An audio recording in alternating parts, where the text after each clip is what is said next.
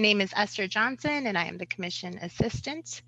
Welcome to the second day, September 25, of our September Land Conservation and Development Commission meeting.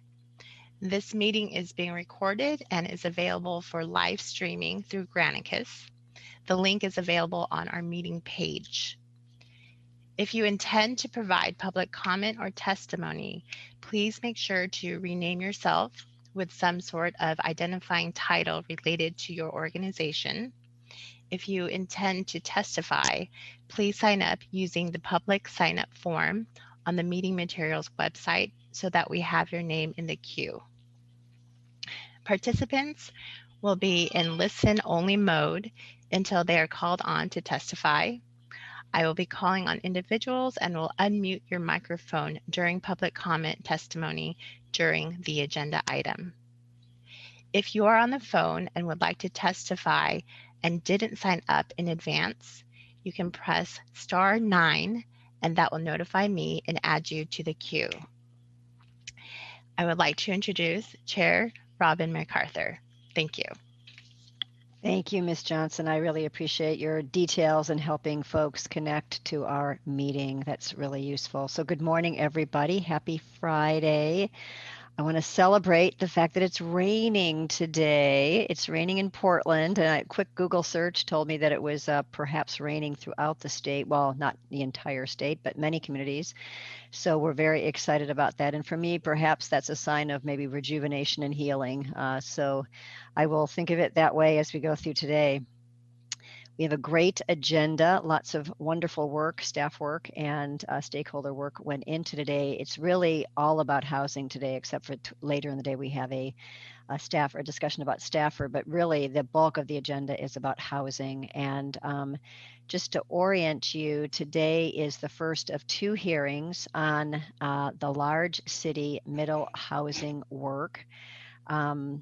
The goal of today really is to obviously think about what the staff says. They'll make a nice presentation. We'll have lots of testimony. Hopefully you've had a chance to see some of the written testimony that Esther sent both Tuesday and Wednesday night, and I think some additional pieces this morning, which is really, if you had a chance to read it, it's really good stuff to read and understand the issues. But we also hope to have a lot of public testimony virtual today, real time. So, but our goal today is to take all of that in and then come back and provide staff with some direction so that they might evolve today's draft with the RAC, going back to the RAC after they get our guidance, and then bringing a more final version of that draft to our commission meeting in November with the hope that we can adopt it at that point. The reason we're pushing for adoption in November is because the legislation mandates that the large communities have to take our rule and then implement it in a year and a half. So I believe the date is, I don't think it's 6 months out. Maybe it is 6 months out. I don't know. I guess I will clarify that. I don't know if it's 6 months or a year and a half, but I think it's a pretty quick turnaround time for implementation by those large cities. So we want to give them as much time as we possibly can to implement that locally.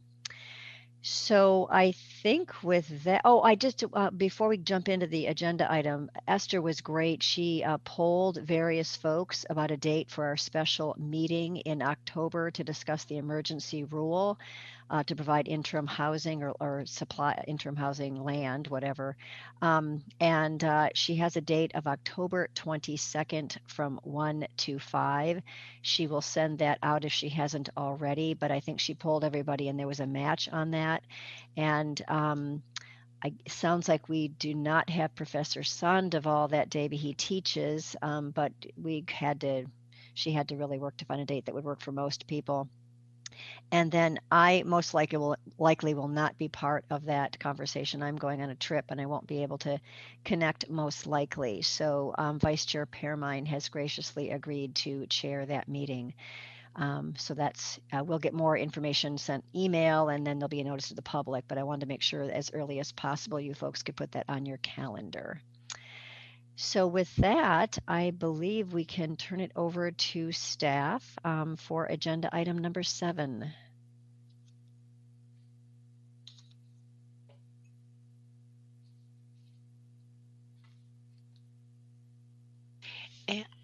Excuse me, Chair, I will be switching the mode for our staff presenters. So one moment, please. Yes, of course. Thank you.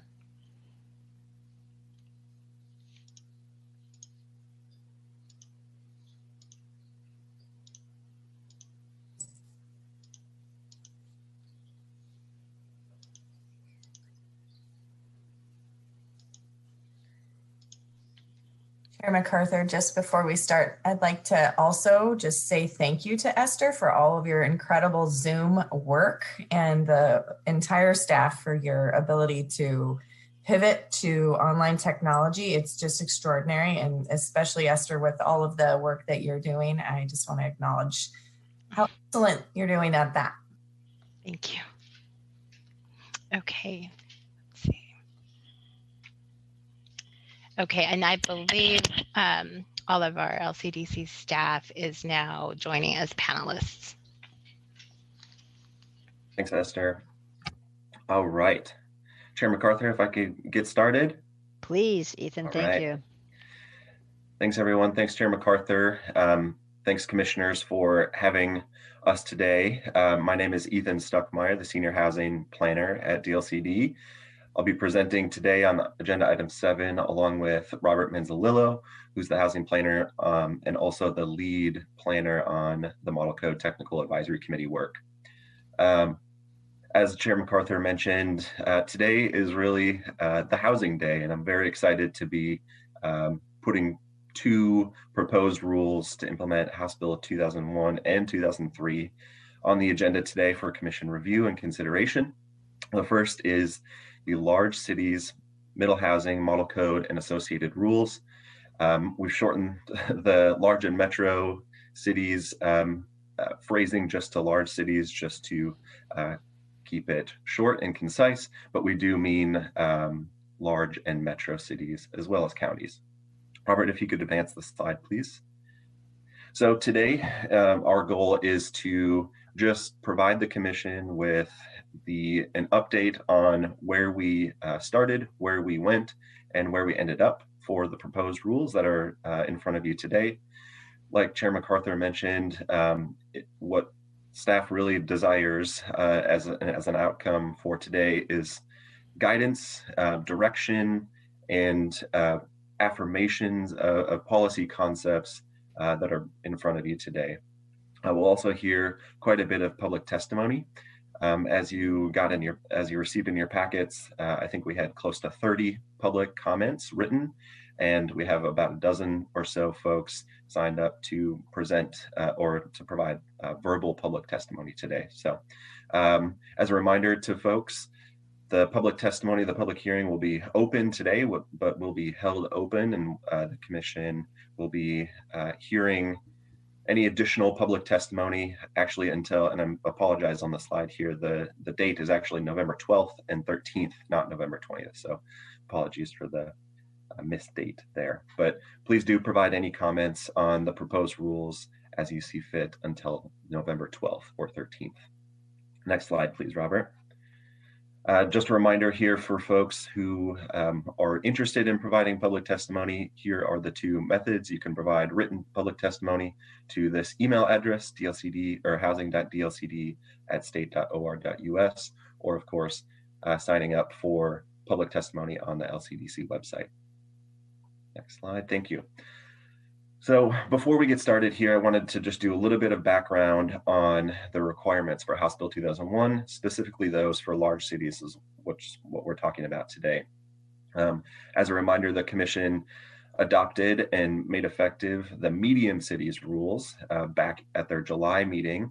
So those are in effect, and those medium cities can start acting on those rules.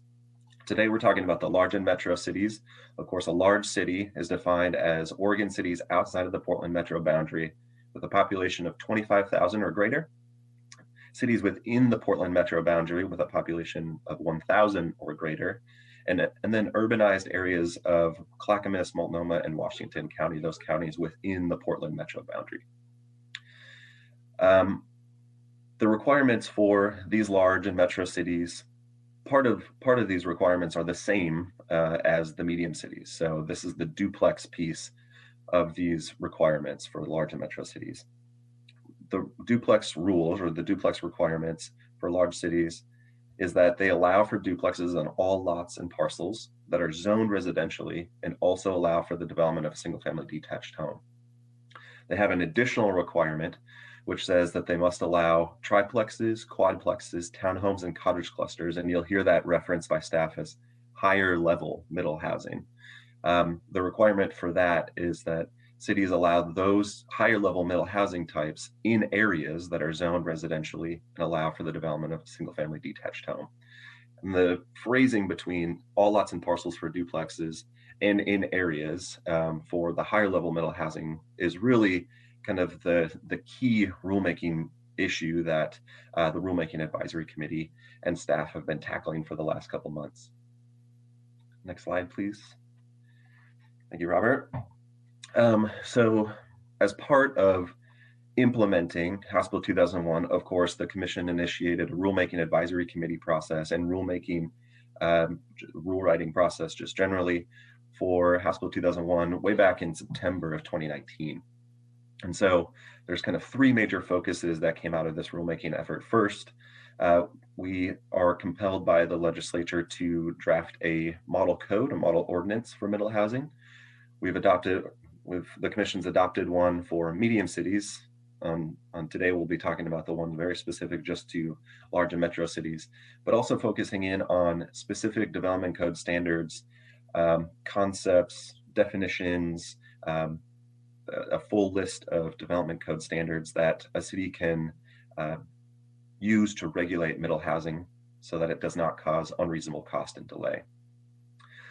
In addition to that, as the review authority for the state to review development code standards of local governments, the department needed to include in the Oregon Administrative Rules what we're calling minimum compliance standards, which is really the kind of floors and the ceilings within which cities can regulate middle housing. And we're kind of using those to define the unreasonableness of the siting and design standards for middle housing.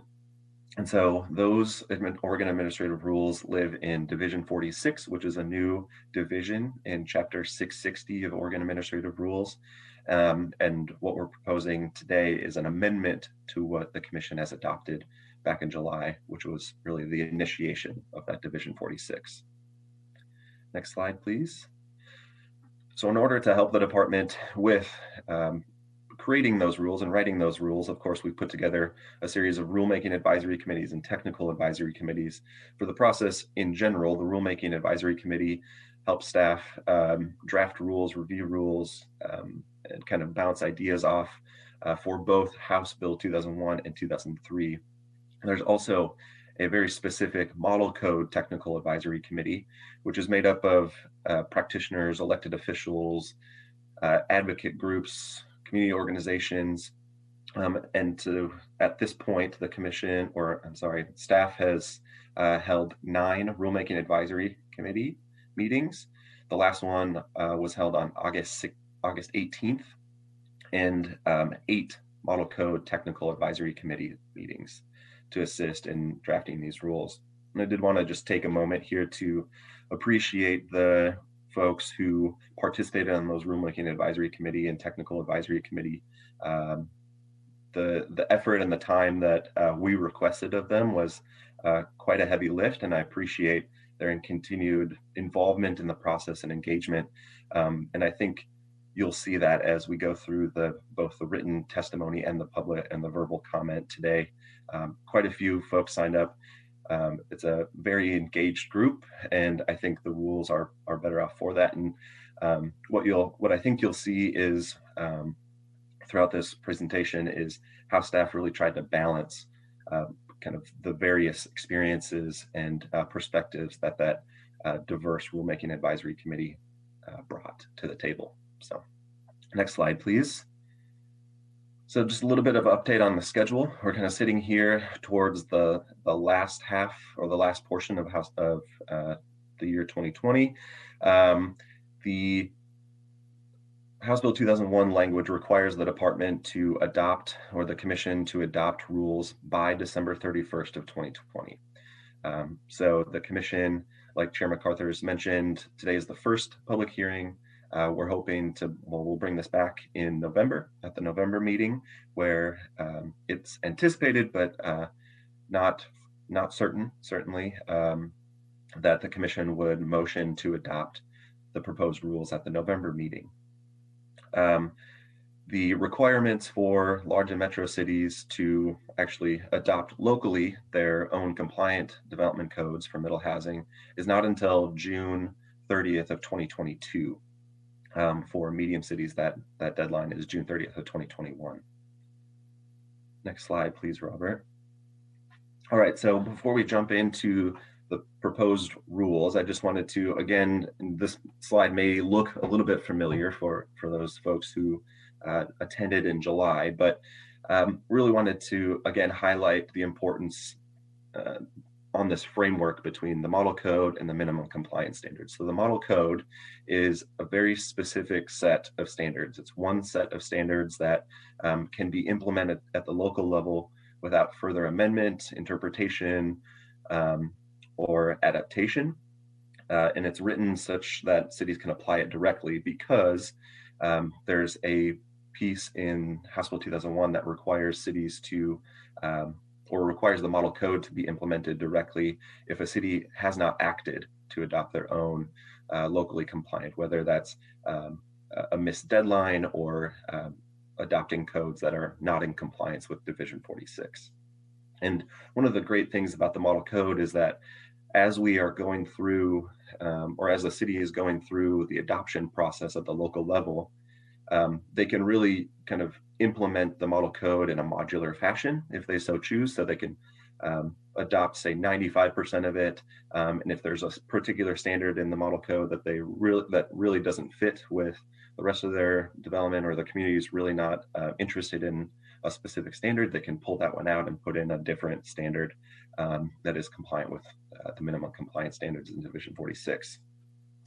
And the Division 46 minimum compliance standards really is where the flexibility lives. So the model code, very rigid, one specific set of standards. The minimum compliance standards kind of, like I said, set the floor and the ceiling on what is quote unquote reasonable standards for siting and design of middle housing. I always use the example of building height. So building height in the model code is 25 feet, right? That's a very specific standard. In the minimum compliance standards, it would say the maximum building height for a quadplex is the same as a single family detached home, but not less. So there's flexibility, and that's the kind of the dichotomy that's set up there. Robert, if you could go to the next slide. So before I hand it over to Robert to go through kind of these 7 major rulemaking highlights, I did want to just mention that this is not an exhaustive list of all of the points of interest that came up in the rulemaking process. These are kind of the 7 most talked about pieces of the rulemaking process. We just wanted to kind of highlight these, go through these, but this is, again, for purposes of commission discussion. Please do bring up any other aspects of the proposed rules. Staff is ready to have a conversation about the entire amendments to Division 46. So with that, I'll hand it over to Robert, and he can walk you through these 7 rulemaking highlights. All right, thank you, Ethan. Chair MacArthur and members of the commission, good morning. My name is Robert Manzalillo. I'm a housing planner with DOCD, and like Ethan mentioned, there were lots of highlights in this rulemaking, but these are the major ones that we want to go over with you here today and maybe get some direction on. So first off is this definition of in areas, and you'll hear this in areas quite a bit today. This is really, this was the main point, or the main topic of this rulemaking for the large cities. This really defines where this higher middle housing is going to be allowed. So a lot of time went into the discussion of in areas. Master plan communities, this also came up as a potential or as a topic of discussion. Should middle housing be allowed in master plan communities? And if it is, at what degree? Minimum lot size. another topic of discussion. Then we go into number and configuration of units allowed, how these units will be configured on a lot, whether it's a triplex or a quadplex. Parking was, again, a big discussion, just as it was with medium cities. Design standards, this was broken out into kind of a 6A and 6B design standards, 6A, and then 6B was alternative design standards that a city can choose. And then number 7 here is a performance metric approach. This goes back to that in areas discussion. So the performance metric approach is just another way of defining in areas.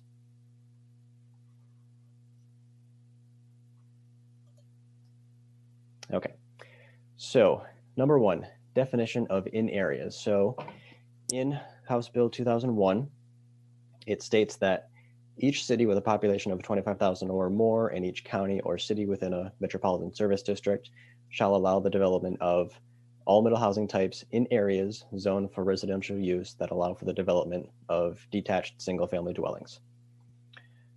Well, this is a little different than what was written for medium cities, where it says duplexes must be allowed on each lot or parcel that allow for the development of single-family zoning. So this in areas statement is not as prescriptive as each lot or parcel.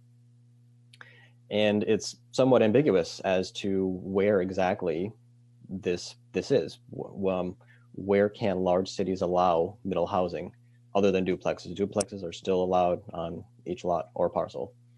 So this was a key priority in the rulemaking for large cities to clarify what this phrase means and how it should be applied to fulfill the intent of House Bill 2001. So in the beginning, what staff came up with were these 2 approaches.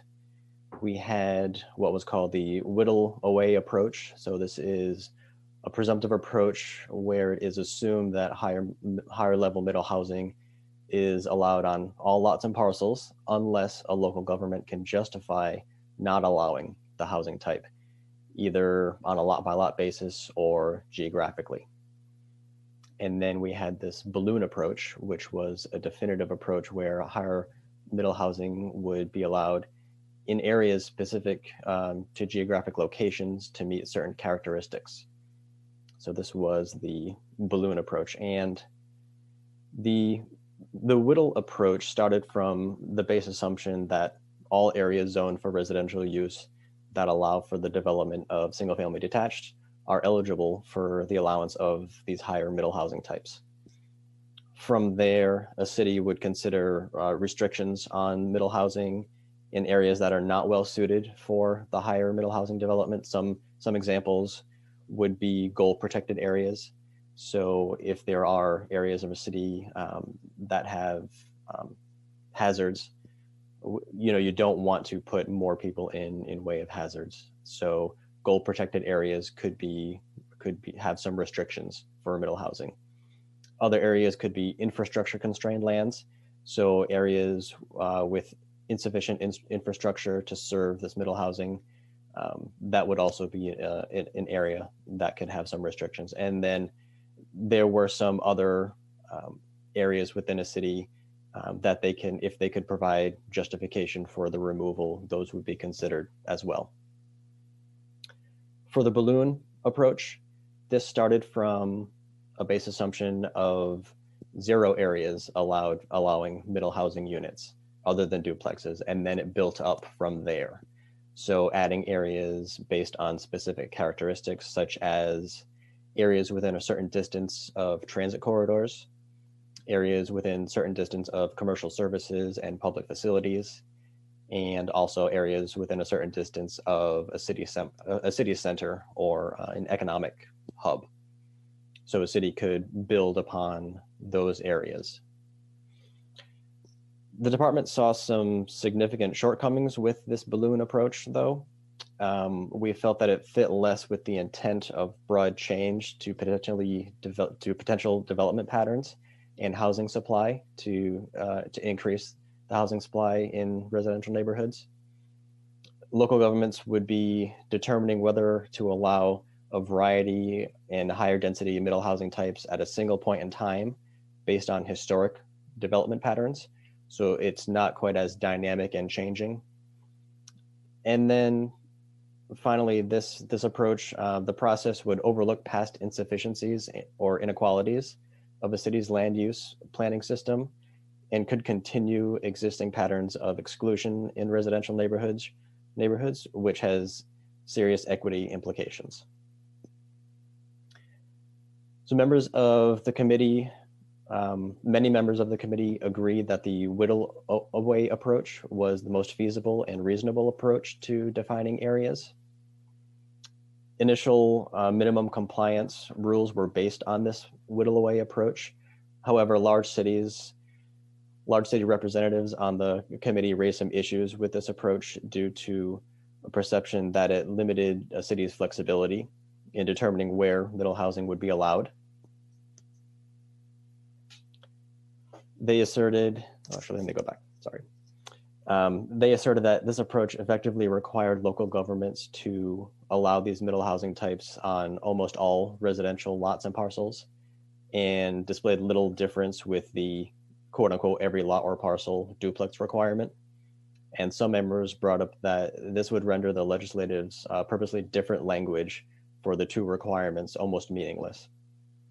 So the project team then developed a path for local governments to pursue alternative standards based upon a set of rigorous and subjective criteria. This would become known as the third lever. But after review and discussion with the committee, the third lever was removed and a performance metric approach was developed. And we'll discuss both of those in more detail later in the presentation. So here's a graphic display of both the whittle and balloon approach. Whittle showing you start with a large amount of land and a city can whittle that down.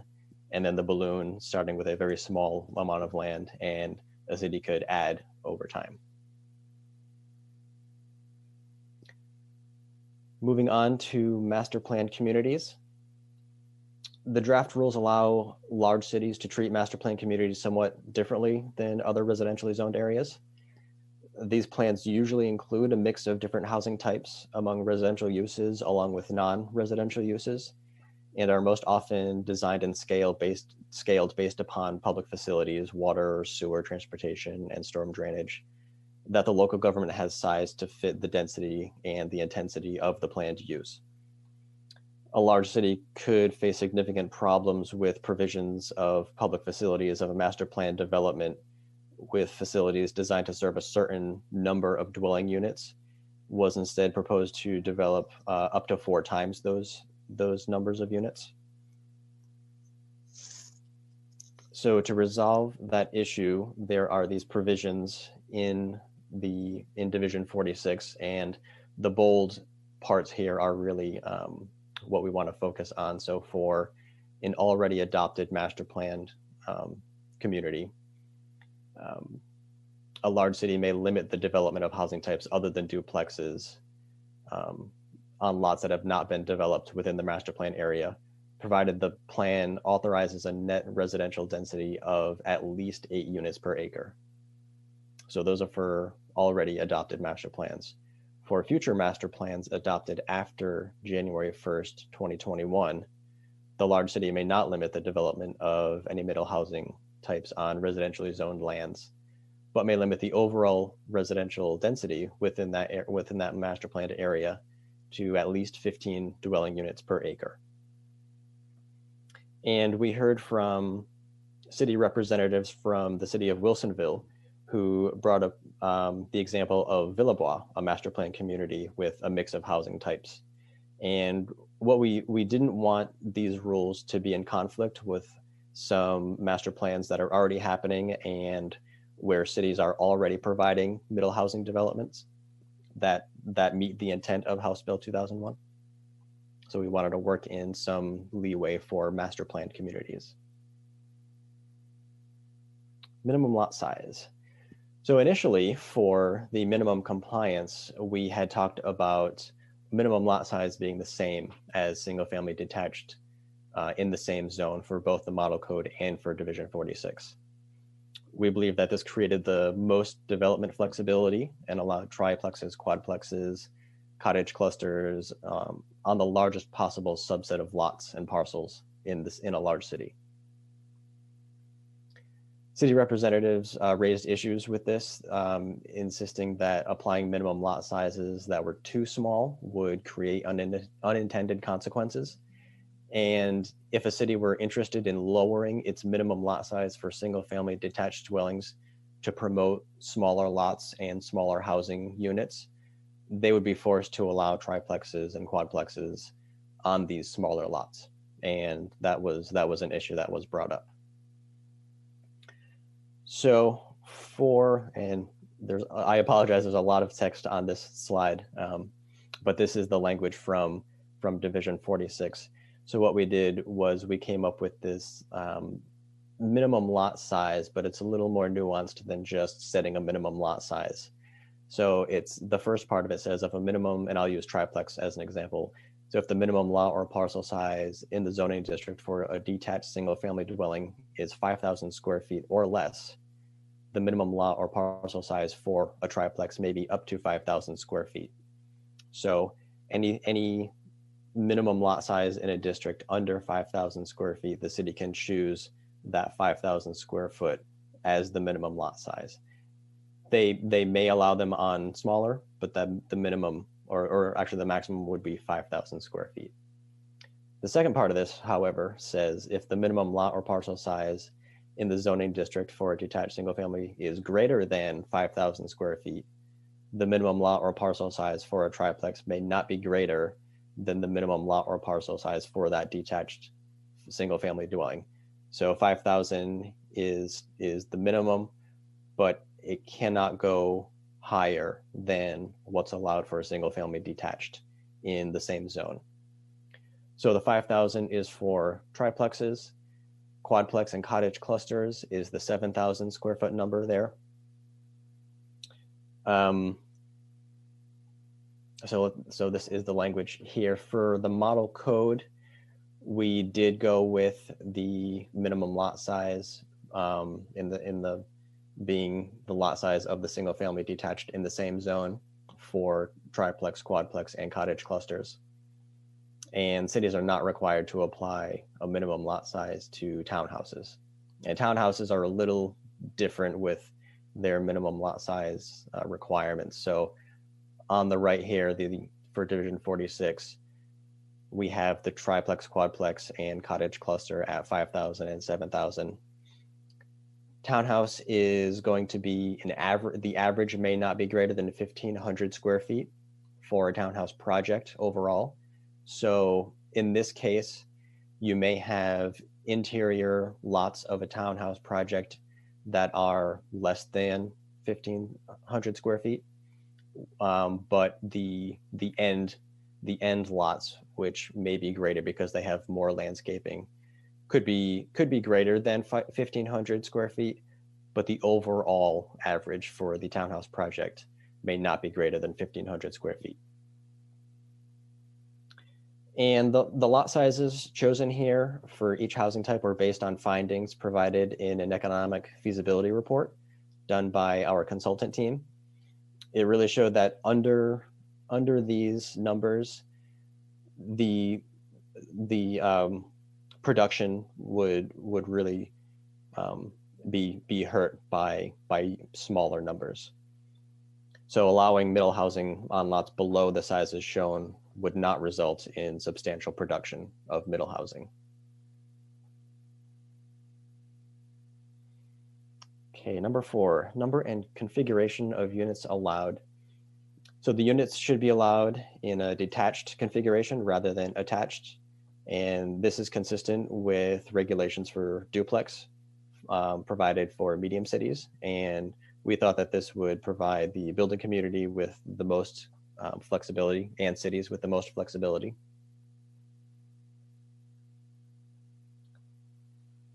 So for the model code for triplex and quadplex, the code does not allow for the creation of more than 4 units on a lot, including accessory dwelling units. So we had to factor in accessory dwelling units here. So if a property owner wanted to apply for a triplex, but they have an accessory dwelling unit, that would be considered a quadplex. But we wanted to limit that to 4 units per lot. For townhouses, no maximum number of consecutively attached units per townhouse structure, townhouse project. We felt that the size of the lot would naturally limit the number of units for townhouses. And then in Division 46, for a triplex and quadplex, it is similar. A local government may allow more than 4 units on a lot if they so choose. And then for townhouses, a local government must require at least 2 attached townhouse units and must allow up to 4 attached townhouse units. And a local government may allow 5 or more attached townhouse units.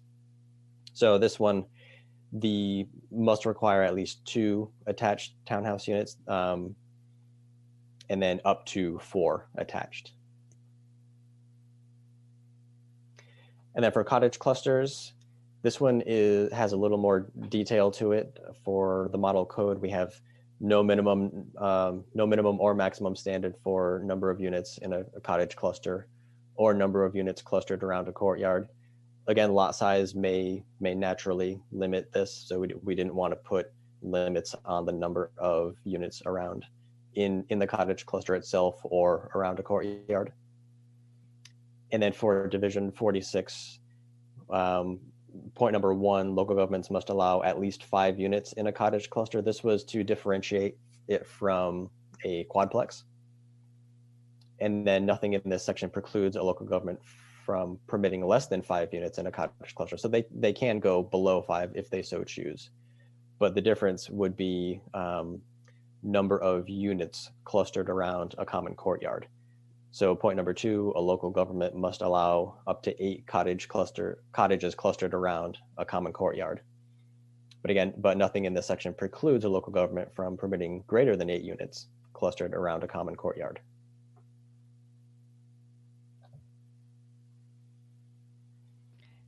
So Robert, I'd like to ask a quick question about Yes. the previous slide, if you don't mind going back.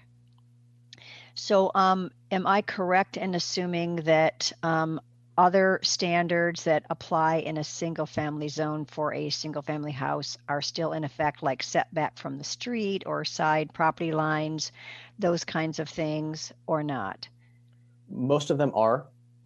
That will get into some of the other development and design standards. Most of them do carry over from single family detached. In the case of cottage clusters and townhomes, there are additional provisions that differ from the single family detached, just because the development of them will be quite a bit different than, say, a triplex or a quadplex, where if you're looking at a triplex and a single family detached home, you really may not be able to tell the difference. But with a cottage cluster development or a townhouse development, there will definitely be development differences. So there are some added provisions for cottage cluster and townhomes.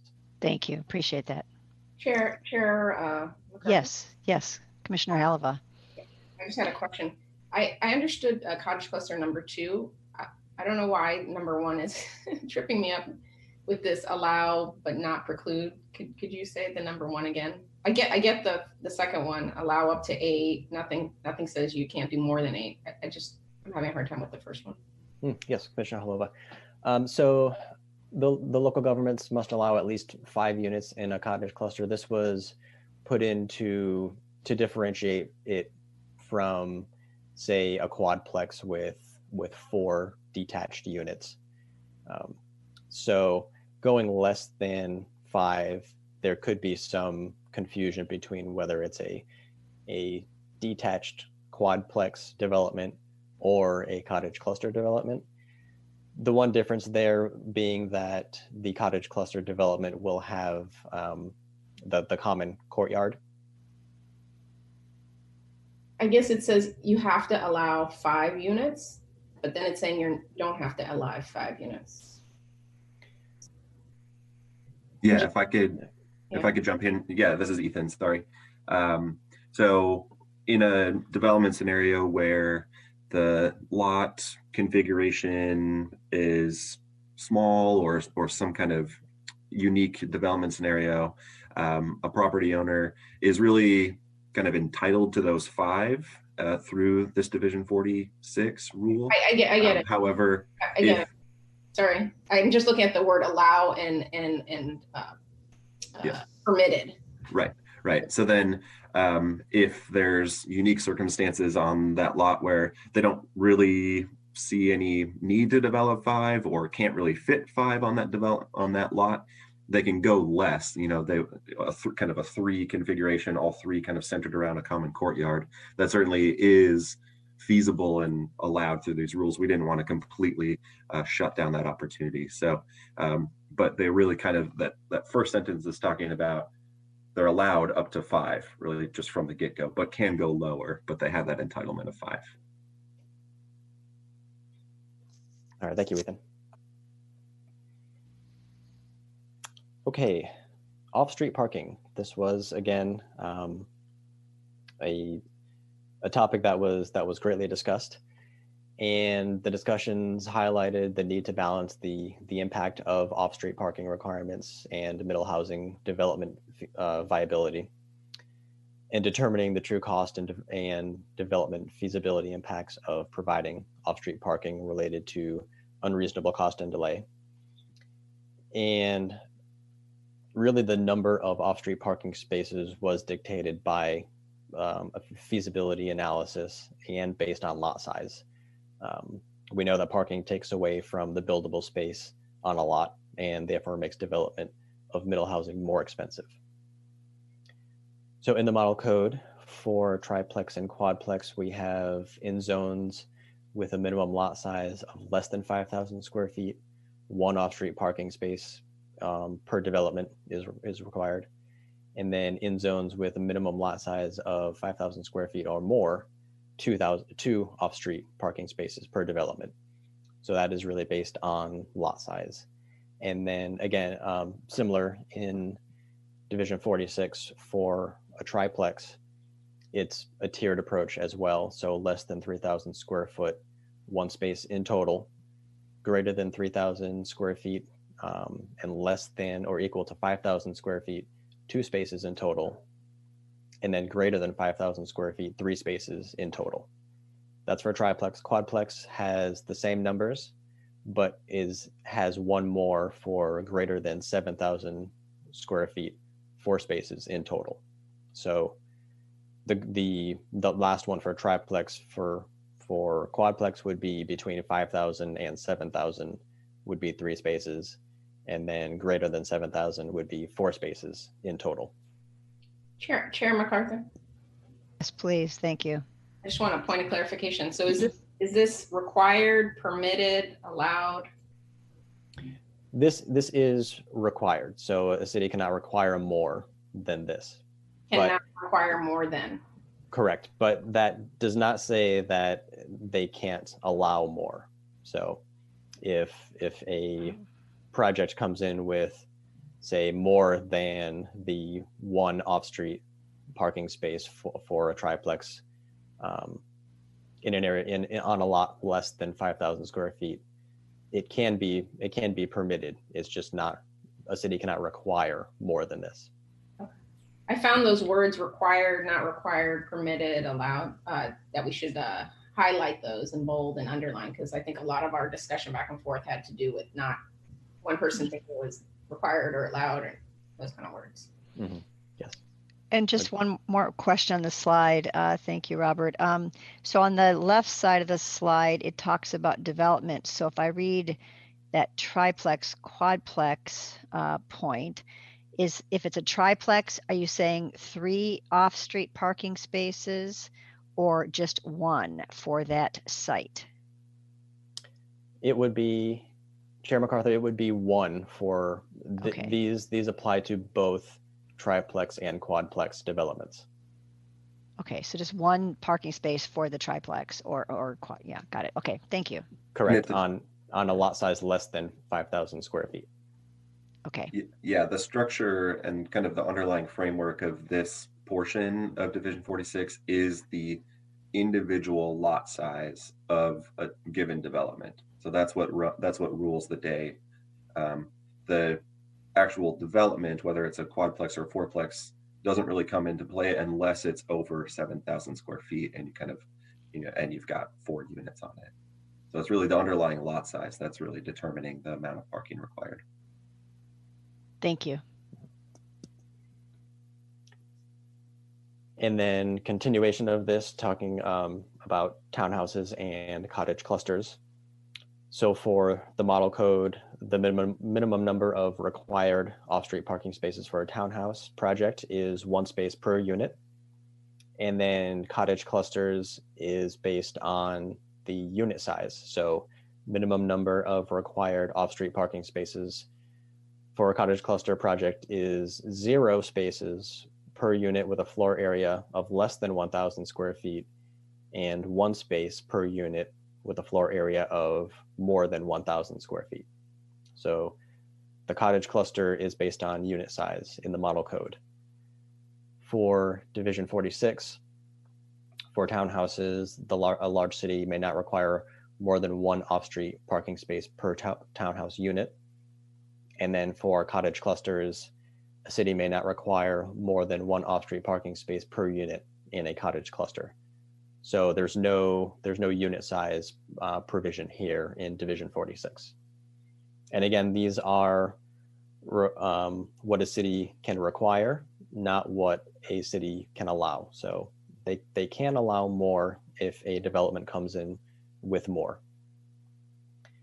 And then I would also like to mention that the Transportation Growth Management Program has just published a guide to manage on-street parking in residential areas to help cities. And this is available for download on our website.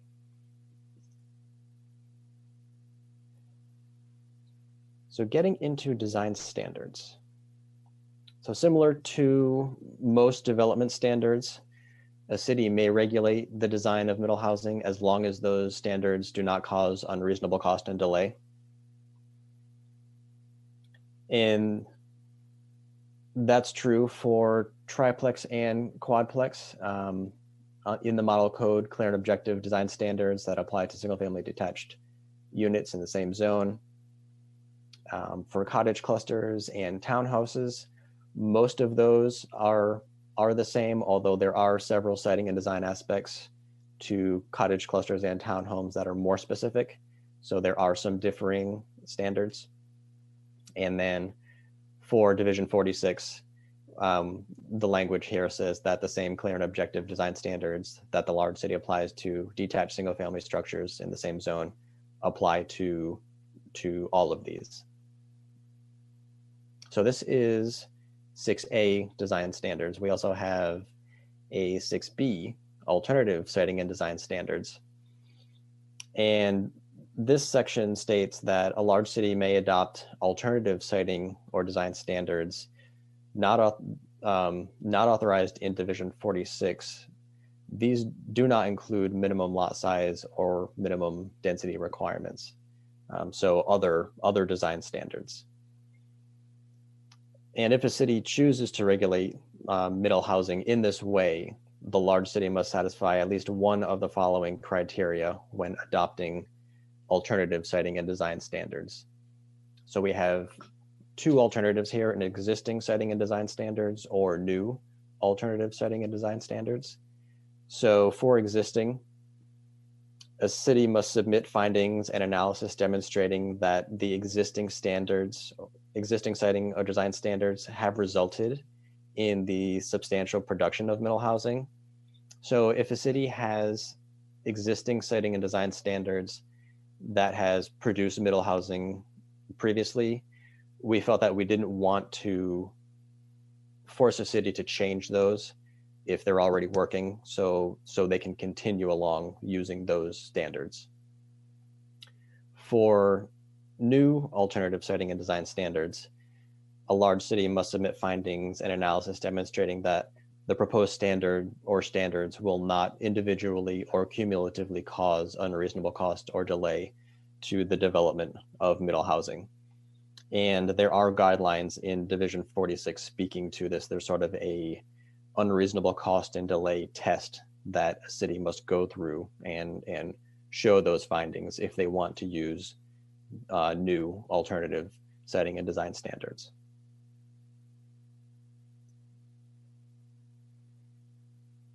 Okay, so our last major highlight here is the performance metric approach. And this goes back to that conversation of in areas. And so we started with the whittle away approach. We heard that city representatives were concerned with the lack of flexibility and how that approach was perceived to be every lot and parcel, which was not the intent of the legislature. So the department then proposed a different approach, which was a whittle away plus additional flexibility. This was known as the third lever. And we were looking for a more workable solution, a clear process to operationalize this method.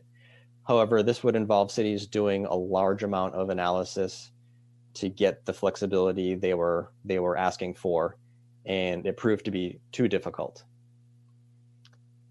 So this brings us to this whittle away plus a performance metric approach.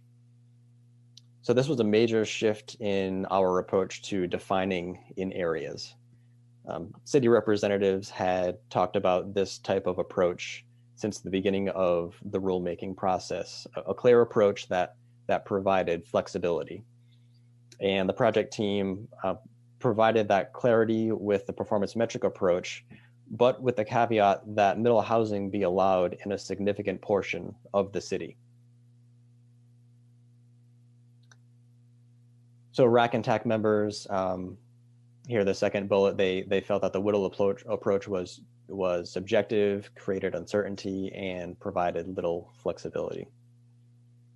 And DLCD held a meeting with stakeholders last Friday, the 18th, to discuss this performance metric approach in more detail and to ask for feedback on crafting this language and how to operationalize this concept.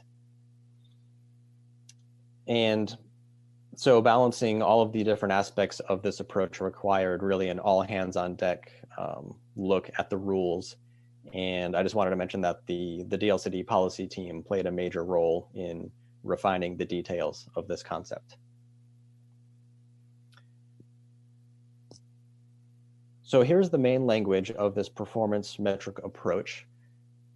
So cities and counties can apply different minimum lot sizes or maximum density standards if they can show that, and then we have these percentages of lots allow for higher middle housing. So 80% of lots allow triplexes, 70% of lots allow quadplexes, 60 townhomes, and 50% of lots allow cottage clusters.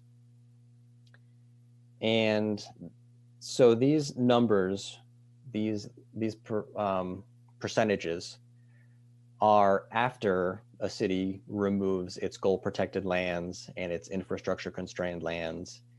And this also does not include lands within master planned communities. So a city would remove those lands first, and then what's remaining, that's where these percentages would apply.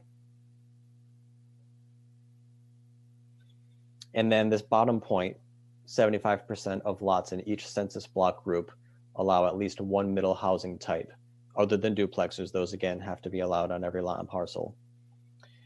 This was really to ensure an equitable distribution of middle housing types, and that middle housing will not be excluded from certain areas of the city. So that's where that point comes in. So for comparison, minimum compliance versus this performance metric approach, so minimum lot size versus the percentages. So we have triplex on 5,000 square foot lots, quadplex and cottage cluster at 7,000, and then townhouse averaging 1,500 square feet versus this these percentages. So our urban planner, Kyle Jenkins, did an analysis of residential lots in all large cities and put together a table showing averages of various lot sizes at different lot size intervals. And using that, we could see how the minimum compliance and the performance metrics compare given a certain middle housing type, although the comparison isn't quite exact because lots within the performance metric approach can be of any lot size. They are not confined to a specific minimum lot size as the minimum compliance is. So taking quadplex for example, 70% of lots must allow a quadplex. That a city does not have to adhere to the 7,000 square foot minimum lot size if they went with a performance metric approach. They could find 70% of lots and allow those wherever they're feasible. So that's really a comparison between the two. And then if a city chooses to go with, yes. Thank you. Yes, Commissioner. Can you go back? I just want to clarify for myself, maybe other people.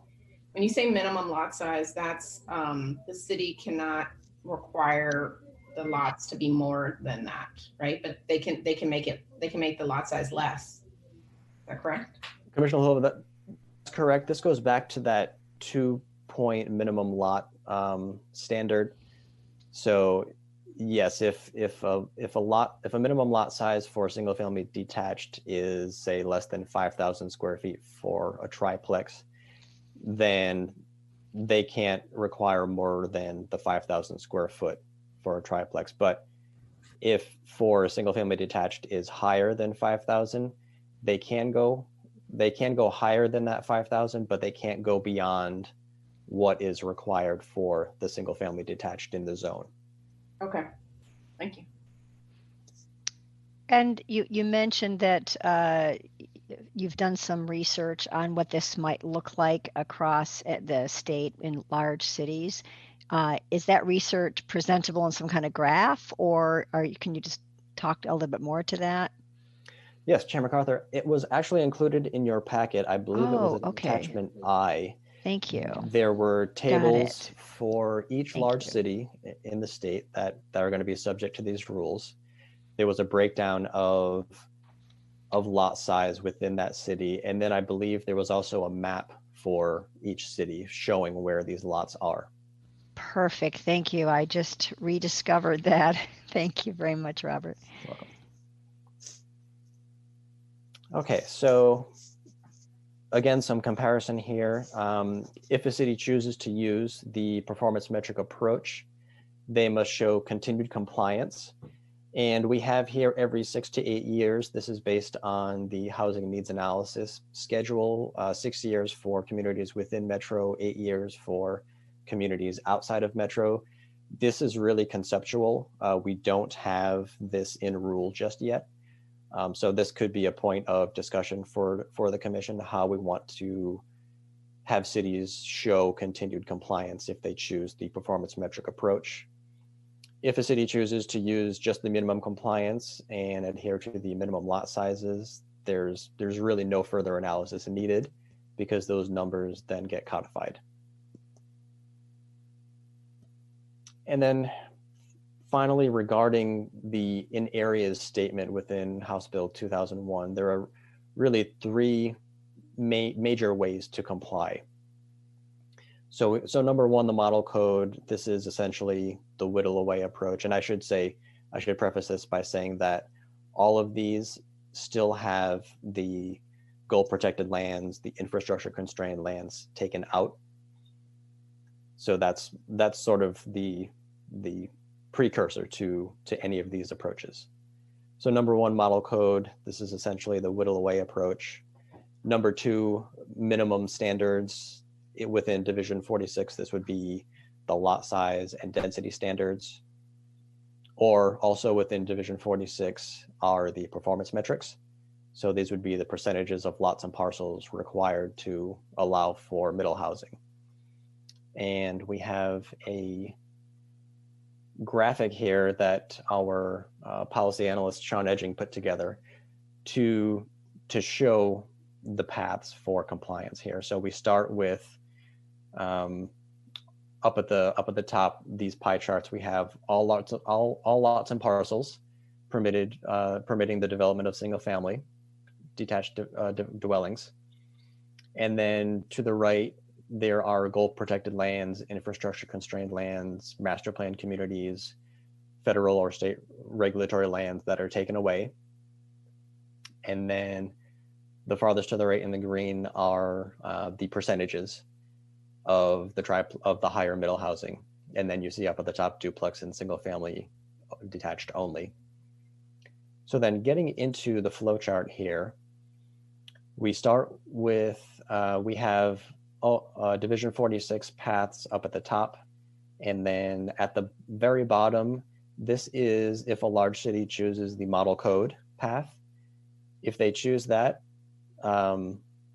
it applies directly to middle housing types not in compliance with Division 46.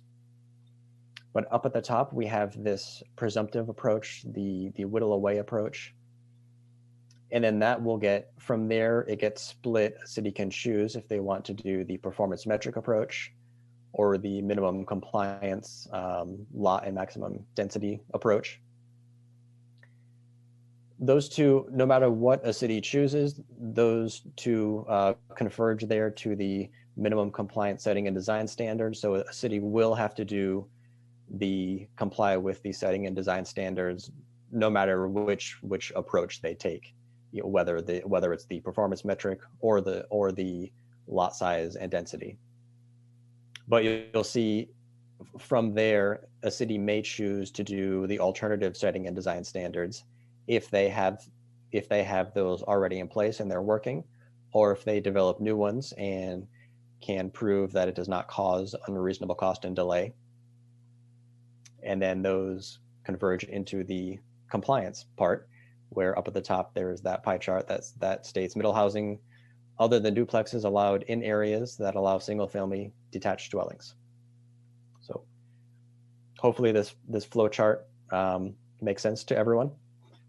Robert, if I could just pause here for a second. Yes. Thanks. So this is a hopefully clear flow chart. This has gone through a couple iterations, and I think this kind of captures all of the different and the kind of forks in the road, right? So as the city's trying to comply, it's either the model code, which is the bottom path, or the top path, which is the light blue. So like Robert said, the precursor is just the whittle away approach, every lot and parcel minus goal protected lands, minus infrastructure constrained lands. If a city is not using the model code, they're in kind of this light blue section. The fork in the road there is really their determination on how they want to go about regulating middle housing through minimum lot size or maximum density. Those are the two key standards that would determine if a city goes through the performance metric approach or just complying with the rest of Division 46. If they choose to regulate the minimum lot size or maximum density in a way that is not just 5,000 square feet, 7,000 square feet, those standards that Robert's laid out, they go through that performance metric approach. And then that's where the percentages come in. They do the GIS analysis. They're determining the distribution of middle housing through 75% of the census block groups. And then they come back together. Both of those different approaches come back together, and then they're still in compliance with the rest of Division 46 about building height, about setbacks, about that kind of stuff. So that's kind of just a short rundown of that upper path where it converges there, the two different forks or the one fork in the road with two paths. All right, thank you, Ethan. Chair MacArthur, if I can just ask a quick question. Yes, please. This is really helpful, and I'm sure I can only imagine the hours it took to develop this and think through this. My question is the pie chart on the right, the greenish color, is that an accurate representation, would you say, overall, at the highest possible level that approximately 75% of all single-family residential lots, generally in the large cities, will be available for the triplexes, duplexes, townhouse, cottage clusters, recognizing there will be some variability, but would you say that's the highest level, a ballpark correct assumption, 75%? I would not say for sure that 75% is an accurate depiction. These are just for illustrative purposes, but especially if a city is going through that performance metric approach, you've got kind of this tiering 80%, 70%, 60-50. So it's about, I think if you take the average of that, you're looking at 65%. So it'll be somewhat close, but it's going to vary on a city by city basis. And if I could add to that, Ethan, it also, I believe, depends on how much land is removed, say gold protection or infrastructure constrained. That's gonna vary city to city, of course, and that's gonna be a major factor in what's left, what's available. Yeah, it's hard to know. Other questions from commissioners?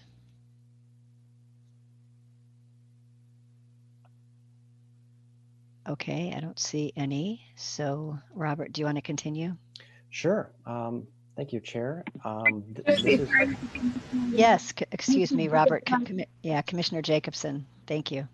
Sorry, I couldn't get myself unmuted fast enough.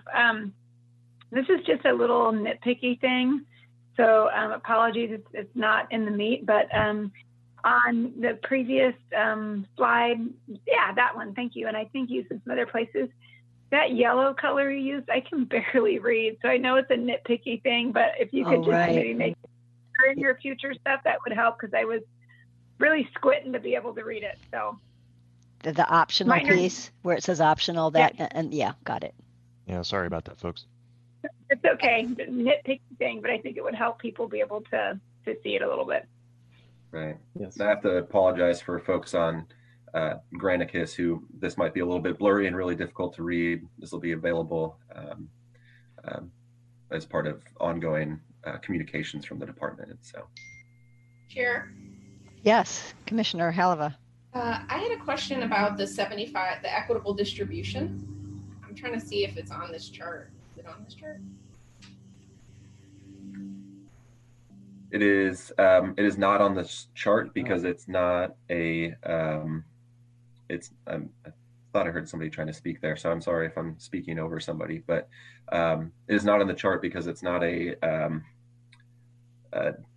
elimination factor so much as it's just ensuring that middle housing is allowed in throughout the city rather than just in certain pockets. But that applies only to this alternative performance metric approach. I feel like it's as important that it should be on here. I don't feel like it shouldn't be lost. That's a big deal. It should be on here. Okay. Other comments, questions from commissioners before staff continues? Can I just give a comment that the this analysis you did with the maps I thought was extremely helpful. So looking and prepping for this and looking through where you see in cities a lot of restrictions, you're seeing why there's such pressure on housing. So the visuals that you provided were so helpful. So just want to give gratitude there. Yeah, thanks, Vice Chair Permine. Yeah, I think those graphics and that analysis is helpful in understanding why those percentages were chosen. And the staff does not contend that these are the perfect percentages.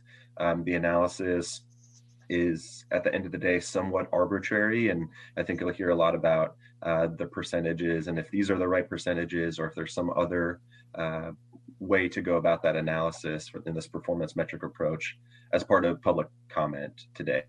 And you've seen that throughout the written testimony as well. So we're certainly open and interested in continued discussions with stakeholders about those percentages, and would love to hear the commission's thoughts as well. Thank you. Other questions before we continue? I don't see any, or I'm not getting a text telling me there's somebody out there. So Robert, continue on. Thank you. Okay, thank you, Chair. So our last slide here really is topics for commission direction. We would like to hear thoughts and some feedback on the 7 rulemaking highlights. And if there are aspects of the proposed rules that the commission feels need to be refined, we would love to hear comments to that also. Great. Yeah, let's so why don't we open it up for discussion on any of these points? Well, maybe first though, if you're sort of done with this part, I'd like our 2 liaisons to the RAC, and I think Jerry is also to the TAC on this one. Do you mind making some comments? I'll start with Anjali.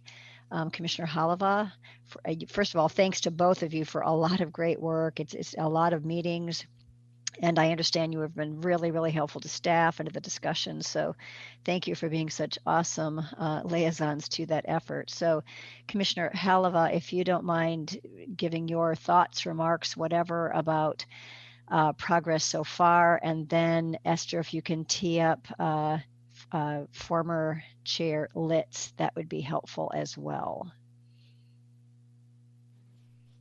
Yeah, thank you. Can you hear me? Yes. Okay, I just switched back. I want to thank the staff for all their hard work. It's a lot to digest. It's a lot to dig into. And I want to thank all the people that have been serving on the RAC and the TAC that have equally put their time and effort into this. So I want to commend everybody on, I think, a really great job on a difficult topic. I think for me, the biggest areas of question have been around the in areas and the parking, and then the percentages, which have led to the performance metric approach. I'm personally, there's kind of a spectrum of people on the group, ones that want the most, middle housing everywhere, the opportunity for it, and some that want more flexibility, which in my personal opinion could lead to less opportunity in those in the neighborhoods. I think everyone is joint in the group in thinking that this work can help to address exclusion and inequality in communities through providing a variety of housing choices and options. So I think we're all in alignment with that. And then the question is, how far do you go? I think a big thing that people forget, and somebody reminded us last week, is that even if you said everywhere, anywhere you can do this housing, you're still dependent on the development market that it makes financial sense, that it actually works. And I think there's been examples in other communities that have done similar things, that a very small percentage of housing actually occurs. So I think there's this pendulum between a fear of every single lot's suddenly house is going to get torn down and built something else, or the other one where nothing's going to happen and we're kind of wasting our time, nitpicking over these little details, and one unit will appear in the next 10 years. So that's sort of the spectrum of them. It's probably, in my opinion, closer to the not much is going to happen, or a lot might happen in certain areas but not other areas. I think what people don't realize, especially in development, is that there are housing prices, and if a house is really nice or expensive, a lot of times it doesn't make sense to tear that down in order to build 2 new houses due to construction costs right now. So I think a lot of the fear is over extended. So I just wanted to give that background on the kind of values that go into this very specific and technical discussion. I'm very happy with how the staff has dealt with parking, because I feel like that's some of the most controversial of the topics. And really, when it comes to parking, it's about this allowed and required thing, and really not letting cities dictate parking that will essentially make housing costs unfeasible, understanding that developers can come in and say, I want to provide more because this is what I need to either rent this place or sell this place. So I think I want to commend the staff on that. I'm trying to think, there's so many different topics. I think the main thing of discussion now has to do more with these percentages. You know, if a city decides not to follow model code and go down the path of having more flexibility with where the housing goes, they have to meet these certain percentage thresholds. And, you know, I think a lot of the cities are saying the percentages are too high. A lot of the housing advocates are saying the percentages, you know, are fine or could be greater. What I would love to see from the staff, which I don't know how hard it is to take 2 cities, I'm saying kind of minimum, and try to enact this idea across that city and see what does that mean. For me specifically with the equitable outcomes. So the equitable part has to do with allowing cities to have the flexibility, but you don't want the flexibility where you have people within a city advocating to shove all of the middle housing to one area of town and not to their neighborhoods. And so there's this policy idea embedded in this that at least 75% of the census block groups have to have some form of middle housing in it. I would love for the staff to do an analysis that says, what does that look like? And will it, if they did that, could you purposely gerrymander and exclude neighborhoods based on that? Because I think that's the big deal. A lot of the really expensive neighborhoods have really good schools, right? And so if you're saying middle housing can't go there, you're essentially saying kids who might live in this middle housing can't get access to great schools or can't get access to a healthy environment or parks, right? And so we want to make sure that we're allowing people to live in all neighborhoods regardless of income or race. So that's sort of my thing, has to do more with the equitable part and just making sure that this that people who are powerful, people who are wealthy, people who live in expensive homes don't prevent this important work from happening, and that everyone participates in this type of housing, which I think is beneficial to the future of our cities in Oregon. So that's kind of an overarching one, not getting into specifics. I purposely didn't go on the technical advisory committee for this group because it's so specific. And I knew that the people in the group knew what they were doing. And so when it gets to the 5,000 or the 7,000, I sort of look at it like, at the end of the day, does that make sense to me as a developer? And generally it does. I've been saying this over and over again at different meetings. We're going to make mistakes. We're going to do something wrong in this process. We have to have the ability to recognize that in the future, change that, learn and grow, but be very intentional about what is our goal with certain things. And so just making that clarity, I think, is important so that in the future, other people can say, was that goal met or not met through this process? So sorry, that's a lot to say. If you have any questions, you can ask me. Thank you. I think it was really helpful. So other commissioners have questions for Commissioner Haleva.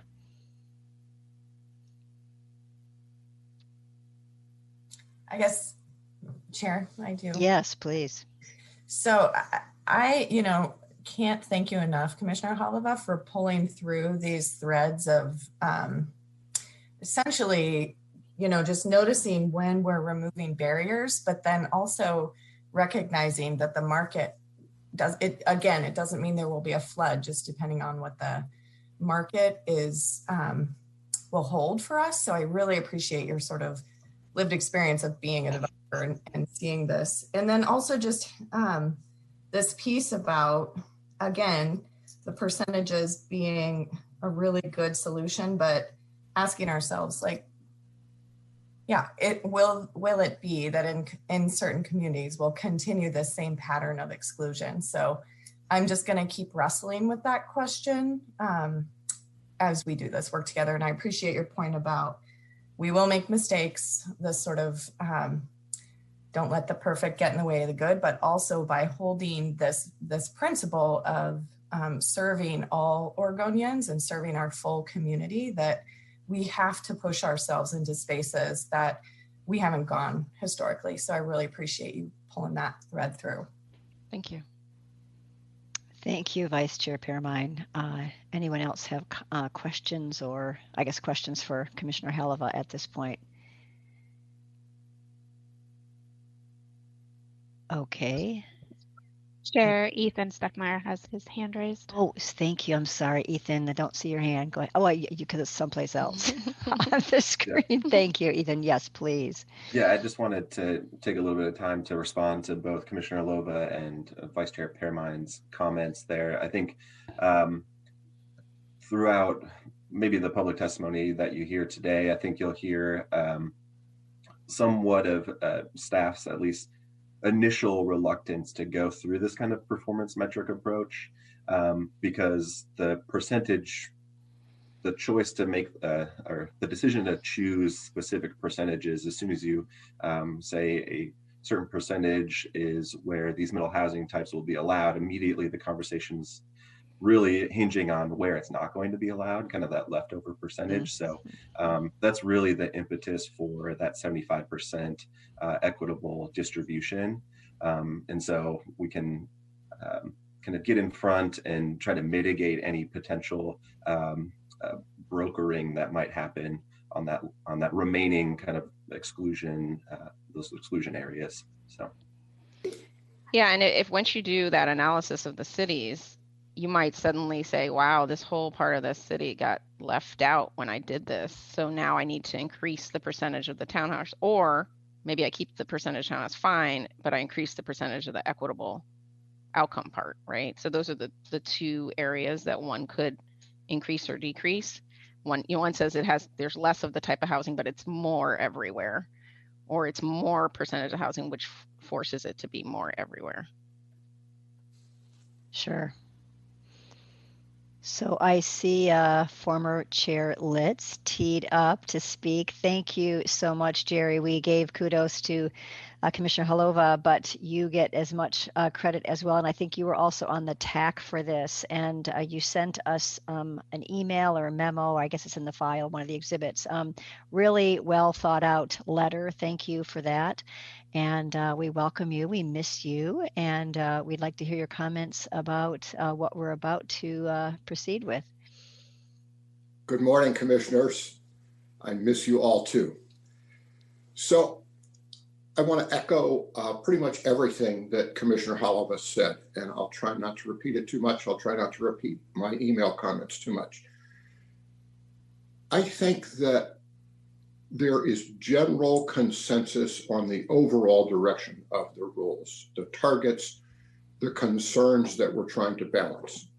The primary reservations we heard in the later discussions of the rules, of the draft rules, were the reservations from cities that they needed more flexibility. And I think it's true that the cities are right, that Wilsonville is not like Portland, Eugene's not like Medford, and there are probably even more differences when you look at unincorporated parts of Metro. So in response to some of those concerns, staff's initial response seemed to me to be, well, let's detail some more things. You tell us exactly where we need to make some more refinements to the draft rules, and we can whittle away a little bit more. And I think the only problem with that is that that's more specificity from the department or from the commission. That's not really flexibility for the cities. That's identifying one problem in one place, but it isn't giving flexibility to cities to adapt to situations that we haven't thought of, and maybe they haven't thought of, because the city's staffs haven't had time yet to look at every neighborhood in the city and say, oh yeah, this rule would or would not work there.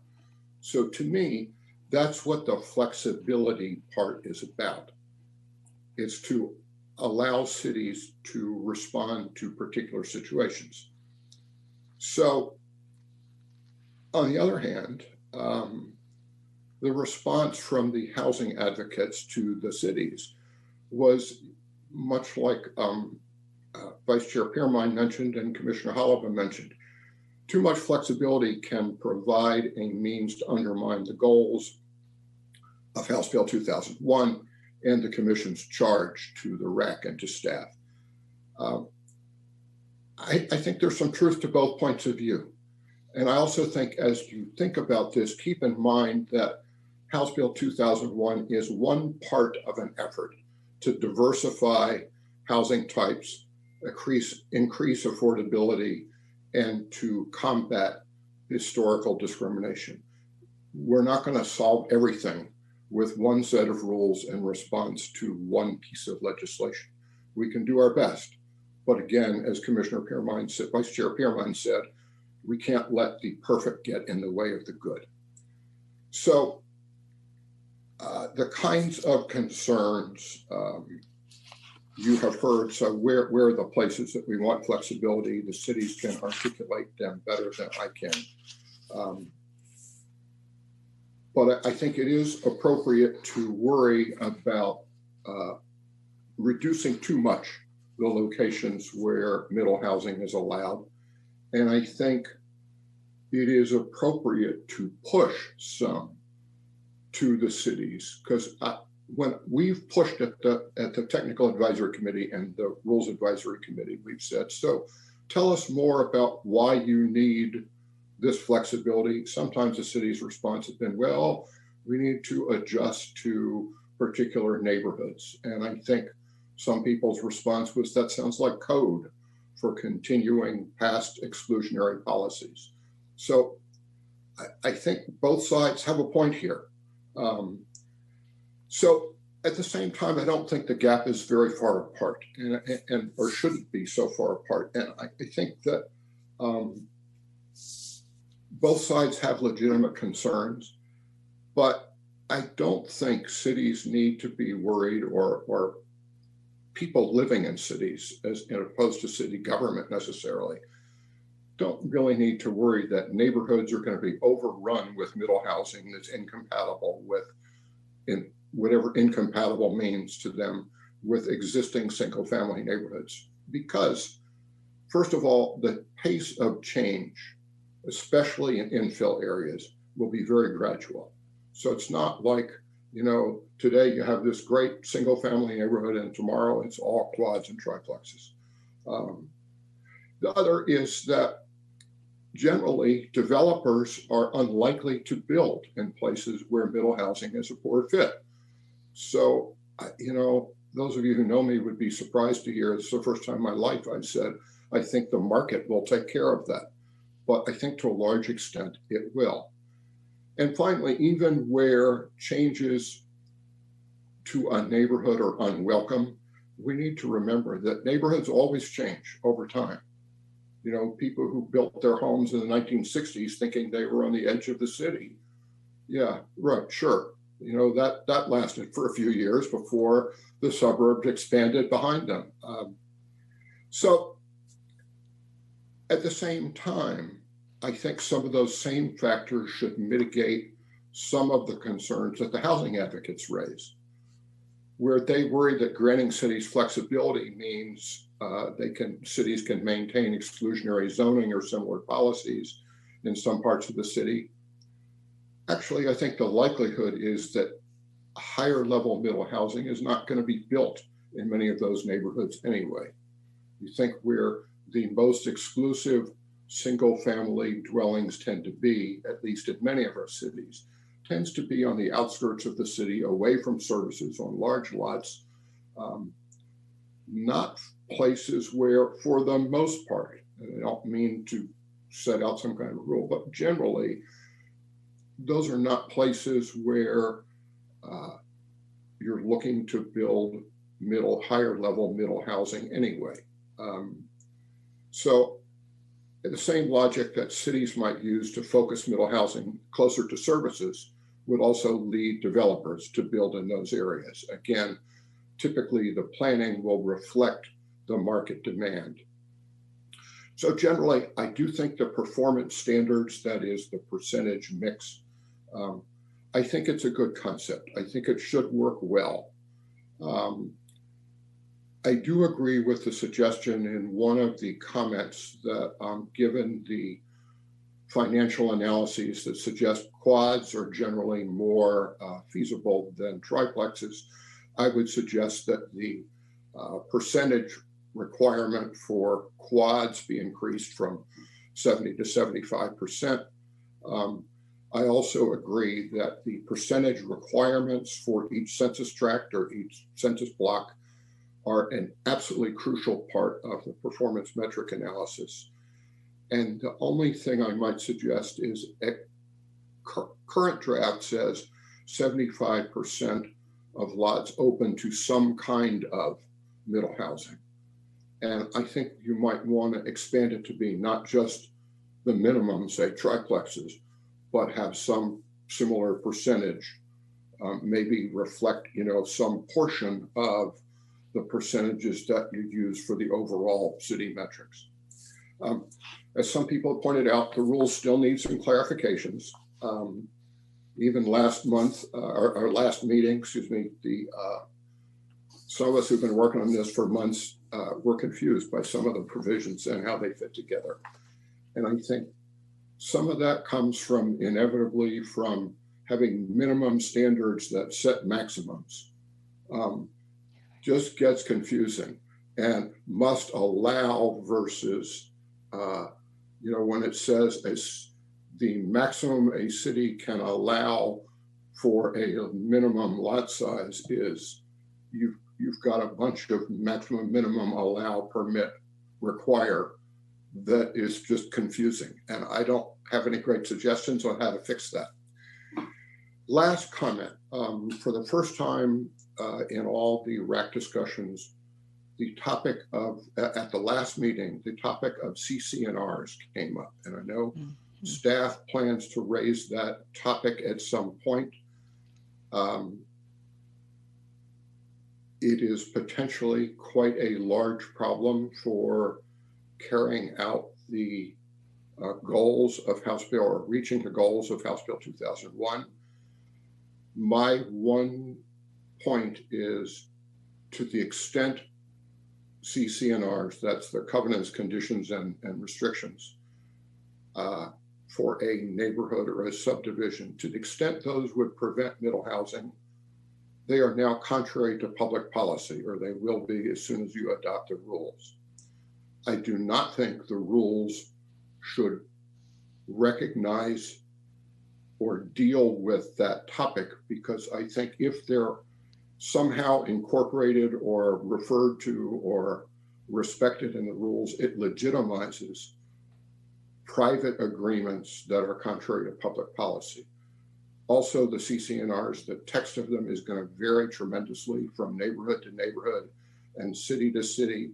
So it would be hard to develop a rule that addresses those.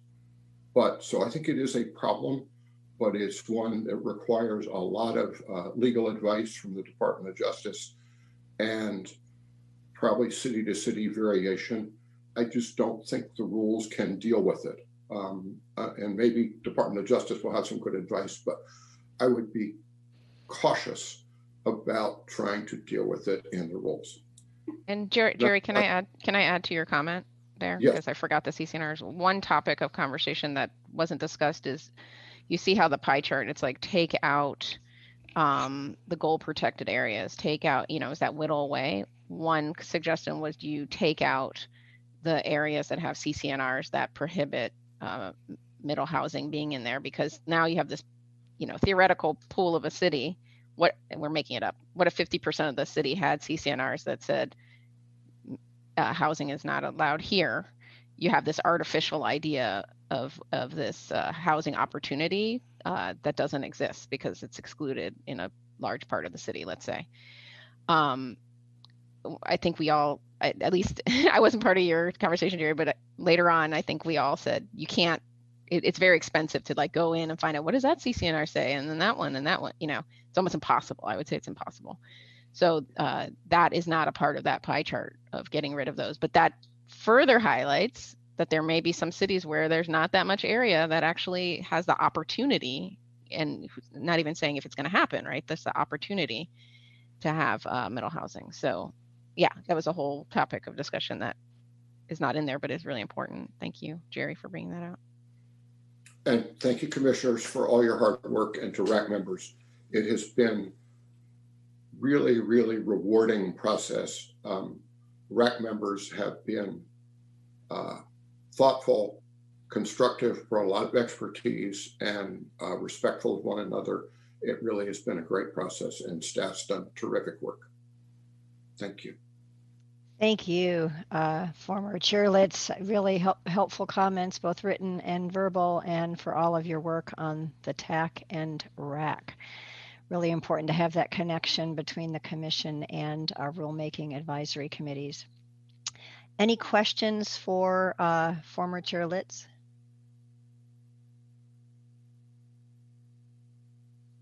Don't see any. So thank you very, very much. Much appreciated.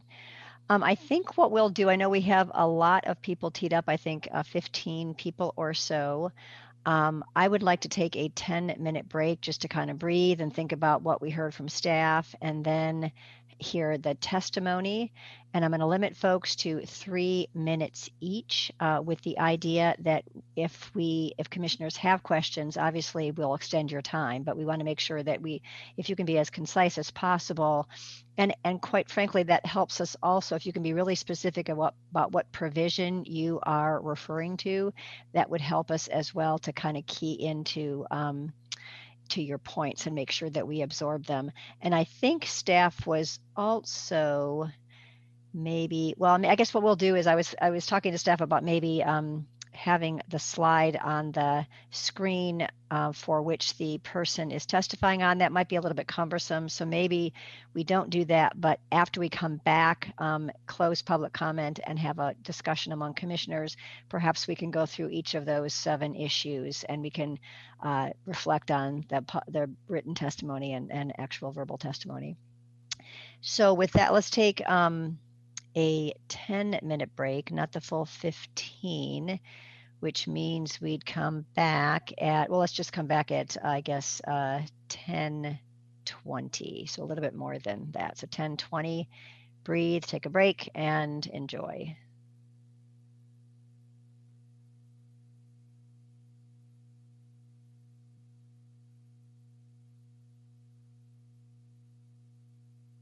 And agenda item number 7 up to public comment.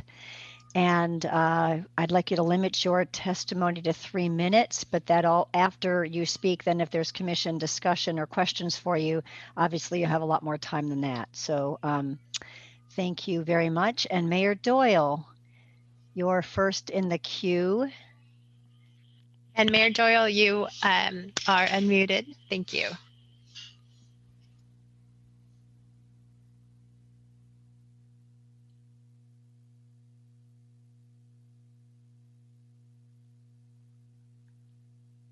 Mayor Doyle, if you're there, you might be unmuted on your end. I don't know. We can't hear you at the moment. There we go. I'm so sorry. Thank you. Nice to hear from you again. Right. Okay. I'll start over. Just good morning, Chair MacArthur and commissioners, and thank you for the opportunity to provide some testimony today. I'm Denny Doyle, Mayor of Beaverton, and I'd like to express my appreciation for the hard work of the DLCD staff, as well as the commission, in helping our staffs and the staffs of cities around the state understand the process and what's happening. HB 2001 is an important law that will help reduce and prevent segregation by housing type, which can help reduce segregation by race, ethnicity, and income in jurisdictions around the state, and it's long overdue. Beaverton's Housing Options Project, which was started in 2018 before this law was passed, and then paused to wait for these administrative rules, will kick back into high gear in 2021 so Beaverton can implement the law.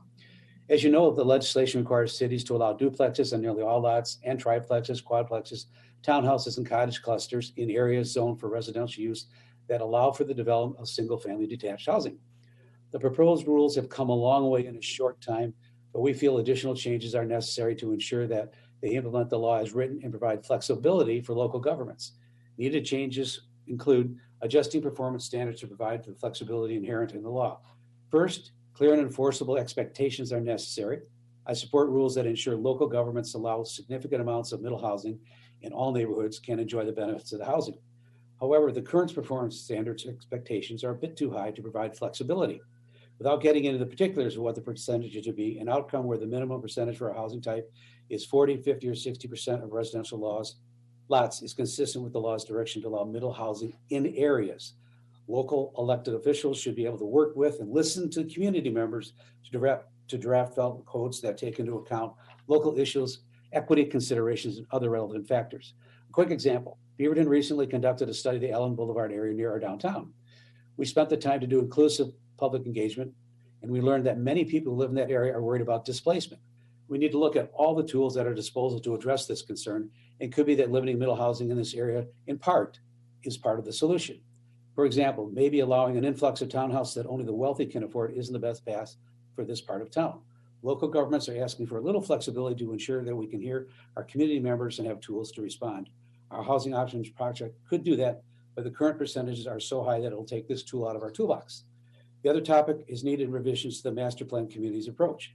It is important the language is workable because Beaverton currently is planning for an urban growth boundary expansion area that will require significant infrastructure investments.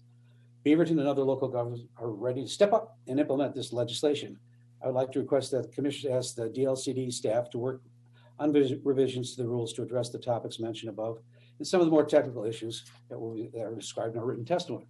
I want to thank you all for your service to the state. I know all about that and I really appreciate it. I know it's not always simple, but please know that Beaverton is ready to offer continued assistance in the final stage of this process. Ethan and Robert, I learn more every time I hear your presentation. Thank you very much. And Esther, thanks for making this happen for me. Thank you all. You're muted.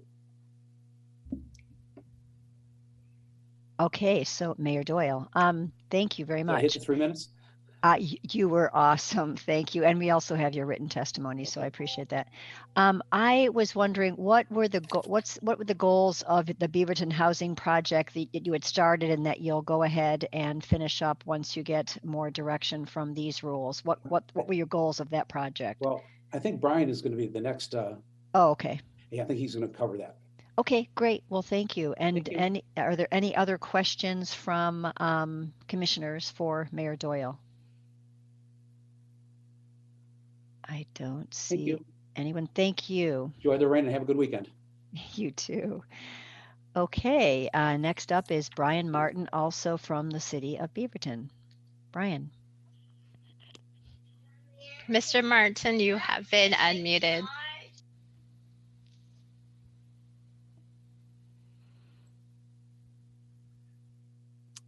Good morning, Brian here. Can you hear me? Yes, thank you. Excellent. Thank you, Chair and Commissioners, for the opportunity. Excuse me. I actually really just signed up in case there were any technical questions. So I thought I'd answer the question I just heard and just mention a couple things I've heard so far. And then if any of the commissioners have questions, I'd be happy to address those. I'm Brian Martin. I'm the Long Range Planning Manager from the city of Beaverton.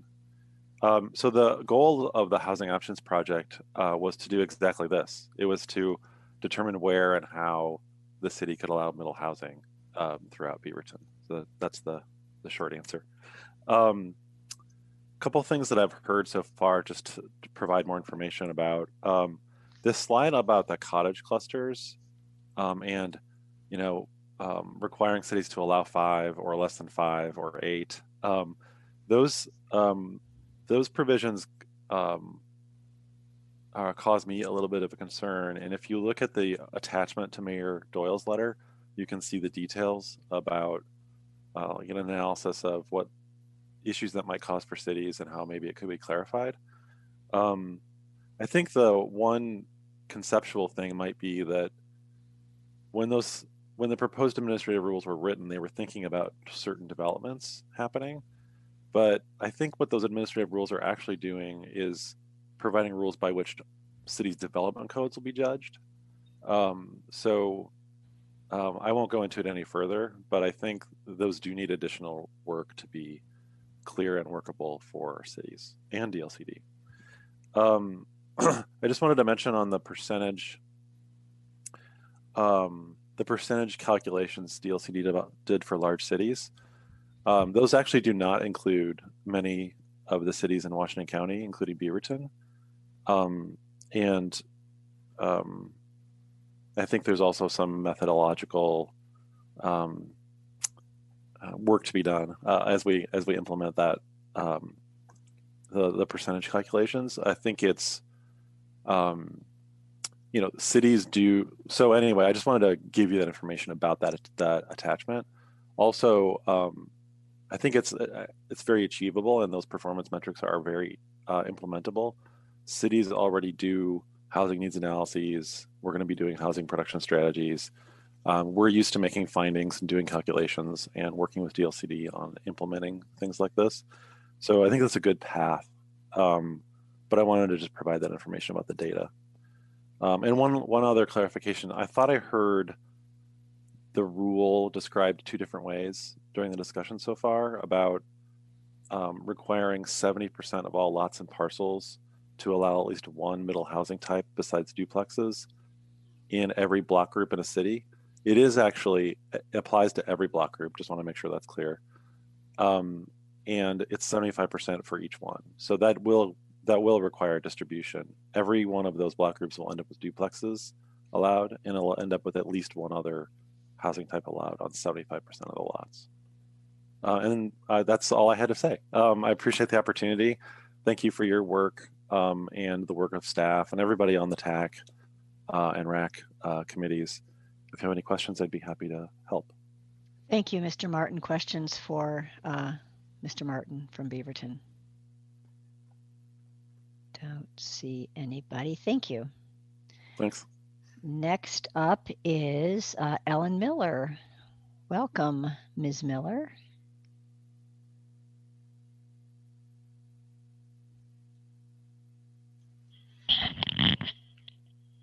Okay, Ms. Miller. Unmute. Yes. Good morning. Good morning. Welcome. Good morning, Chair MacArthur and members of the committee. Ellen Miller here with the Oregon Home Builders Association. Is my video on? I guess I need to turn that on. Sorry. Yeah. You would think I'd have Zoom figured out by this point. So Ellen Miller here with the Oregon Home Builders Association. It's nice to see you all safe and well this morning. Thank you for the opportunity to be here to speak, and thank you to your team at DLCD and their ongoing work on this terribly complicated task that they have in front of them. Today I have a builder developer with me, Jeff Harris from Hayden Homes. He'll follow my testimony and will be available for any questions. I'm just going to provide some general comments, and then Jeff will give you a perspective on the potential of cottage cluster, this really exciting unit type that we think has great potential. In general, we agree with the concerns that were submitted for the record from the Fair Housing Council, Thousand Friends, League of Women Voters, Housing Land Advocates, and others on the performance metric approach. We really supported initially the whittle away, and we would encourage DLCD staff to continue providing flexibility through the whittle away approach. I appreciate past Chair Lidd's comment about flexibility. However, our perspective is that really that whittle away provides some flexibility, and DLCD staff has been very open to adding to that list. So because so much time and energy has been spent on the applicability and definitions and required number of parking, and I'm not suggesting that that wasn't time well spent or warranted.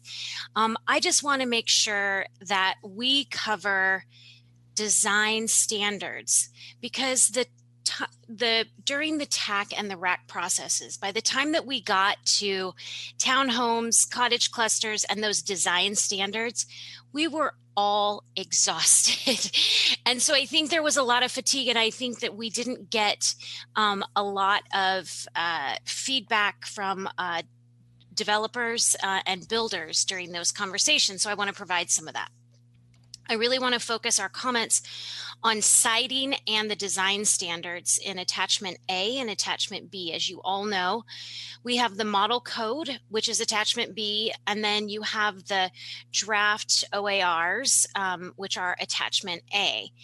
And our theme really throughout this process has been maximize the flexibility, don't be overly prescriptive unless there's a health or safety reason, an engineering standard, or state or federal laws requiring citing in a particular way. Don't mandate or prohibit certain elements of citing or design.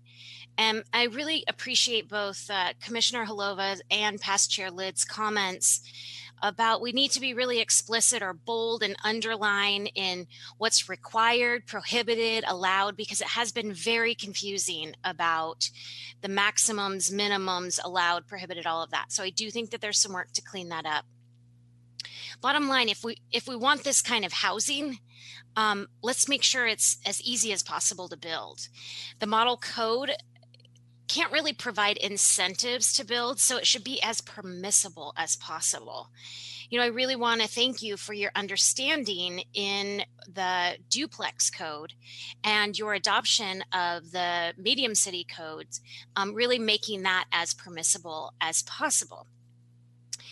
The development minimum standards which cover the minimum lot size, maximum density, setbacks, required number of parking spots are set in the rules or in attachment A. However, the design minimum standards are set in a little different way. So the design standards are really more the appearance or orientation of the structures or parking and open space. So that kind of like layout or siting design, the way that the development would look. Those minimum standards are set in the model code. So the way that it works is the rule says you cannot be more restrictive than the model code. So it's set in the model code. I just wanted to point that out. Keep in mind that these are statewide standards. They're not limited just to the metro area. We say large and metro cities, and we are all kind of thinking of the Portland area, but it's going to apply in Bend, Redmond, Grants Pass, Medford. You know, these are different markets, different climates, and the design of these units really should be matching. And although that smaller cities aren't. Sorry, Ellen, I'm going to have to ask you to summarize because we were giving people 3 minutes each and you're over. So I wanted to I'm sorry. I'm sorry. I don't have a timer. I'm sorry. Anyway, we just want the model code to be as permissible as possible. We want smaller cities that aren't required to do this to be able to adopt that model code easily. I was thinking about the city of Phoenix yesterday when Commissioner Warren was talking. I thought, gosh, it would be great if a city like that could look at rebuilding with some middle housing unit types. So we have this urgent need. We need to build housing. I'll go ahead and turn it over to Jeff. If I may, I would like to stay on the screen just if there were questions for the home builders once Jeff has stayed or once he has stayed. I think that makes a lot of sense. But first of all, I'll ask commissioners if they have questions for Ms. Miller. No. I think I'll ask after the next person speaks. Okay, thank you. So Jeff Harris, welcome. Good morning. Thank you very much. I did, because a picture is better than my face, I have sent you an exhibit. It's number 29. If you do me the favor of opening that, it's really 6 or 7, I guess, short slides that would be easier to, I'll make some reference to those once I get rolling here. So maybe just give me a little thumbs up if you get close or if you need a second. I'm looking for it. Oh, are you going to have somebody? You could put It's it up exhibit, on the... I'm sorry, it's agenda number 7. I don't think I can share my screen. So it's under agenda item 7. It's exhibit number 29. Oh, got it. Thank you. Got it. Yes. So it should be PDF that should fit easily to your screen. I think the only thing I have through exhibit 28, so I do not see your exhibit 29. The latest email has 29. Oh, I thought that was the latest. Thank you. Oh, okay. Oh, Esther, thank you. There Updated. it is. Oh. Oh, thank you. A little piece of it. Nope, I'm waiting for it to refresh.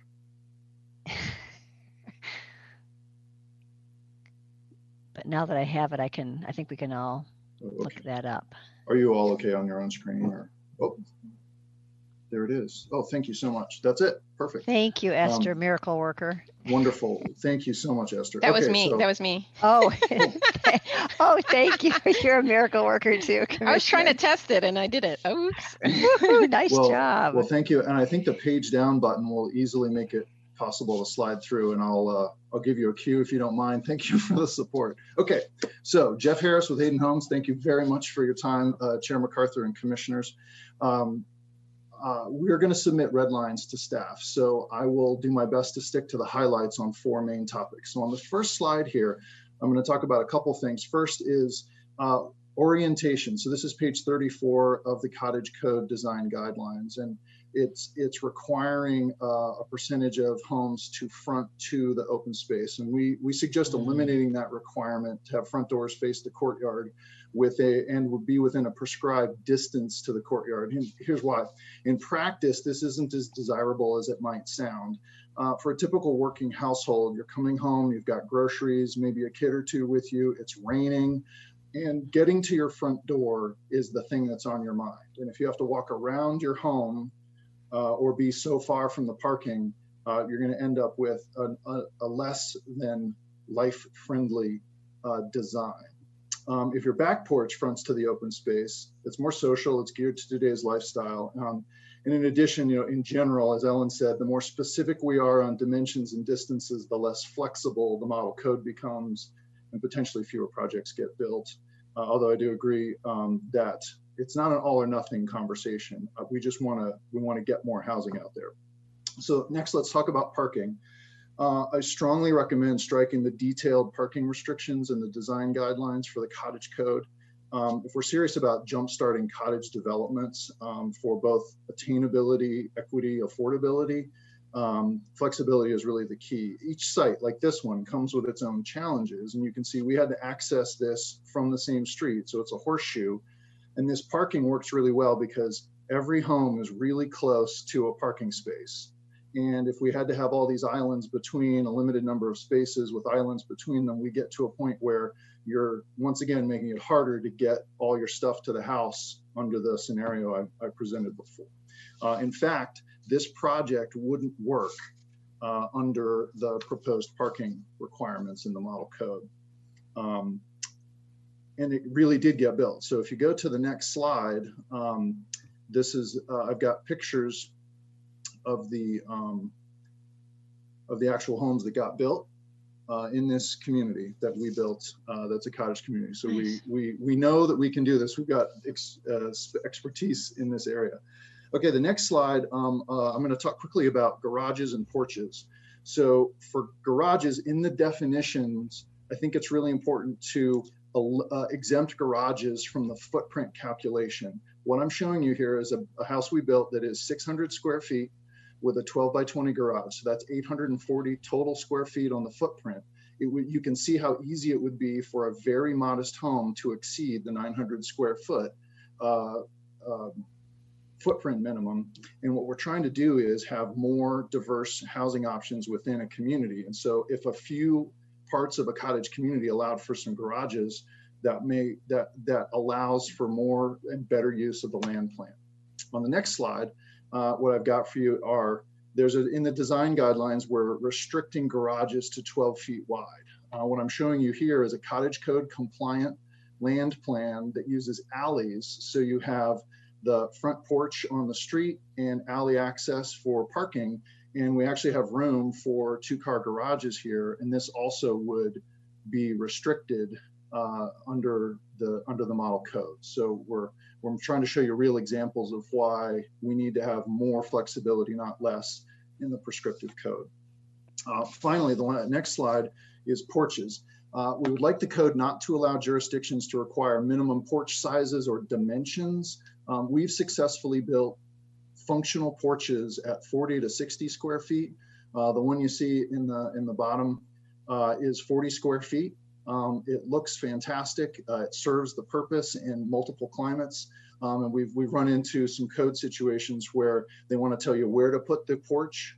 And the top picture actually shows back porches and front porches. Our homes usually have both, but in the case of this land plan, where we put them was driven by the unique site more so than the code. And if the code had restricted it, it would have limited the number of housing units that we could provide in the community. So Final Mr. slide. Harris, you're a Yep. little over time, but I really want to see these, and I think the pictures are really worthwhile. So why don't you continue? Thank you. I'm almost there. So these are examples of cottages we've built literally hundreds of throughout Oregon. We range from 400 to just over 1,000 square feet. Very livable, extremely affordable, and our goal is to do more of these. And so the last slide is really just a summary of the 4 things I'm recommending today, and then I'll be happy to answer questions. Don't require orientation to the common area, be less prescriptive on parking requirements, exempt garages up to 400 square feet in the definitions, attached, detached, whatever it is, so that we can get a mix of housing, and then no porch size or dimension requirements so that, again, we can respond to the needs of each piece of land and each community that we serve throughout the state. All right, thanks. That's a lot of information for 3+ minutes. You I'm did ready to well. answer You questions. did a beautiful job, and again, the pictures, you're so right, are extremely helpful for us to get, for at least me, to get my head around how these things play out on the ground. So thank you. Commissioners, any questions for Mr. Harris or for Ellen? Hi, Yeah. Commissioner Jacobson. I have a question. First of all, I disagree with Chair MacArthur that the photos were really helpful. I am the definition of a visual learner, so that was very helpful for me, so thanks. But I guess just a question or clarity on the porch situation. Are you saying not to have any code requiring a porch, or just not code requiring how big it has to be or where it has to be? I think that probably a fair answer to that would be if the model code made it so that cities couldn't require a minimum size or dimension, they're probably not eliminated from saying you have to have something if that was important to that city. What we've run into, I've testified and analyzed code for Medford, Bend, Redmond, Sisters, and other cities that we serve. And we run into a situation where they want it to be a minimum square footage and one dimension that's not less than 6 or 8 feet. And the one example I showed you is 4 by 10. And that doesn't sound like a great porch when you see it in code, but when you see it in practice, it does everything you want. You get a little shelter from the sun or the rain or the snow, and you're able to, you get the benefit of it. We don't build a single home without some sort of covered entry, but sometimes if you've got a 400 square foot house, requiring an 80, that's 20% of the square footage as a porch. In addition to it, that's sort of counterintuitive. Does that make sense?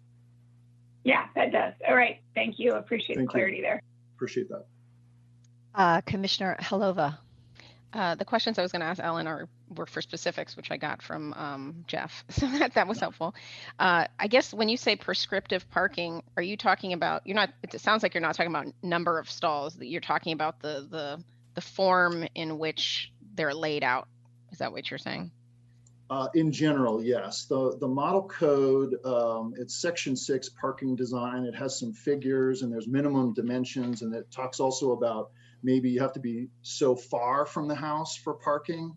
We totally agree with screening, but again, back to the practical, it's sort of, when you have garages, people don't even use their front doors that much. They pull into the garage or they open the garage door and they go in through the garage. When you have cottage communities, they need to get to the main door to the house if there's not a garage, and distance to parking. And then we run into situations where if they, from the 2D plan version view, it looks like 4 spaces and then a green island and then 4 more spaces.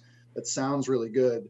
But what we run into there again is you sort of force some people to park farther away and some people get a closer parking space, and then you run into more conflicts that aren't based on how it's going to be used. It looks great in the design, but then we end up, what I showed you on slide 1 looks great, it functions really well, and the farthest anyone is like 30 feet from the closest parking space to the front door. So those sort of things end up restricting. Yeah.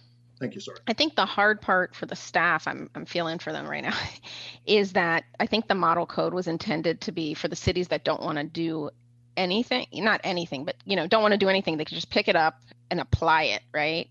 They don't have to go through like, what does our community want for parking standards or not? They just can apply it. So I get why they're trying to do that, but then I, as a developer, I 100% understand what you're talking about.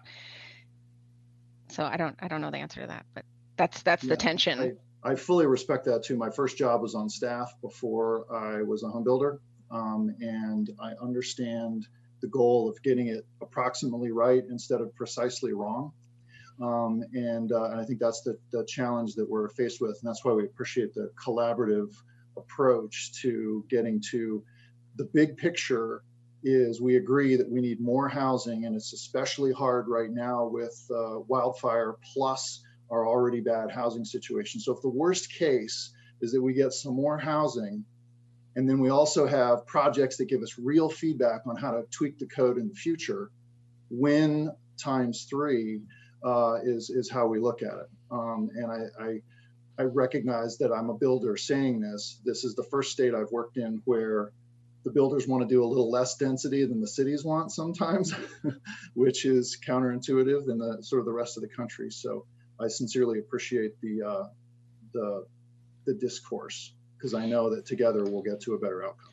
Yeah, and I don't know if staff has the capacity or time or whatever, now that we're down to such specifics, you know, everything's been specifically laid out, whether it makes sense to have a session with a bunch of development people who actually produce this type of housing to start to just point out all the things that would prohibit, you know, this from happening. I'm a big advocate of that. And we're happy to engage. I think Ethan had his hand up to say something. I don't know if it was to reflect on what you just queued him up to talk about, but he wants to say something. Yeah, thanks, Chair MacArthur. My hand was raised to ask that same question that Commissioner Holova had asked about whether it was parking standards, you know, requirements, the number of parking, or if it was just the design standards themselves. So thank you for answering that, Jeff. But in response to Commissioner Holova's question about if there's time to, you know, engage those developers, I think yes is the answer. We've, with Ellen's help, have been kind of asking those questions all along and meeting on things, you know, townhome standards and various aspects of that. So, but we haven't really had a chance to do that on cottage clusters just specifically. So I think there's an opportunity there. Thank you, Ethan. Other commissioners, do you have questions? Don't see any at this point. Thank you very much to both of you. Very helpful. Thank you all. Appreciate your time. Thank you for your. Great. And then we have Elizabeth Decker from Jet Planning.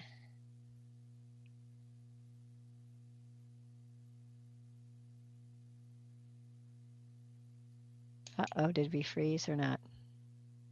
Hi. Oh, thank you. Hello, sorry. I thought maybe I was frozen. I was thinking, oh no, not a repeat of July for me. No, well, welcome. Good morning. Thank you, Chair MacArthur and commissioners and DLCD staff and all the advisory committee members that have gotten us this far in the process. My name is Elizabeth Decker.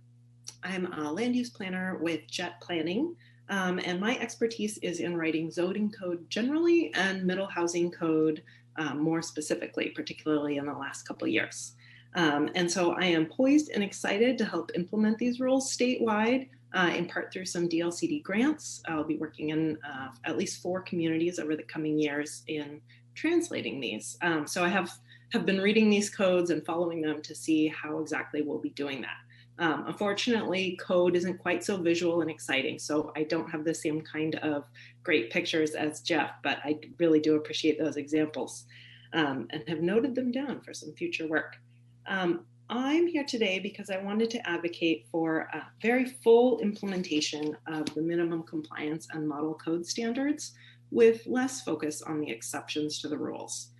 Right now, the performance metric in subsection 02053 and the alternative siting and design standard provisions in subsection 0235 are really focused on the exceptions when we haven't yet had the opportunity to fully implement the minimum compliance in the model code and see where those points of friction might be. So let's really start with the those standards that we've laid out. So as detailed in a letter that I submitted with partners at Metro, I'm urging staff and LCDC to delete the proposed performance metric approach in subsection 02053. Instead, we're suggesting that you go back to the whittle away approach and better define any additional categories of areas that should be excluded rather than a more blanket flexibility approach. And I know you've heard a variety of perspectives on those, but from our perspective, we really haven't heard any compelling explanations of what flexibility means. There certainly are examples of things like wildfire hazard areas, manufactured home parks, or other areas where gentrification might be a concern. So let's do a better job at defining what those areas might be. And as many as we can get right in this iteration of the code, or in the rules, let's put them down. If we need further work, let's come back as a community, as cities, as LCDC, as staff, as planners, and define those areas better as we move forward. But right now, we really want to have some time to see how those middle housing provisions are going to work and where they don't work. And we don't need to rush it. As has been mentioned, we're really going to see incremental pace of redevelopment. So it isn't that overnight, these quadplexes are going to stealthily sneak into every neighborhood. We have some time to get this right. And I'd also like to touch quickly on the additional flexibility allowed through proposed subsection 0235 for alternative siting and design standards. And I've had some really good conversations and clarifications with DLCD staff this week. So I think that it's on the right track. But I do want to emphasize keeping this track as narrow as possible to avoid grandfathering in existing standards for middle housing. Again, we've put the work into defining minimum compliance and model code to raise the bar.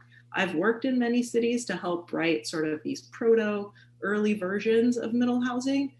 And to be perfectly humble and honest, we were doing our best and now we're moving the ball down the field. So let's continue an iterative, incremental improvement of these standards rather than grandfathering in our efforts from, pre-HB 2001.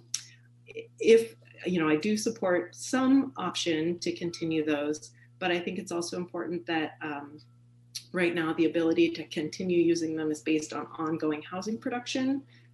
So that if that approach is continued, it should require that housing production numbers continue to be monitored rather than allowing a one-time demonstration of permit data that allows those standards to be, effectively grandfathered in forever moving forward. Certainly my code writing experience has taught me to be humble and continually press for iterative changes to the code. At the minute a code is adopted, I see something that I missed and that I want to make further amendments to. So there is always room, particularly in this exciting time that we are in, where we're really poised to learn a lot through, statewide experimentation and implementation. And I just want to make sure that it stays open to using what we're learning rather than locking things down and keeping them set where they are today. So thank you all for your hard work and continued commitment to fully implement HB 2001. Thanks. Thank you, Ms. Decker. I really appreciate your perspective on that. Questions? Commissioner Lilac. Thank you. And it's always helpful to have a professional code writer involved in these as well. I can appreciate that as a professional planner. My question is, in your perspective, let's see how this works and then step back if we need to. Is that, and I'm not attempting to put words in your mouth at all, I'm just trying to understand, is that consistent with what we just heard with Ellen and Jeff with be as permissive as possible? And then I might have a follow-up question, Chair. I think that there's general coherence in our approaches, what we're advocating. I don't want to put words in their mouth either. But I think that, yes, the idea is let's focus on these performance, or I'm sorry, not the exact opposite of the performance metric. Let's focus on the minimum compliance and particularly on the model code that we've put so much effort into. And, with all of those changes in part that Jeff was just talking about, for example, to make the cottage code better, let's make those the best standards that we can going forward. And if we find that there are areas that, just come up, there's always things we learn through code implementation. Every city has quirks. I'm not denying that flexibility is needed. I'm just saying, let's do our best to really give these minimum compliance and model code a robust experimentation statewide before we start trying to carve things away and, you know, lock things off and say, oh, you're exempt over here, you're exempt over here. Let's just really try to figure out what those areas are. Thank you. And yeah, I fully support the whole concept that we have to revisit and update and modify as we go forward. My, I guess maybe just my follow-up question, and this may be something we either answer now or we defer to a later time, but if we are as permissive as possible, and then we want to step back, this is probably a question for Steve Shipsey, we're then in a Measure 56 notice where we're then restricting or limiting opportunities, which I'm not saying that's good or bad. It's just something we just have to be aware of. Is if we go completely to one extreme and we have to step back, there are costs and processes associated with that. But I'm not saying that's right or wrong. Just acknowledging it. Yeah, and just sort of a quick reflection. You know, we certainly talked about the Measure 50/60 issues among some of their advocates.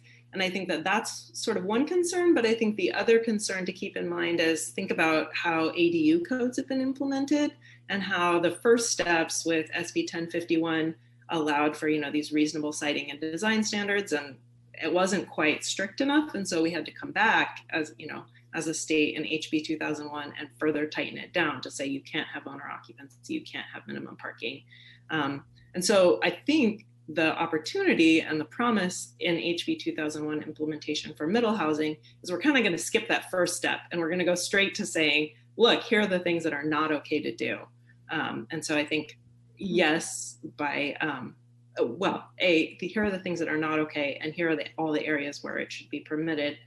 You know, then we do sort of push closer to, well, what if we have to go through a Measure 56? I think all those things should be considered. But I just think we should also learn from our statewide history in implementing ADU regulations. Thank you. And we have Vice Chair Pearmine and then Commissioner Halova. Just quickly, I was wondering if Ms. Decker, if you submitted written testimony when you're referring to specific code, it's really helpful for us to see it written, and I don't see it in our attachment. So I don't know if that is something that we can receive at some point, but Sure, two pieces. I'm a co-signer on the letter submitted by Metro, calling for the performance metric in 0205 to 03 or subsection 3 to be removed. And I, you know, it's been just a fascinating whirlwind week for everyone. I also have sort of some draft written comments with additional details as I talked about in testimony. And I just keep revising it as the week goes on because I keep learning things from DLCD staff, and I will get that in by the end of the day. Thank you. Commissioner Halova.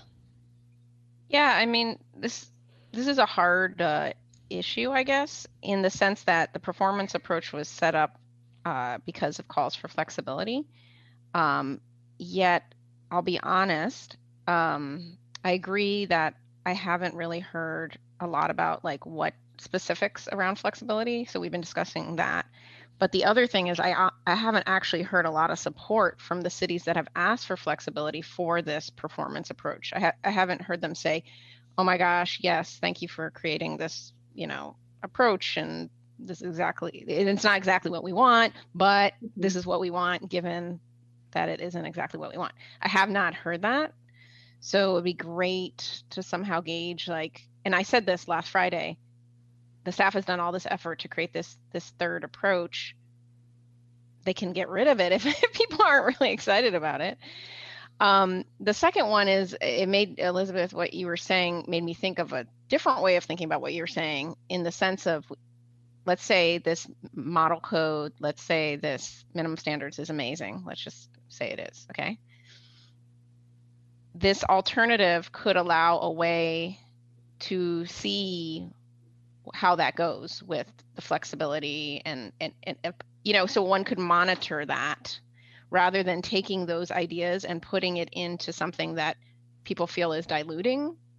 Let's say everyone feels it's perfect and it's diluting it. So I like your idea, and I'm almost wondering whether your idea actually works better with the fact that it's split, because it says this is the one we want, this is what we think people should do, and now you want to do something different. You know a lot about something we don't know, right? Follow that path. Let's see how that goes. And maybe we learn, wow, there's these lessons learned from this path that we need to now put into what we think is good. So I weirdly I got what you're saying, and I'm like, oh, maybe that actually works better with splitting it. Right. I mean, we never get to have perfect controlled experiments, right, with code implementation, because we don't get to see, you know, what does Bend look like under this or under that.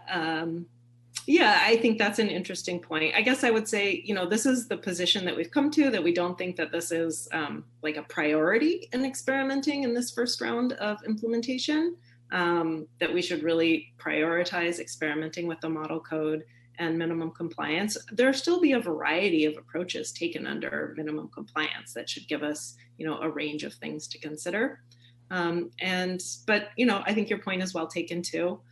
Again, like this is going to be pretty incremental redevelopment. So I don't think things are going to go terribly wrong or terribly great in the next 5 years, but hopefully we will get some data and can come back and try to continue to refine. Thank you. Thank you. Any other commissioners have questions for Ms. Decker? Doesn't appear so. Thank you for being here today. Appreciate it. And I wanted to say this, the next person up is actually from a city, Heather Richer, City of McMinnville. And I echo Commissioner Holova's comments. I know there was some written testimony from League of Oregon Cities and a couple of others, but I really want to understand why I can intuit, having worked at a city, why flexibility is needed in doing your work. But if you can really highlight that for me and perhaps others on the commission, I want to understand. We've done this performance measure, drafted this performance measurement idea, and I want to understand what problem we're trying to solve with that. So if Heather, you could reflect on that, or others, that would be lovely. Thank you. So good morning, commissioners. I actually hadn't prepared to reflect on that, and I'd be happy to do that in question and answers. I would like to provide my comments on what I am concerned about. Thank you. So the City of McMinnville is very supportive of the intent of House Bill 2001. 2 years ago, we adopted comprehensive plan policies for housing to create inclusive neighborhoods. The intention behind that was that we wanted to have neighborhoods with mixed housing product, serving households of mixed incomes and mixed generations.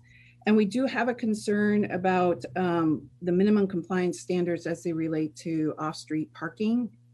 And we have concerns about it from an equity lens. And to sort of walk you through that, there's been a lot of discussion about Metro this morning, and during the rulemaking, Rule Advisory Committee, that was also a driving force as well, the larger cities in the metro area. There are 36 cities impacted by these proposed rules. Of the 36 cities, only 4 cities are less than 50,000 people who are not located in the metro area. And that's concerning because you're going to be onboarding a lot more cities as they hit 25,000 as to come into compliance with these rules. And the off-street parking requirements are really being driven through a lens of a larger urban environment that has transit. In the City of McMinnville, we are 34,000 people. We do not have transit. And relying on either households not having vehicles to get to work or to provisions or to medical offices or kids to school without a transit or rideshare options, that doesn't exist here. So the majority of households in McMinnville have more than 2 cars. We are concerned also that it relies on street parking. In McMinnville, we adopted skinny street standards many years ago for land use efficiencies because we have really struggled with our UGB expansion. So we're doing everything we can to accommodate housing within our existing UGB and adopted skinny street standards. We don't have on-street parking in some of our neighborhoods. And so relying on that to provide parking as an equity measure for these households is something that we're really concerned about. We will be mandated to adopt very prescriptive codes for off-street parking, and we won't have the opportunity to talk about what does this mean for McMinnville. Is this really the best way for McMinnville to move forward? Our fastest growing demographic is our Latinx community. The Latinx community has larger households and it's in our lower income demographics. We're very concerned about creating housing inequity for them. And if we want to be able to have the discussion of what works for McMinnville and our households in terms of moving this forward. We're committed to missing middle housing, We just want to have the opportunity to have the discussion. And maybe Chair MacArthur, that's the answer to your question, is one size does not fit all for all 36 communities. And the minimum compliance standards are very prescriptive. It's probably going to be the most prescriptive Oregon administrative rules that have been drafted and adopted thus far for land use planning that's going to be applied to cities. And we want to be able to do the right thing in our communities. My comments coming to you are coming from a work session with our city council. We had a work session with them on September 8th. They directed me to bring this forward to you, as well as our McMinnville Affordable Housing Task Force, because we are taking housing equity very seriously in this community. And we are working hard to have the discussion of inclusive neighborhoods. And we don't feel that if I'm wealthy enough to afford a single family dwelling unit with a 2-car garage and the opportunity to park 2 cars in my driveway, that I have that convenience, but another household that can't afford that and is going into a different type of household product will not have that convenience, only because we weren't allowed to have the discussion locally as to what the parking requirements should be. The prescriptive parking right now for some of the household projects will reduce our off-street parking by 75% in a community where we don't have transit and we have skinny streets. That doesn't feel like the right thing to us. And we really want to be able to have the discussion. So my recommendation to you is have some sort of off-ramp for the prescriptive one-size-fits-all for those communities that are not in the Portland metro area, those communities that aren't as large as Eugene and Springfield and do not have transit. How do we develop parking standards that work while we don't have those other infrastructure pieces in place that the current standards rely upon? Thank you. Very compelling. Questions for Ms. Richards? Chair MacArthur, Heather, thank you very much for your comments and really putting that into perspective for us. Going back to a question that we were just talking about a few moments ago prior to your testimony, do you have a perspective on the whittle away approach versus the performance approach? So thank you, Commissioner Lilac, and Nick, it is so nice to see you. Honestly, McMinnville has been signing on to League of Oregon Cities letters because we do believe that we do have concerns about the one-size-fits-all prescription that's occurring in this rulemaking process. But we are committed to trying to bring the missing middle housing types into all of our neighborhoods. We already adopted comp plan policies about that before this House bill was passed. We actually hired a consultant before this House bill was passed to work on residential site and design standards for products from tiny homes, cottage clusters, plexes to multifamily so that we could do that in our neighborhoods. And our site and design standard package is based on both infill and greenfield development. There's been a lot of discussion today about just infill. There will be greenfield development occurring in our communities, and that's probably where you're going to see the most massing of this missing middle housing. And so I think we need to be cognizant of that too. And we've been working that through our planning commission right now in our community, and people are very supportive of that. Thank you. A follow-up question from Nick or other questions from commissioners? Okay, appreciate your testimony. Thank you. Let's move on to Mike Walker.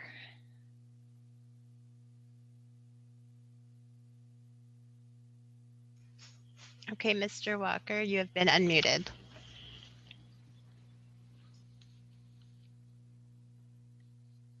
And Mr. Walker, we don't hear you, so perhaps you're muted at your end. Good morning. Good morning. Thank you. My name is Mike Walker. I am representing myself. I am opposed to some of the parking citing standards. I asked staff, how do you transition from HB 2001's mandate to discourage middle housing through unreasonable cost to arrive at setting parking limits? I was told that their staff, their team, found that more than one parking space per unit diminishes the feasibility of middle housing. I have been in land development for over 44 years, and I'm very familiar with performance. Using the team's unit prices, it was very easy to find that the cost of providing multiple surface parking is less than 2% of the total construction cost. If the project included a garage instead, the parking cost is less than 5% of the total construction cost.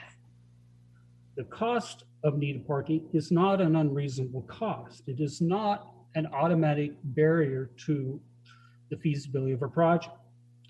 However, when you gradually shrink the lot size, the team found that the minimum lot needed for the building and parking was between their data points of 4,000 square feet and 5,000 square feet.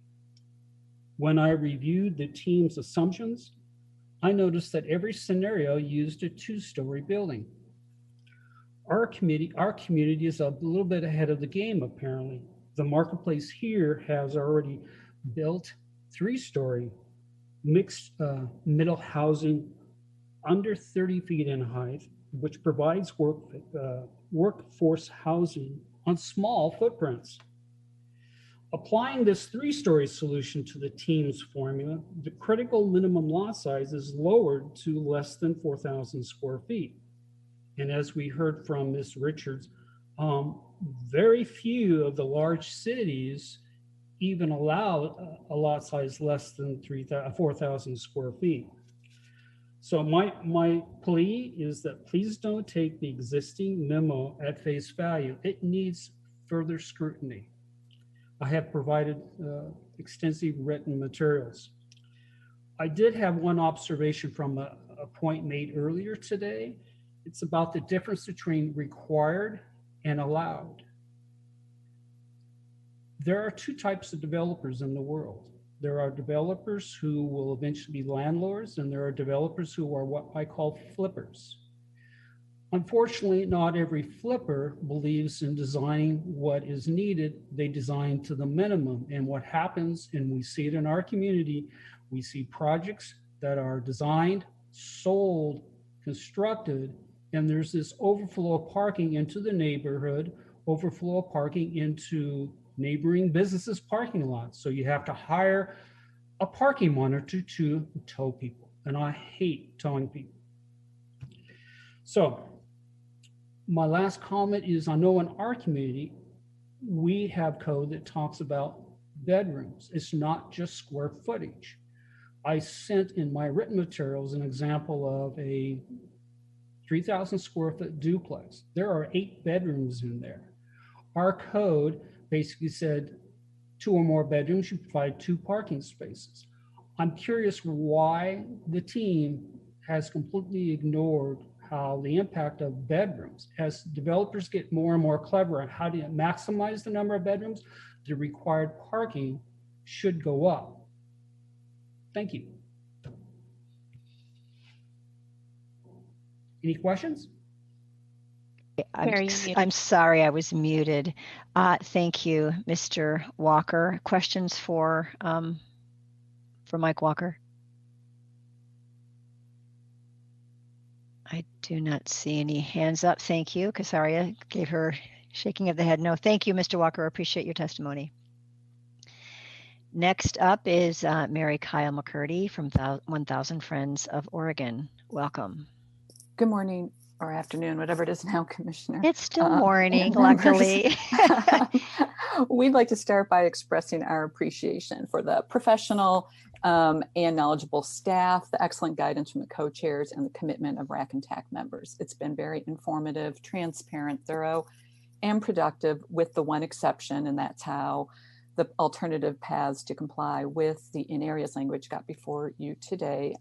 And you've already heard that it's lacked a full and informative discussion, and I think you've heard that it's created a lot of confusion and concern.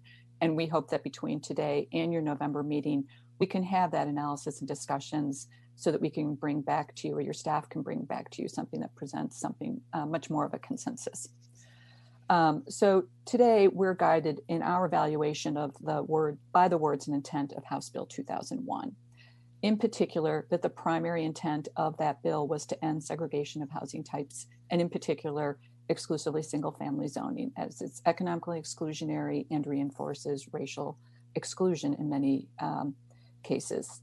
And to start to fulfill Goal 10's charge to meet the housing needs of all Oregonians, including in location and density, and to ensure that this is a clear and readily implementable and accountable standards.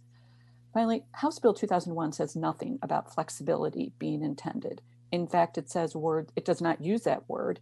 It uses phrases like shall allow all middle housing types in areas, and that siting and design regulations must not, quote, individually or cumulatively discourage the development of all middle housing types, and it relies on clear and objective standards.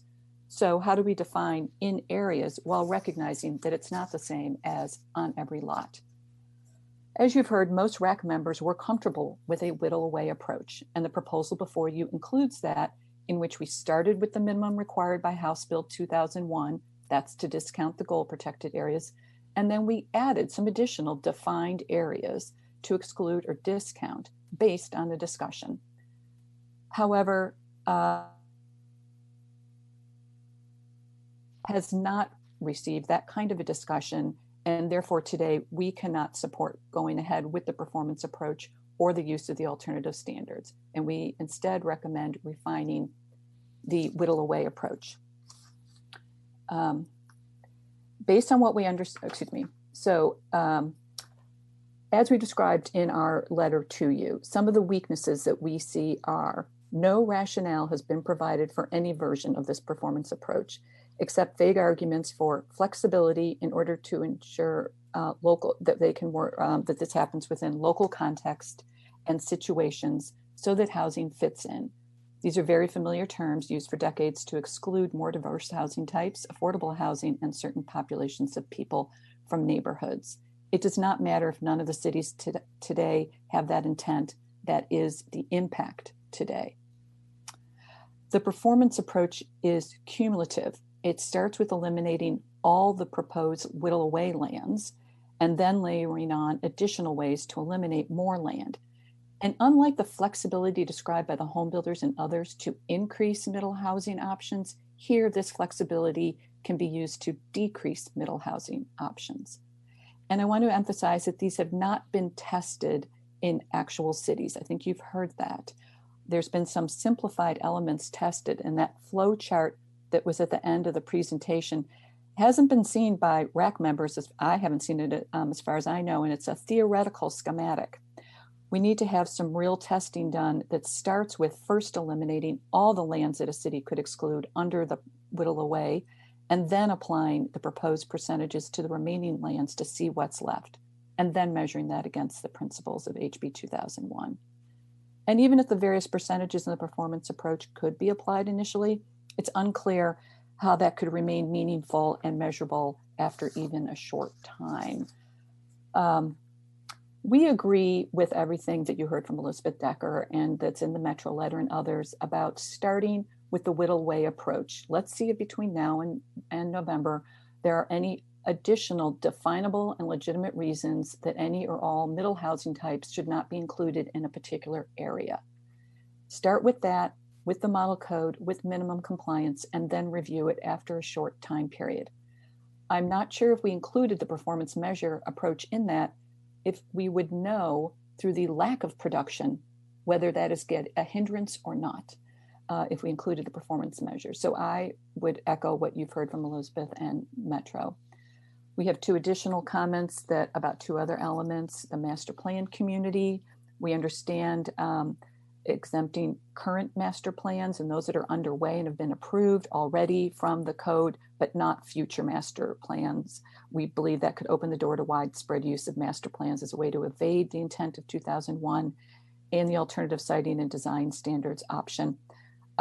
It is very unclear. We've heard it defined in different ways how it would apply, but just for example, there's no requirement that those pre-existing siting and design standards have been applied in single family zones, and in those areas have produced a substantial amount of middle housing. So we don't agree with continuing that and instead staying with the model code and the minimum compliance. Thank you. Thank you, Mary Kyle. Appreciate that very much. And I appreciate your written comments too. They're nice and easy to follow. Questions from commissioners?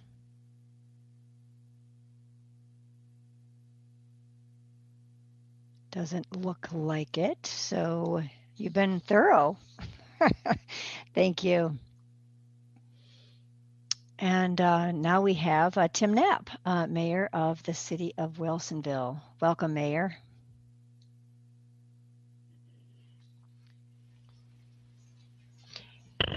Now am I on? Yes, you are on. Hello, how are you? Hi, good day, Chair MacArthur and commissioners. I am Tim Knapp. I serve as the mayor of the city of Wilsonville, and I am testifying to provide comments on the proposed amendments to OAR 660-008 that seek to implement HB 2001, of course, regarding middle housing rulemaking for large cities and metro region. First, I'd like to remind you of a little perspective about Wilsonville. We are one of the Oregon's fastest growing cities and have been for approximately 20 years. We maintain an urban, compact urban footprint in alignment with Oregon land use laws and with Metro UGB expansion principles. Approximately half, 50% of Wilsonville's 25,000 residents reside in multifamily communities. This is the highest proportion of any city in the greater Portland metro region. Our city has extensive experience implementing mixed housing types when master planning large, new urban areas. In that context, I would like to say that cities that we are in dialogue with, especially those on the edge of the urban growth area boundary that are doing urban growth expansion areas, do support the performance metric approach and feel that it is an important tool to have available to us. We have a couple of key concerns, and I would like to present those about this topic. First of all, master planned new urban growth areas achieve better housing mix and affordability by defining the areas for various housing types. The areas for various housing types. Draft rules do not provide the ability to adequately plan the locations of different housing types, but rather only allow planning of densities. Draft rules allow siting of any middle housing type on all lots.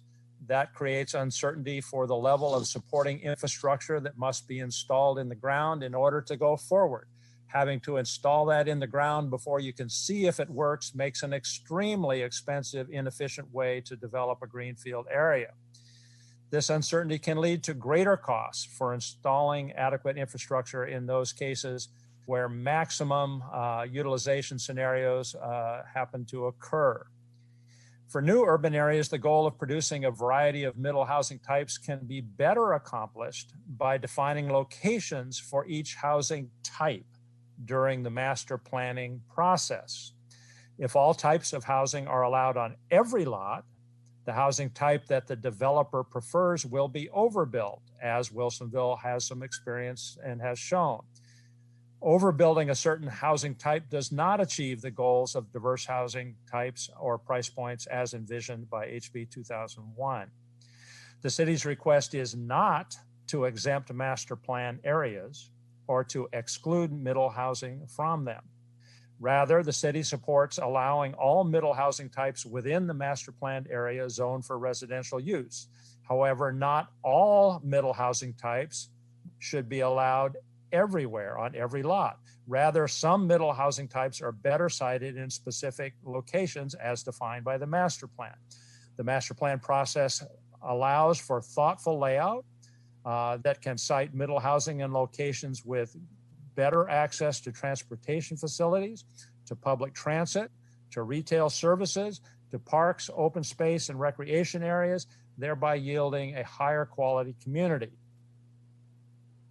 The second issue of our concern pertains to the ability of local governments to protect existing, older, already affordable, lower income single-family homes from being replaced by newer, more expensive middle housing. Due to land values and other factors, often older, lower or middle income single-family neighborhoods are those most likely to be redeveloped as new middle housing, but at an increased cost over the original housing they replace.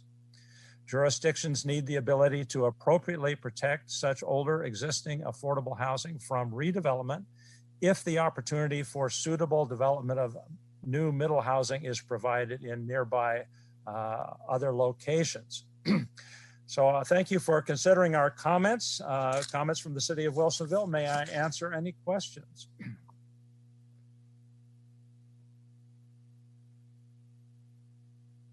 Thank you, Mayor. Questions? Yes. Yes, go ahead, Commissioner. Thank you for making some really great points, I think, on the specifics that we were looking for with regard to flexibility.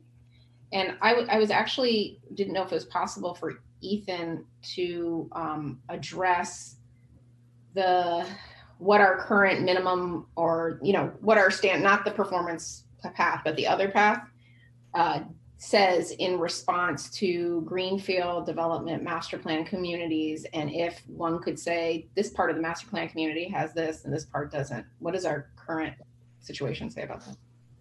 Yeah, and it might be helpful. I don't know, while I'm talking here, Robert, if you could pull up the slide deck, that would be great. But on the master plan communities portion of the rules, the minimum compliance standards for those existing master plan communities that have not been fully built out, right? Yeah, not the existing ones, the new future.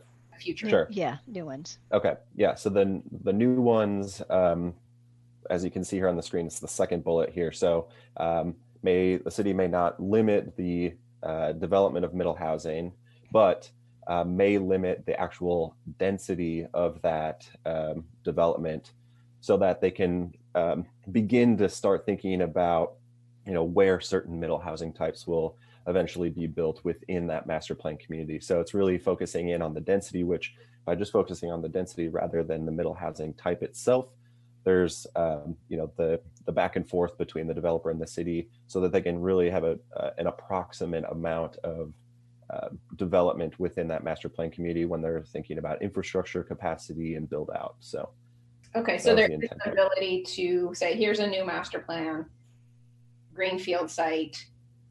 We can put part of this type housing here, this over here, but not this part. That is able to happen under this proposed situation. If I'm understanding you correctly, yes. Okay, versus saying every single lot in this new master plan community has to have the ability to accommodate every missing middle housing type. Right. So the conversation between the developer and the city then becomes, we're going to help plan the infrastructure and make some investments, but we need, as part of the master plan development proposal, there'll be a better sense of what is developed where within that master plan community. And then the request on behalf of the department is that just be at least 15 units an acre as a total. Okay. So there's flexibility there. That's what I'm trying to ask. Okay. So, and may I ask the question a little different way, because I'm still not sure if I get it. So let's say there's a master plan and there's 5 single family houses and there's a bunch of quadplexes and duplexes, and that's adopted, built. So is it then required that in the area that has the single family houses or even the duplexes, that more density would be allowed in those areas? Or is the master plan the way I initially described it? That's what's going to happen, and there's not an additional requirement to add more units in that single family area? I will ask Gordon to come up if he's able to help me respond to that question in case I get it wrong. But once a site is built out in a master plan, the entitlement for, if that's a single family detached home, the entitlement for that piece of land still, the higher level middle housing entitlement still exists for that lot and can be redeveloped into a higher level middle housing type. Of course, that needs to meet all sorts of infrastructure capacity questions at that time of redevelopment. But as a master plan is initially planned, the city will have a better sense of what is prescribed on each particular lot within that master plan. This is Gordon. If I could just clarify a bit, I think the idea is that when in a new community has a new master plan, the idea is that they will say it's divided into 2 areas for residential development, and one of them is 20 acres and the other is 20 acres. They would be able to say, well, in this 20 acres, we're going to allow 200 dwelling units total. We aren't allowed to say what type of dwelling units those are in terms of middle housing or not, but we are allowed to say there are only going to be 200 units. And then say in the second area that also is 20 acres, they're going to say, well, in this area, we're going to allow 400 units. And we're not allowed to say what type of units they are. There are, I suppose, they could still say there's some multifamily units in there. This doesn't meet that. But the idea is that if the overall density is at least 15 dwelling units per acre, they can limit the total number of units. They can't specify this is how many single family units there'll be, this is how many duplexes, triplexes, but they can limit the total number of units. And the reason being that, especially for these large cities, as Mayor Knapp noted, they have to do infrastructure planning, and they have to know approximately how many dwelling units are going to be built in those areas initially to plan for infrastructure. The idea then, though, is once those units are built, they then become as if with every other developed neighborhood in existing cities, and they can be redeveloped over time based on the middle housing standards. But the initial development is based on cities needing to do that basic infrastructure planning. And they need to know approximately how many dwelling units are going to be in those large master planned areas. I hope that clarifies it. Thank you, Gordon. Yeah. Thank you. So Mayor Knapp, does that address your concern? Not entirely, no. I think it restricts our ability to proactively design some of the qualities into the master plan that we value in our new development. The Villebois example is an area where we have highest density around the commercial town center in that area. And then if you take a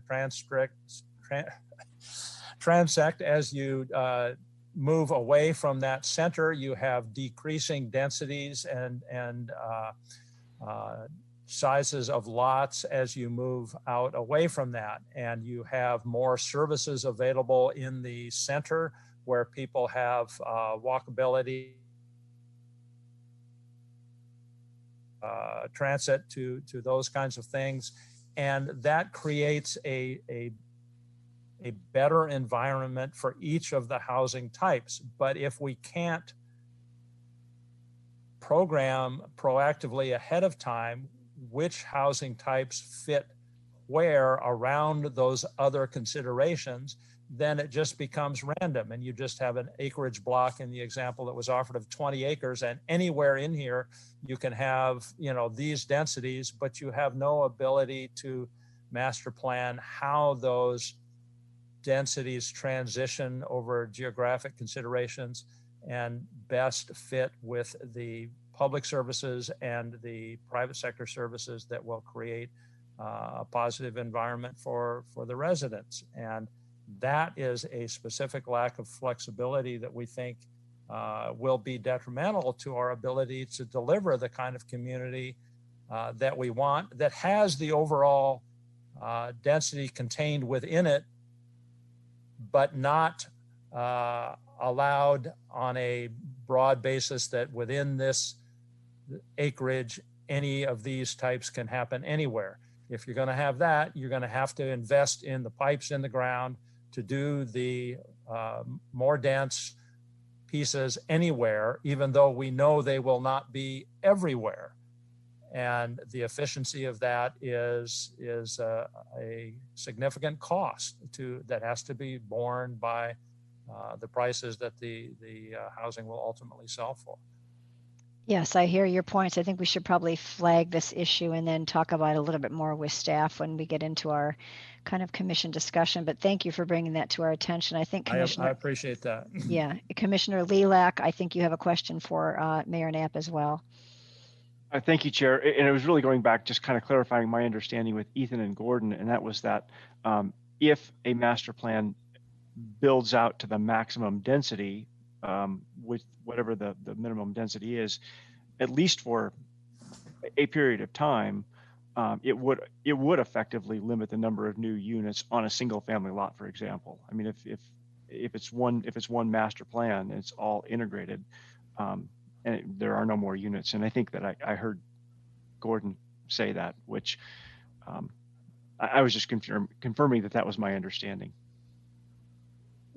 Yeah, this is Gordon, Commissioner Lilac. Yes, that is the idea. Now, theoretically, as soon as if someone could, the day after it's built, tear down the house and put a duplex in, but that's obviously not going to happen. It's going to be, as with all other existing neighborhoods, a very gradual, if any, change going forward once a neighborhood's fully developed, especially with new housing of high value or high initial value, certainly. I'm sorry, I've got to just follow up with that then. You could tear it down and build a duplex or just add a duplex. But if the total number of units is capped, you don't have any more units to add to that single family lot. Is it not the overall net density within the master plan area? So you've built to the maximum density possible. There are no more units to allocate to that single family lot. That's what maybe I'm still not understanding it. Well, Commissioner Lilac, that's a very good question. I think the idea is that once the initial, the cap on density and total units would apply at the initial development of the entire master plan area. Once the development was completely built or portion, built, redevelopment over time, over probably decades, could increase the total density within that area on a very gradual basis. There wouldn't be a cap forever, but there would be the initial cap. And local governments would have hopefully the ability to plan for incremental additions to needs for infrastructure, just as they will for existing developed neighborhoods today. So Nick, you've hit on the same point that I was thinking of. Is I think we should probably flag this and talk about it more in detail when we have full deliberation. But that's the point I was trying to make. If a community like Mayor Knapp is talking about, if they take into consideration all these different things, is livability, it's not just units. And it sounds like they're doing that, and other communities do that as well through a master planning process. And they're trying to figure out there's open space and there's access to services, and it's all developed, and it's developed a certain amount of density. But then, then next year, just because a house is a single family house in there, but is part of a whole comprehensive kind of plan, that single family house apparently can be built up into a quadplex. So I think we should talk a little more about that.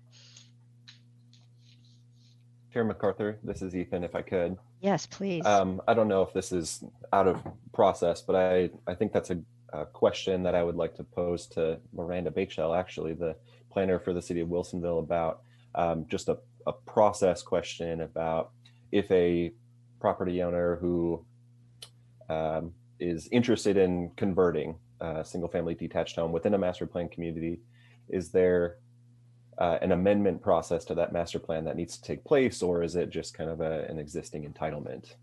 Just a process question for your timing. Yeah. Your timing is perfect. So hello, Miranda. Hi, thank you, Ethan.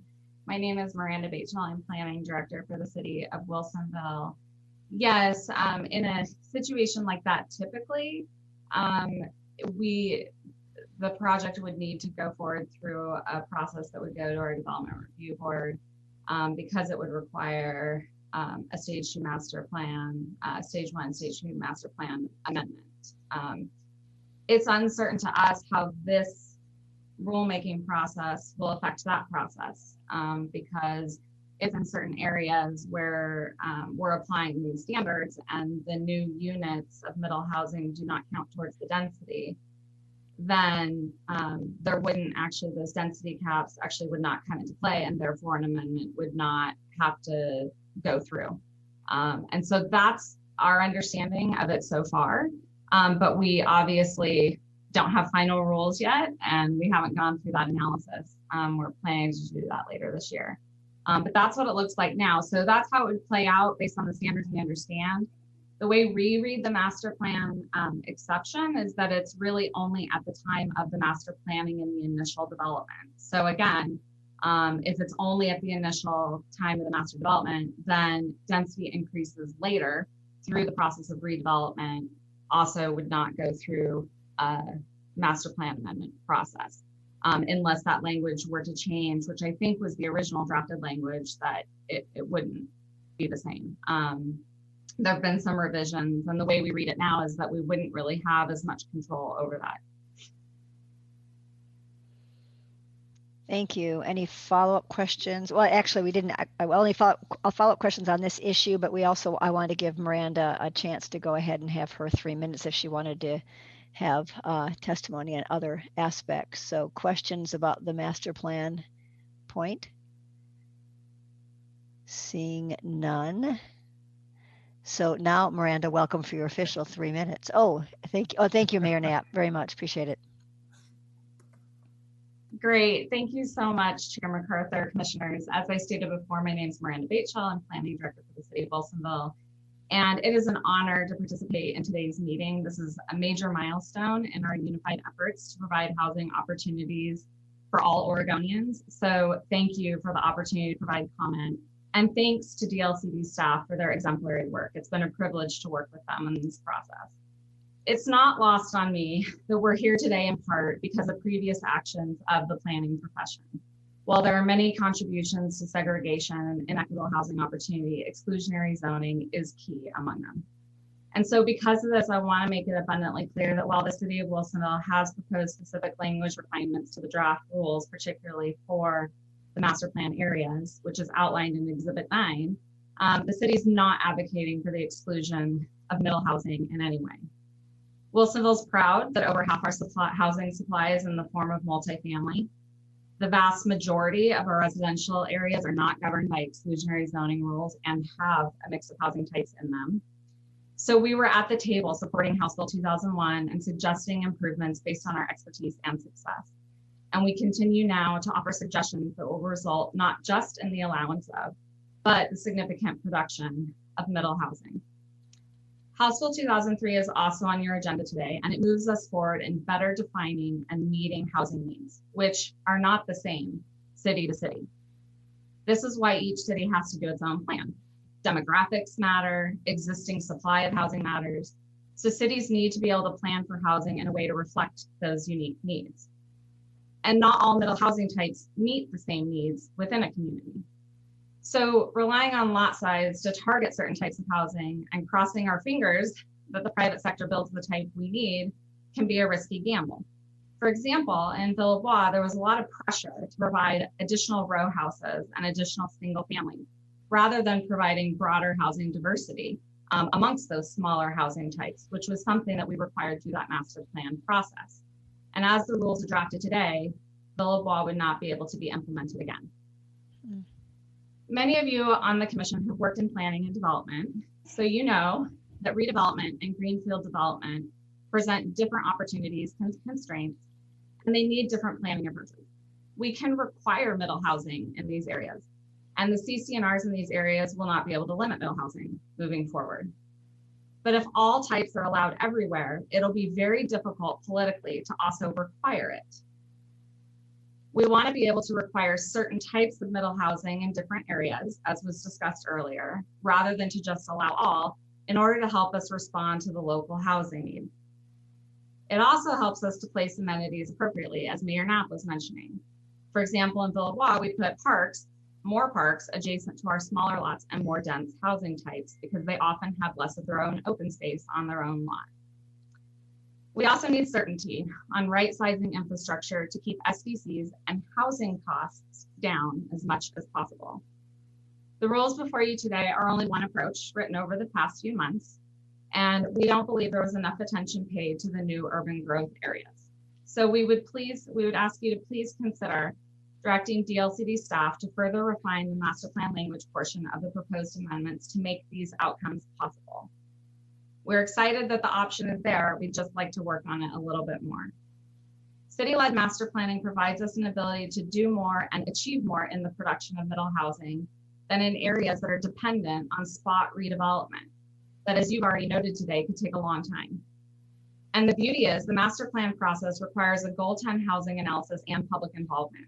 So there is a checkpoint in the process to ensure that our mutual goals for middle housing are being met in these areas.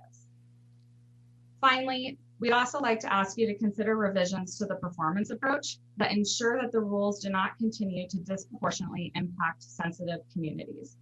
We recommend allowing and prioritizing exemptions to areas with naturally occurring affordable housing and a high risk of displacement.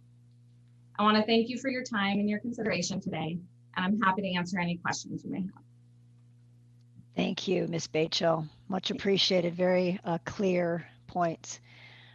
Questions from commissioners? Don't see any.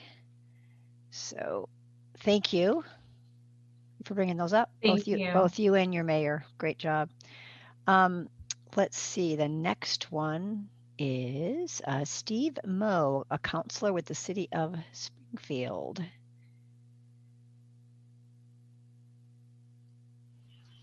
And Mr. Moe, you have been unmuted. Thank you.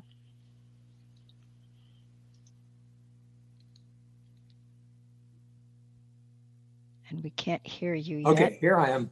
Perfect. Okay. Oh, I see you. Hi, how are you? Hi, welcome. I'm Steve Moe. I'm a city councilor in the city of Springfield. And a few years ago when I was planning commission, I was pushing the city. I want to get in and change our city codes, make them more understandable and easier to follow. And along came Senate Bill 2001. So we're taking advantage of that.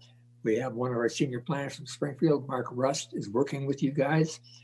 And he's going to follow me. So if you have questions, then he's the one best to answer that. But I have some points here.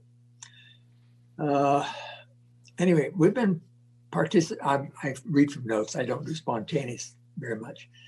Springfield staff is participating in the rulemaking process.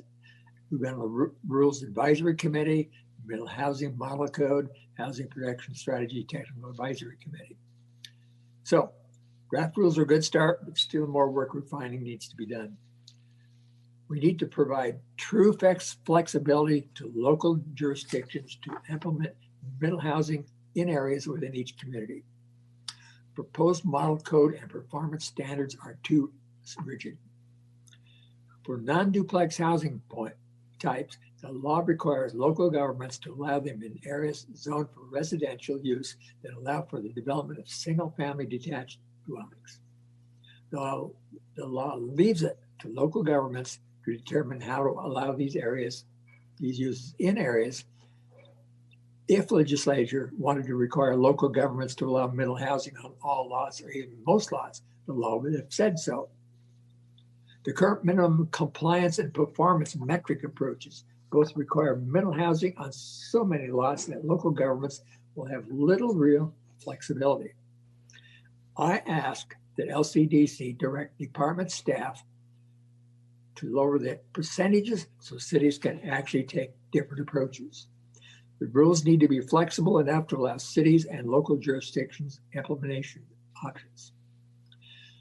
Rules require amendments to existing comprehensive plan. Springfield's existing comprehensive plan and draft development code amendments allow for the middle housing types throughout the city. However, the densities resulting from the draft rules would require us to amend our comprehensive plan. This requirement adds significant complexity, cost, and time to the implementation process.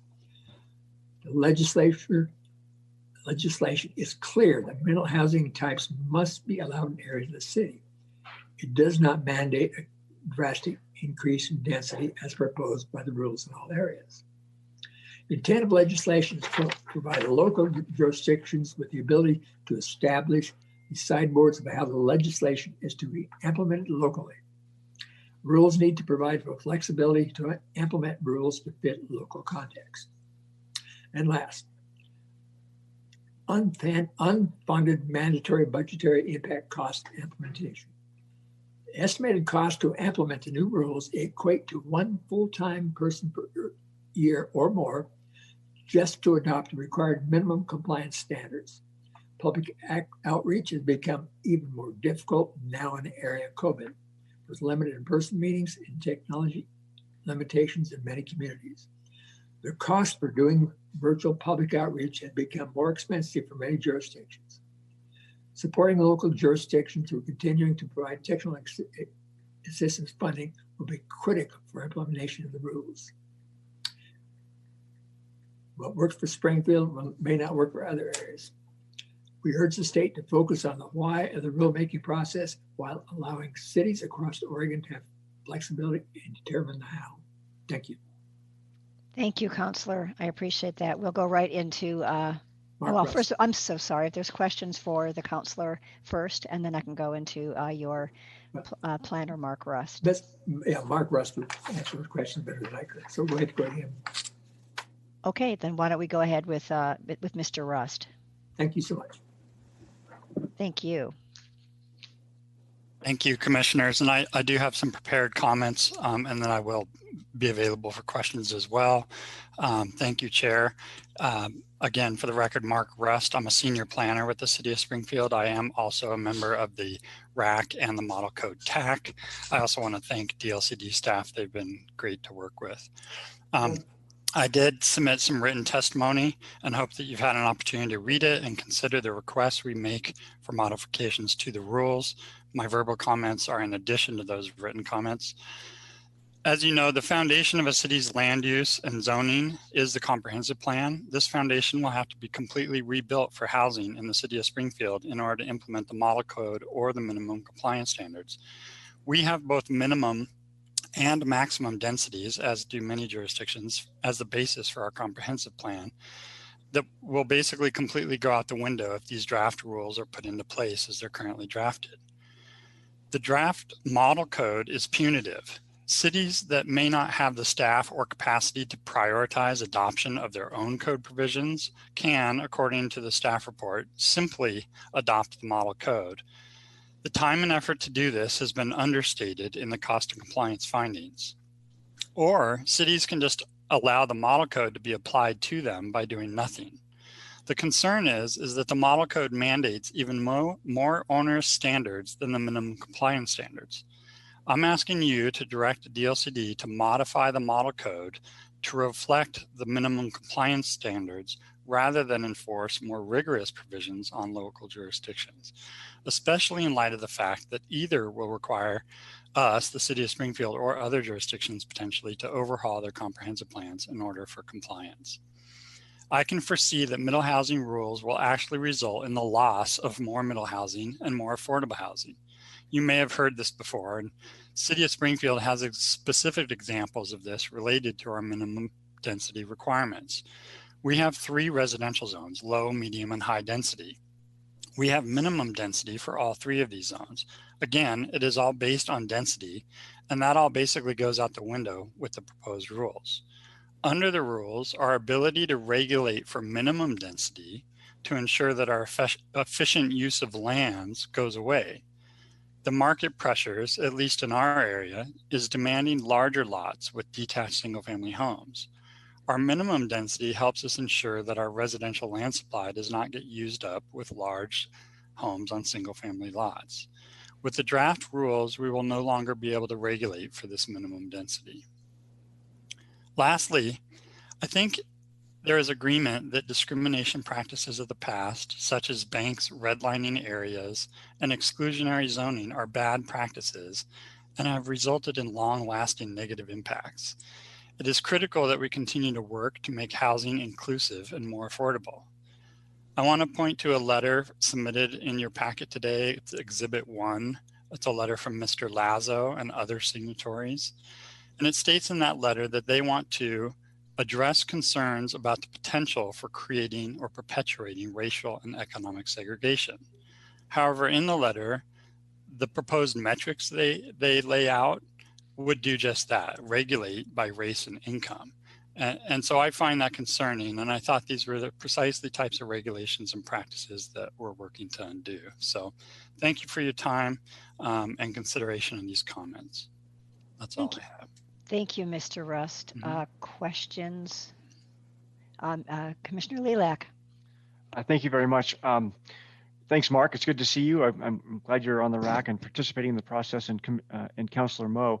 The 2 questions I had was that one was that Councilor Moe talked about this issue of providing flexibility to address local context, and I think we're I've read through all of the packet materials and I see bits and pieces, but I am interested in knowing what the local context is that you're referring to in more specificity in Springfield, number one. And then my second question is, I heard about lowering the percent maximums in the performance metrics. And so my question is, you see what they are, to what degree would you suggest that they be lowered? Thank you. Sure, thanks. I'll start with your second question, and the one I'll specifically point to that I think needs to be lowered or at least reflected differently is for cottage clusters. It does say must allow cottage clusters on 50% of lots and parcels.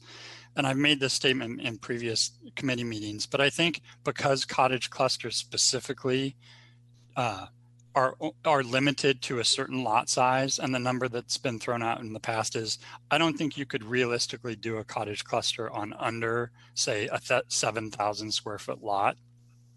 So I think the cottage cluster percentage number at the very least needs to be 50% of lots 7,000 square feet or larger. So as kind of a technical fix or a fine point there.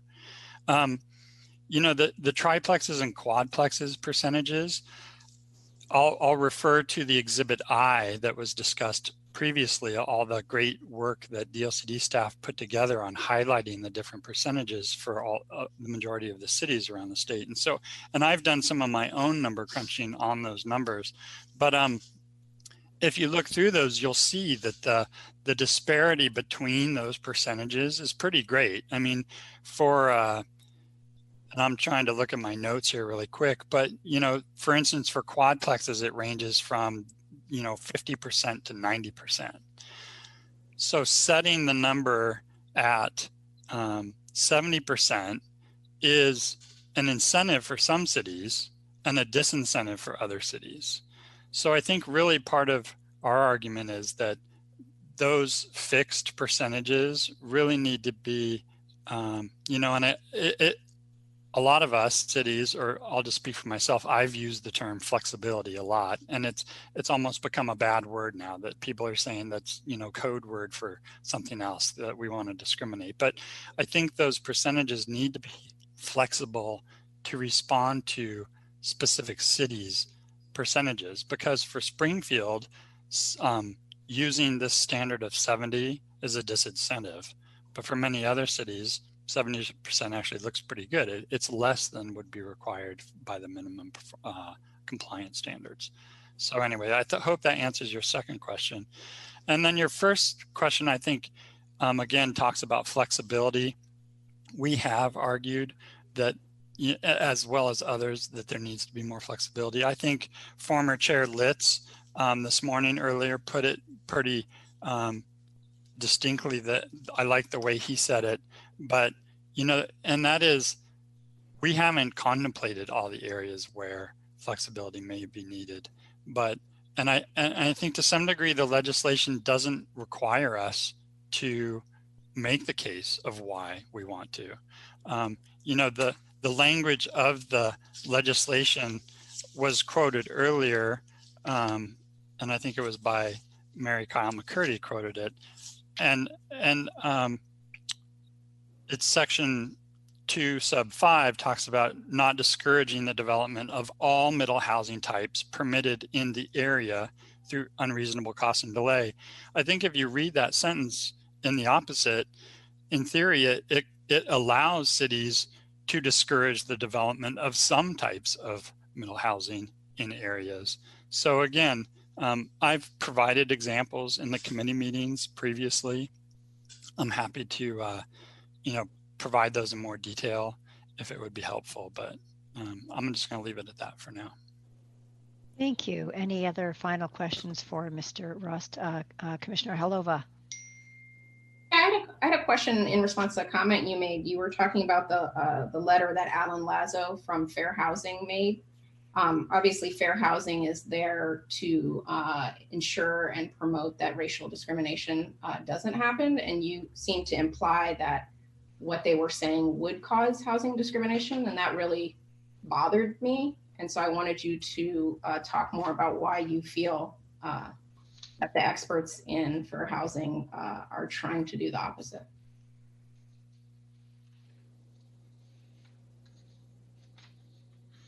Sorry, I was muted.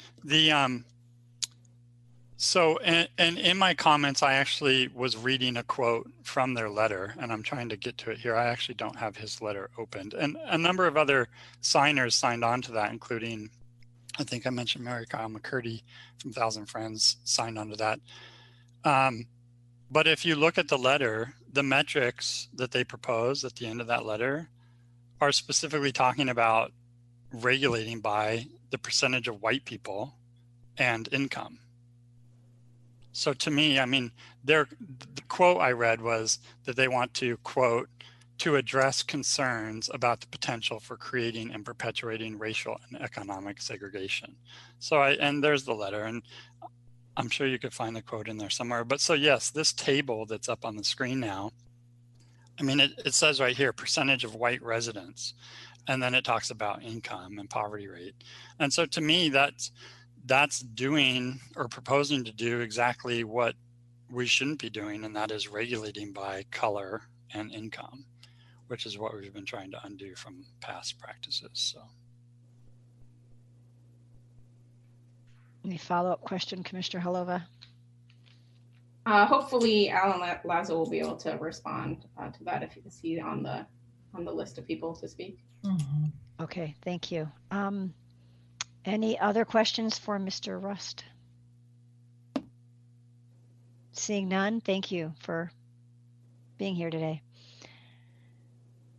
So we have several more people, more than we had thought, I think, for this. And so I just want to do a little pause. I want to continue. I think we should continue with the rest of the testimony on this because I want to honor those folks that are out there waiting in the queue. But just to kind of think about our schedule, we'll probably finish up that, and then why don't we take our lunch break after that? And perhaps if it's okay with folks, we could shorten that up a little bit because we're a little bit behind time, partly because we've had such really good testimony and questions. So it's time well spent, but we are still a little behind. If we took a shorter lunch after we hear the rest of the testimony and then come back and go through the 7 items and see if we have any guidance for staff, that would be my recommendation. So think about that as we finish up this testimony, and you can decide if you are willing to give up a little bit of time on your lunch to do that. So with that, I will ask Ariel Nelson from League of Oregon Cities to come up.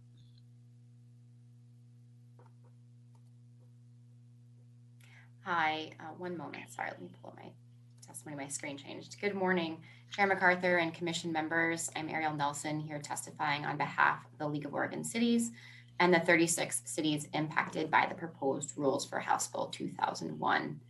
I changed up my testimony a bit after hearing some of this really great discussion today, and really want to confirm that cities do support the performance metric percentage approach. And so I just want to take issue with some of the statements made earlier that cities do not. And make sure to direct the Commission to the multiple letters from individual cities, both inside and outside the metro area, that state support for this performance metric approach. We're simply asking for additional refinement to that approach. And the LOC asks that the department be directed to continue refining the specific percentages and language to improve implementation and ensure workabilities.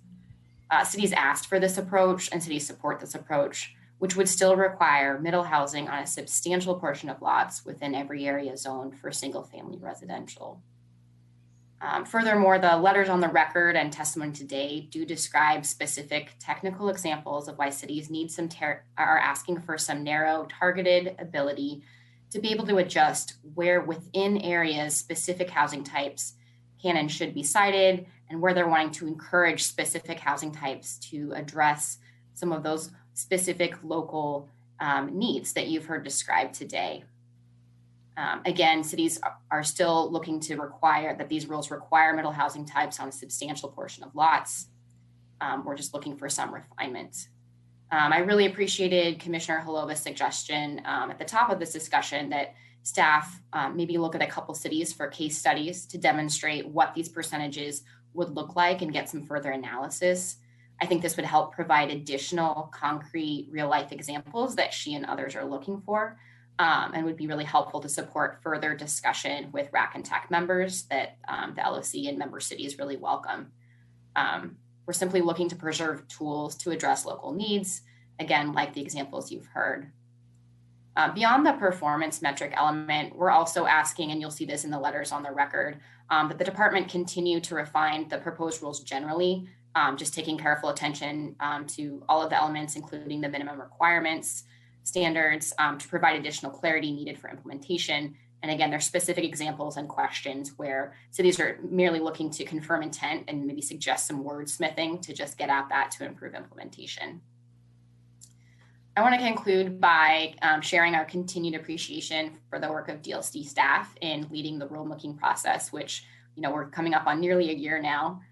The complexity and the depth of this work involved to implement these landmark bills really cannot be overstated, and staff continue to thoughtfully consider and incorporate competing perspectives into the process.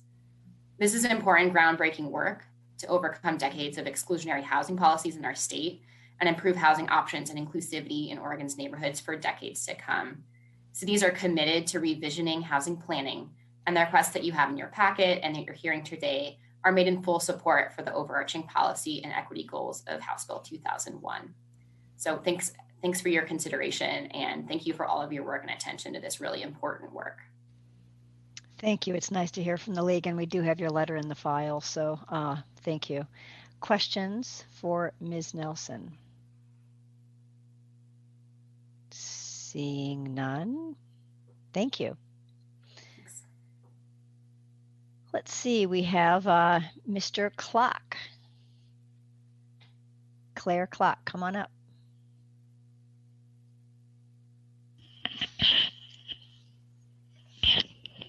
Okay.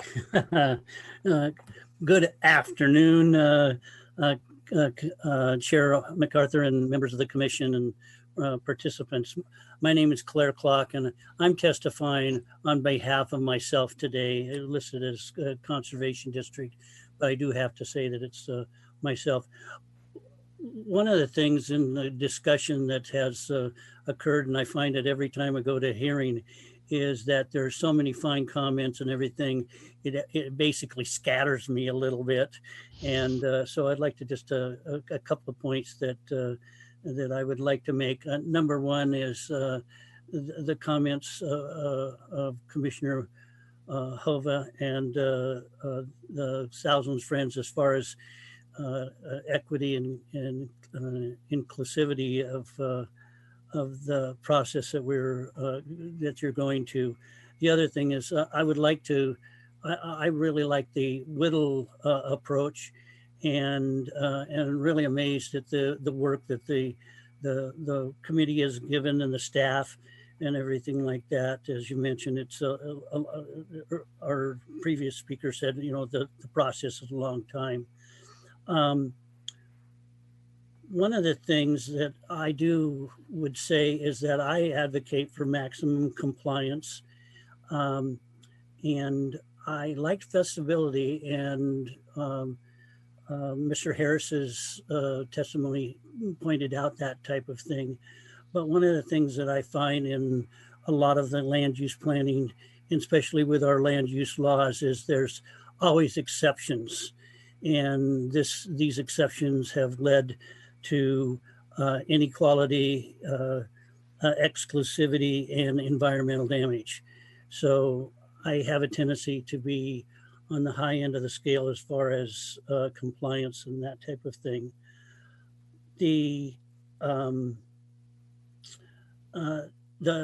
Just a little thing is the parking, and what I've noticed in the large buildings that are being built around in the suburban areas, metro areas and things, is there is a lack of parking. I know that's been a point of contention, but we do have to move around. The idea of parking structures under the buildings would be an approach to that. The last thing is in the future, and it was mentioned before, is that this is just a start. We start with duplexes and triplexes, and as our society progresses and develops, we'll go to like the four-story housing units and then on to 10 and 12 stories on down into the future. And so we just have to do is say that this is always an incremental type of a process. That's all I have to say. Thank you, and appreciate all your fine work, both participants and staff and commissioners. Thank you. Thank you, Mr. Clock. Always appreciate your input. And I feel a little scattered myself, so I'm glad you said that.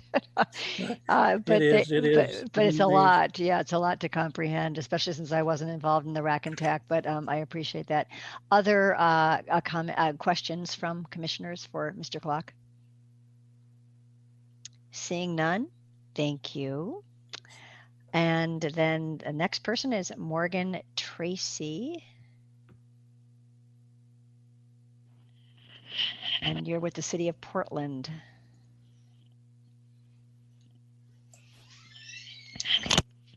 Hello, can you see me? Yes, we can. Great. Thank you.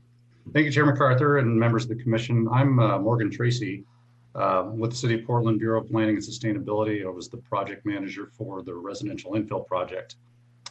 So the City of Portland appreciates the monumental task of developing administrative rules to help clarify and implement House Bill 2001. This work involves numerous stakeholders with many varied interests, including the different challenges faced by cities in different parts of the state, and you've heard some of those perspectives today. In the end, the rules must respond to the directive in the state legislature's bipartisan vote to address the statewide housing needs. There's a lot of great work in these draft rules, and your staff should be commended. We support these efforts as evidenced in our recently completed work on the residential infill project. Our new code provisions make middle housing options available to nearly 90% of the single dwelling zone lots in Portland. At the same time, the new code improves housing affordability and access for both our current and our future residents. We believe what we adopted was responsive to the mandates in the House bill. We also identified 2 additional parts of the bill that we will be addressing in a follow-up project to be complete by the 2022 deadline set in the bill. Specifically, we still need to address allowances for middle housing in our very low density zones and creation of a clear and objective set of standards for cottage clusters. We anticipate submitting several letters of testimony during the Commission's hearing process. But today, I just want to highlight 3 of the most critical issues to bring to the Commission's attention as we move forward through that process. So first, the rules for the cottage clusters are incomplete and inconsistent with the House bill. We generally support the direction of the proposed rules in avoiding specific architectural styles, providing for greater clarity and minimum requirements, and creating a set of design standards in the model code for cottage clusters. But our first issue is the proposed rules requirement for 5 or more units in a cluster conflicts with the actual language and flexibility for use in the cluster provisions in the bill, which call for no fewer than 4 detached units. Secondly, and more importantly, the proposed rules lack a density formula or limit on maximum unit count and eliminate building coverage requirements, which allow for a virtually unlimited number of units regardless of the surrounding zoning. We acknowledge that there are other building and development requirements that will create a de facto maximum unit count, such as building code and room for utility service lines and parking requirements, though it should be noted we eliminated minimum parking in Portland for our single dwelling zones. From our preliminary cottage cluster work, we recognize that the building coverage standards do not scale well for larger sites, and we aim to address that. However, with no ability to regulate this coverage or density at all, this could create both localized infrastructure issues as well as potential system-wide concerns. And in contrast to some of the previous testimony where you heard that, we can start with something and refine it later, when we're talking about the density maximums, trying to claw back that after we've adopted entitlements is much more difficult. Our second concern relates to requirements for townhouses. The House Bill 2001 defines several types of middle housing, but defines townhouses as a dwelling unit constructed in a row of 2 or more attached units where each dwelling unit is located on an individual lot or parcel and shares at least one common wall. There's no indication that alternative levels of density are intended with this definition, only that an alternative form of housing, attached houses, be allowed. These attached houses are currently already allowed in every area in Portland's residential zones, but except for the case on corner lots, they do not change Portland's underlying land division regulations. Unlike other middle housing types, the proposed requirements for townhouses require substantial reworking of the city's land division rules to ensure the lots are authorized by the zoning code can actually be developed under other service bureau and state building code requirements. Our previous land division code rework took over 5 years to complete, primarily due to resolving these infrastructure issues. And finally, the rules for determining infrastructure constraints remain vague and difficult to definitively meet. We appreciate DLCD staff has taken the time to address the need to clarify how House Bill 2001 applies to infrastructure constraints.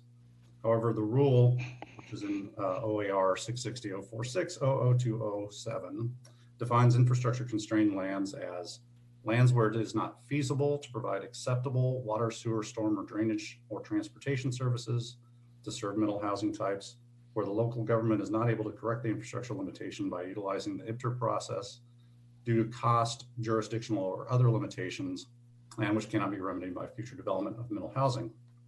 The challenge with this definition is the many terms that are subject to discretion and debate. For instance, how is feasibility determined? What constitutes an acceptable level of service? And what are the limits of other limitations? Added to this is the challenge with evaluating whether future development of middle housing can or cannot remedy the deficiency or the limits of proportionate exactions.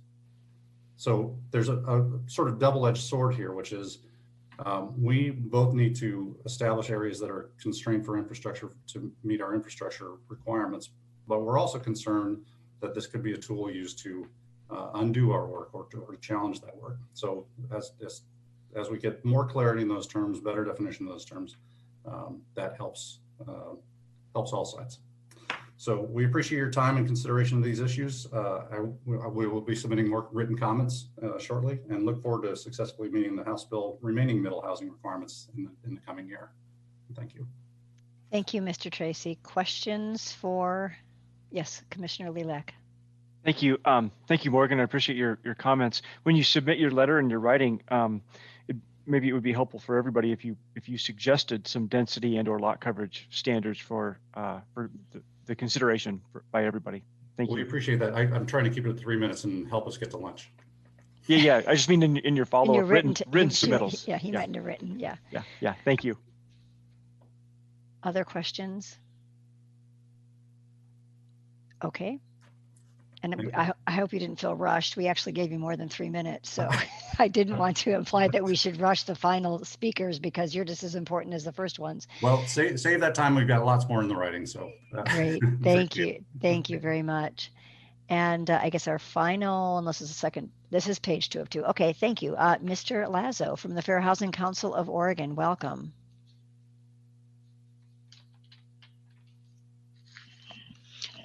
Mr. Lazo, you've been. There we go. There. I was like unmuted and muted all in one step, so I'm back. I do that often. And thank you so much for having me here. What is now the afternoon. I do recognize that I am now that person standing between all of us at lunch, so I will try to make this quick. I also want to note that I am coming back in the second hearing to provide additional testimony, and so I'll try not to spoil that testimony because I spent a lot of time last night writing it. So, but I do want to address a couple pieces that are specific to the HB 2001 pieces, and I also save my platitudes for the DLCD and HCS staff later. So I think as other folks have noted here in talking about the different elements of specifically the performance standards, I think that there is some concern about whether or not those performance standards provide the flexibility or actually solve the problems that are being talked about. So I think that's a consideration in looking at how that moves forward. If you are considering moving forward with those, I think there are 2 pieces that I want to talk specifically about that have come up this morning, and that's why I actually re-signed up to testify. One is the piece in 0205 in sub 3F around the 75% percentage points meant to capture that equitable distribution.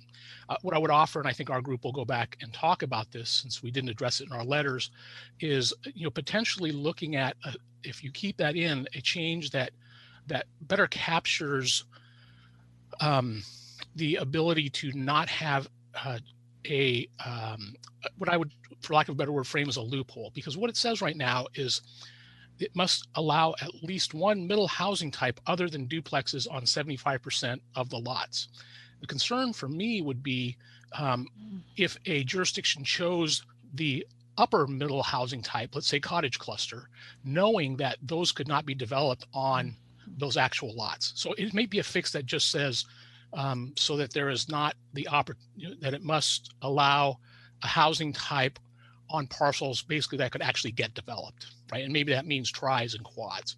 So I just think it may not be quite complete. So that's the specific piece there. And again, our group will talk about it and we'll offer specific language. The other is, what's being talked about in the letter that our group submitted around that performance standard under 0205 and specifically in 3B. And, I think the key to what we recommended there was looking at how we end the perpetuation of racial and economic segregation. And I think that what we have to look at is how would we do that without actually being able to identify the areas that are segregated. And so the intent of what we proposed there was to create this progressive measurement system that says the intent of this bill, like so many people have said today, is to address racial inequities, is to take a measure that actually satisfies that intent. By saying that we allow it everywhere doesn't necessarily specifically address the intent to end that segregation. And so that was the intent there. And again, I think we can talk about the wording, we can talk about the metrics, but that was really the intent of bringing forward that specific proposal. And so I'll leave that there, and I'm going to talk further about kind of the underlying reasons why that intent is so important and why I think we would otherwise have a missed opportunity if we didn't have the chance to have these conversations right now that so many folks, again, have said are so important in this process. And I'm happy to answer questions. Thank you very much, Mr. Lazo. I realized my video wasn't on too. Oh, well, I thought you intended that, but we'd love to see your face too. So, thank you. Very well said. Questions for Mr. Lazo? Commissioner Halova. Yeah, I don't think there's a question here, but I just wanted to add that the piece that none of us are saying, it's implied, and I just wanted to be explicit about it, is that single family zoning is about zoning and buildings, right? But it was created for the reason of excluding Black people from certain neighborhoods. That was its reason for creation. So if you want to undo that, you have to think about the demographics that have come into play because of that zoning. And what's interesting about that is, even though it does deal with race, it doesn't tell you that the housing that's being made that's new has to have a certain race of a person in that housing. It just says the form and the structure is going to hopefully help not dictate exclusion. And if you don't change the form that was intended to create white-only communities, then you will continue to have white-only communities. And so I was going to leave this for discussion, but I think everybody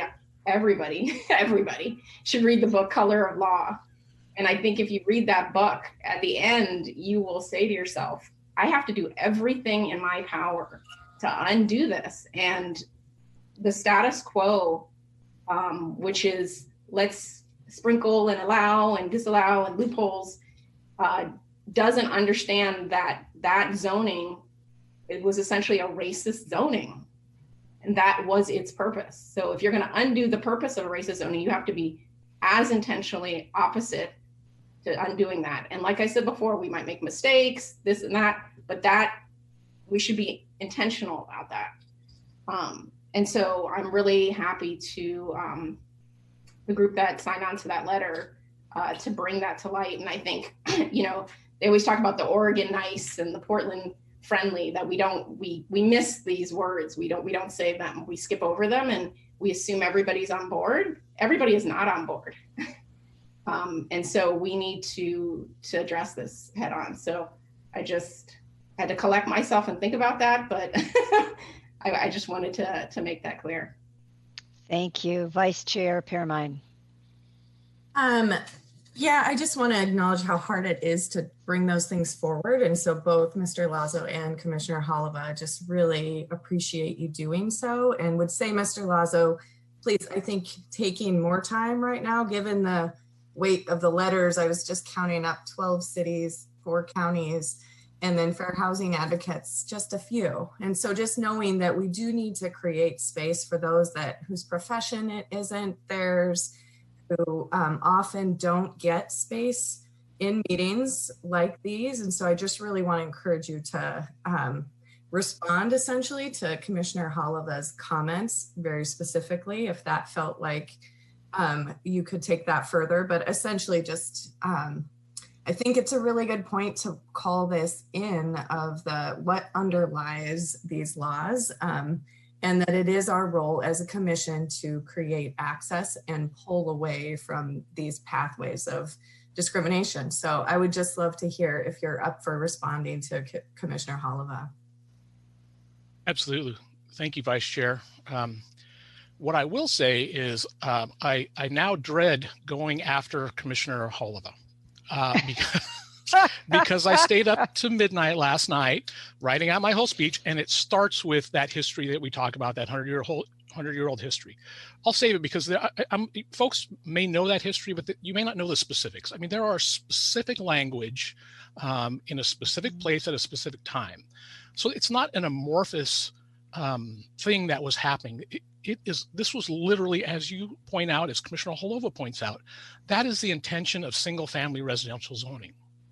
So we can talk about that history. And what I also add this afternoon is we don't need to end single-family residential zoning just because it might have a racist history.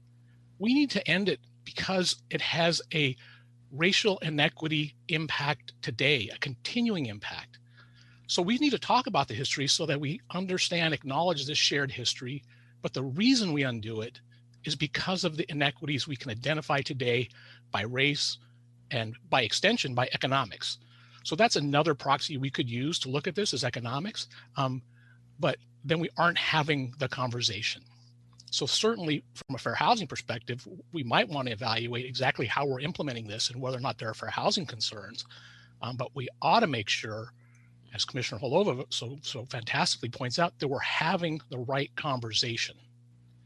And I think HB 2001 and 2003 started that conversation. And if we aren't continuing it and we aren't finishing it, then we've lost our way. And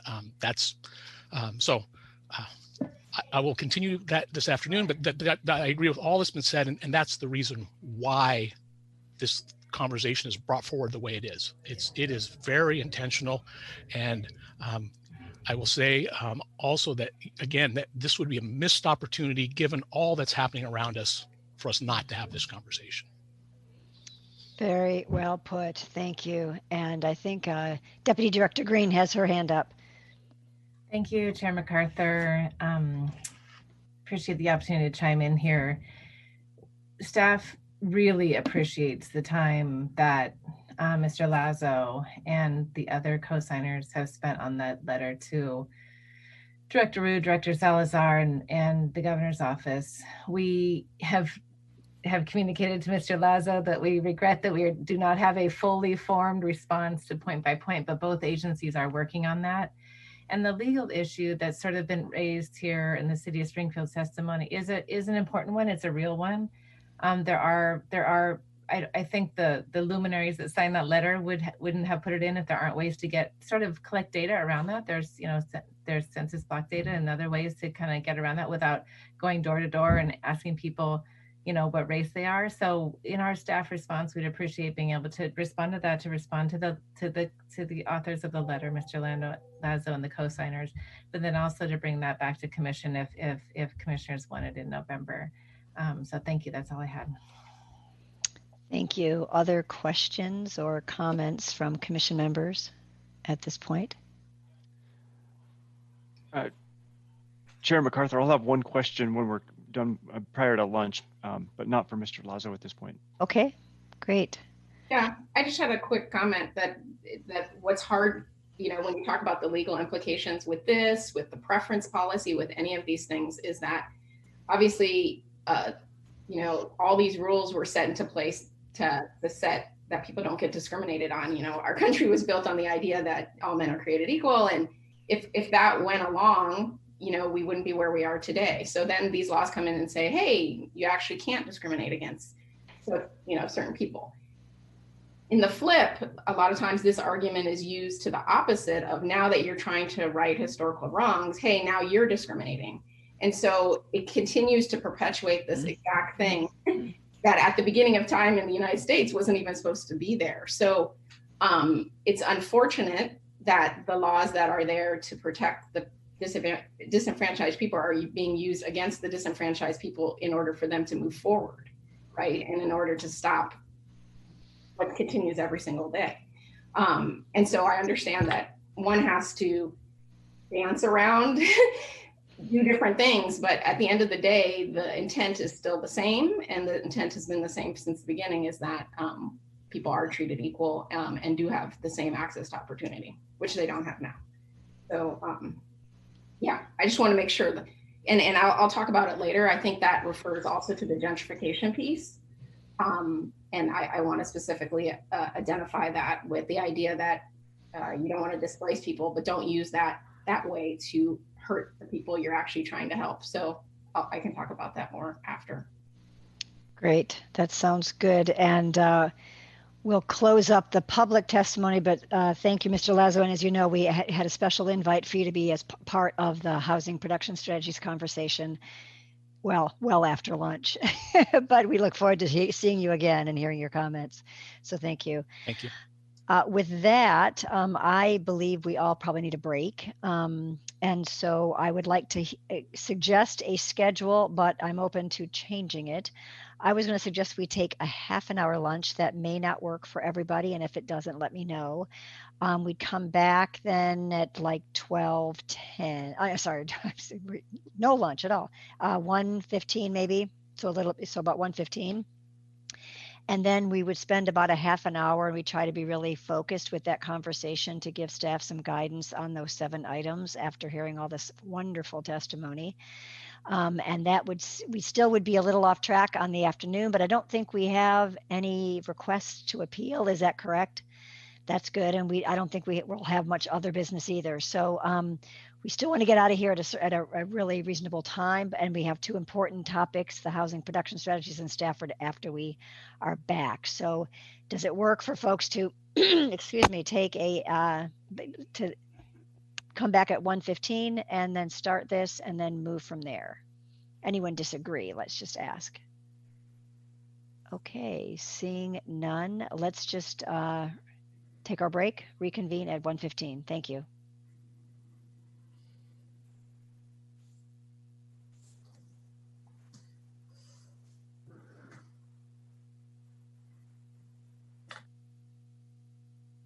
.15 p.m.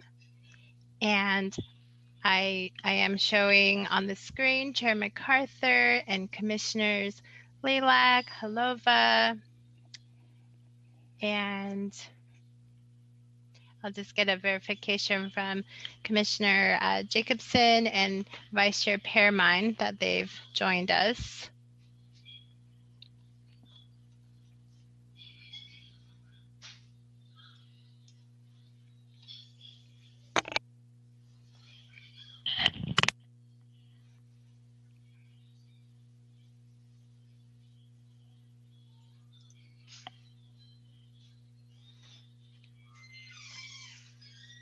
Okay, and there's Vice Chair Pearmine and 1, 2, 3, 4.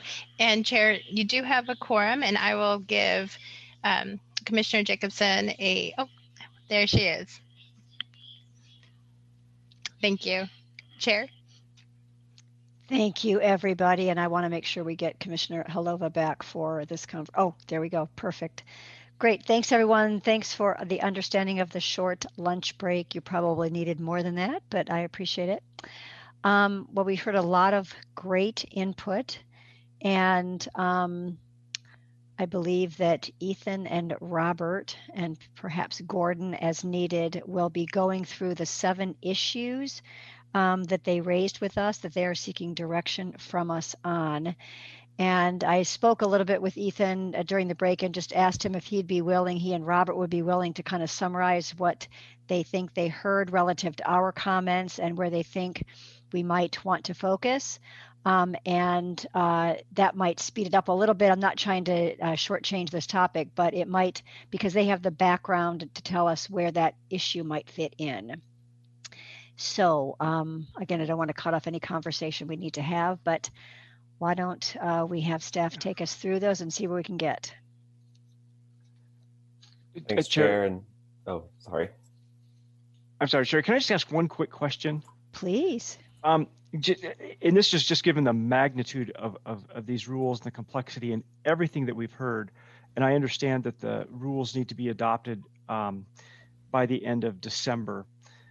And I guess this is also just a question for staff, and we don't have to answer it now, but I guess my question is, will we be ready in November to consider the rules for adoption, or might we need a special meeting in December to complete whatever it is? It just seems like what we're going to be going through in the direction. There's so many issues and topics. And I know we had a special meeting last month. We have a special meeting next month, and I don't mean for us to be a monthly meeting commission, but I just throw it out there. I want to make sure that everybody has the time necessary to get this as close as we possibly can, given the magnitude of it. I just throw it out there for consideration. Yeah, I think it's worth considering. Sometimes time is a friend, though, and having deadlines of getting things back to us in November is a helpful thing. And I suspect there's at least one RAC meeting scheduled post this conversation. It could very well be that there is an extra RAC meeting, but I guess I would hope that we could finish up our work in November as scheduled, if at all possible. So Ethan and Robert. Thanks, Chair MacArthur. Hopefully everybody can see the slideshow that's up on the screen. I'll just kind of use this as a placeholder to, I think, recap a little bit on what we as staff have heard over the course of the last couple hours in regards to these proposed rules. I think the public comment period, I hope the commission got a good sense of just how great the rulemaking advisory committee is and the technical advisory committee and the various stakeholders who have been kind of following along to the process. I think they bring a diversity of perspectives, and we would not be here today without that kind of input into the process. So again, very grateful for their participation, continued participation throughout this long process. So I think I'm going to kind of group some of these 7 items together here just a little bit.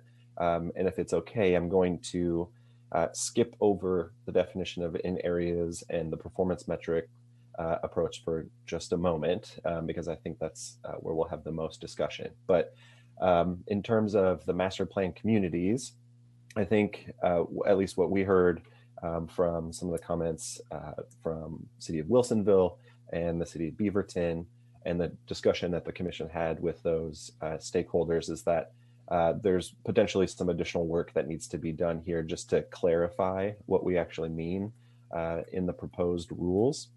I think it leaves a little bit to be desired in how we drafted those rules currently, and specifically how we speak to future master plan communities.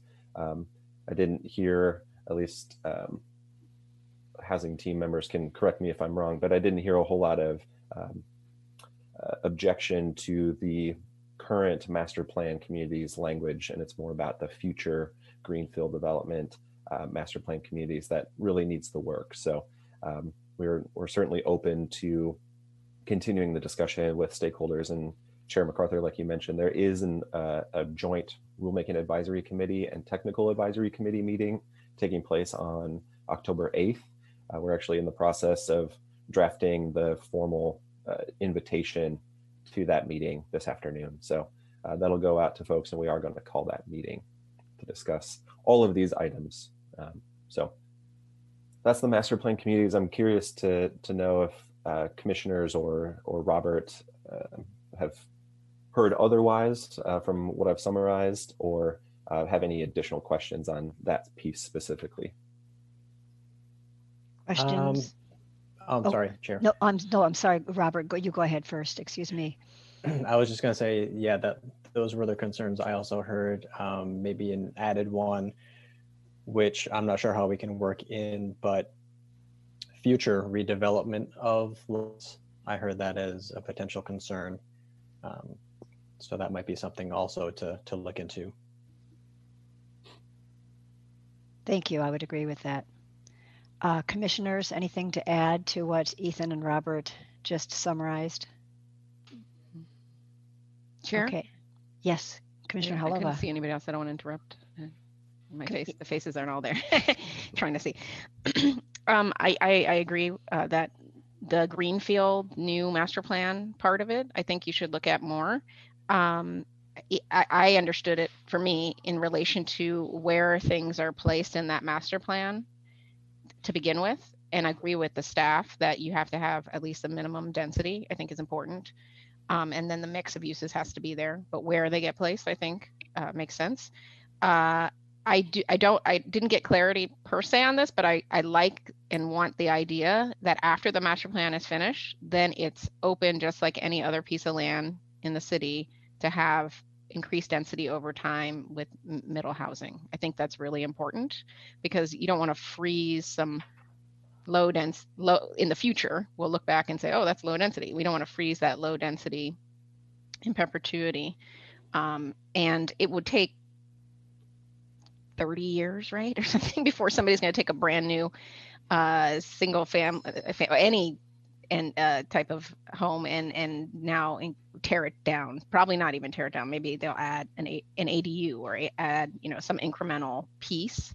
So I don't think there should be fear that from the development perspective, that doesn't make financial sense to come in and tear a brand new thing down to build something new. But in the future, it should be able to grow just like any other part of the city. Yeah, I hear that, Commissioner. I also was reflecting on what Miranda Bateshell from City of Wilsonville said and the mayor. So I guess I'm not as locked into the idea that there would be redevelopment in those areas that are already planned, especially since the idea is to make sure there's other services there and parks and recreation and those sorts of things. So I think that staff should go forth and work on that, and then we can make some decisions about what they come up with. And Chair, I just want to make sure that the master plan communities doesn't become the old CCNRs, right? Yes, of course. I totally understand that. And so perhaps there's a way to thread that with that. Or that communities don't just choose to do master planning all over the place with the idea that with other ideas in mind besides what we're trying to accomplish here. So I agree with that. There perhaps is a way to do both things that we're trying to accomplish. Any other questions on master planned communities? Great. Staff, you want to continue on? Sure. So moving into minimum lot size. So this really, in terms of the minimum compliance standards in Division 46 related to minimum lot size, the comments we heard today about minimum lot size really focused in on how we achieved or how we came to the 5,000, 7,000 square feet kind of thresholds for how those are applied to certain middle housing types. The analysis that we have seen from our consultant team really shows that the feasibility of these developments decreases at a lower minimum lot size, but ultimately that's due to the existing development standards that kind of coincide with that smaller lot size, making it potentially infeasible. And so that's really taking that into consideration, that's why we've said a city can choose to apply a minimum lot size that is smaller, because we know that it is feasible to develop those middle housing types on a smaller lot than 5,000 or 7,000 square feet. But we know that that becomes tricky with those existing standards also in play. So there is kind of that that carve out there for going higher if you're already applying a larger minimum lot size to single family detached homes. So really the purpose of that is really just pegging the same minimum lot size standard to middle housing as is applied to single family detached homes. So I don't know if or at least I heard a whole lot of debate or opposition to that approach. There was one just about how the analysis was conducted, but looking forward to commission feedback on if that approach is right or if it should be tweaked in response to those comments. So. Well, for me, that approach seems right, but I want to make sure I open up to my colleagues. Any hands up that I can't see, or people that want to jump in? I want to make a comment, but maybe after whoever else wants to make a comment. I don't see anyone else, so Commissioner Halava. I was trying to research something simultaneously. I was like, somebody make a comment while I research something. Oh, we can come back to you if you need to. No. I'm just trying to find out this dimension so I can say something. I agree with the staff that they've done their work and they've done their due diligence. So I didn't get terribly caught up in the minimum lot size because I know there's a lot of smart minds that went into that. What I did want to push back on from the comments from the public was that you can't get a cottage cluster in a lot that's less than 7,000 square feet. And I was trying to pull up a project that I tried to achieve a college cluster in, and I was trying to see what the square footage was. I think it was 3,000 square feet, maybe. I was able to get essentially a cottage cluster in that. The reason it didn't move forward was exactly what Ethan was saying, was its other standards that stop it, not the minimum lot size. It was a whole bunch of standards that I can talk to somebody specifically about. So I don't want to limit it by that, but I also don't want small lot sizes to prohibit it, if that makes sense. So I'm just throwing it out there to the people that are thinking about these really detailed. I think we don't want to limit, say, oh, you have to have huge lots to make cottage clusters work, and hence they don't occur because it doesn't make sense with the lodge, but you also don't want to do too small. Too small, I think it's fine, but in relation with all the other restrictions, it can be infeasible if it's too small. Not the too small part. That doesn't limit it. It's the too small plus the setbacks, or that you can't go for variances, or and there's a whole list of the things. So hopefully that's helpful in some way.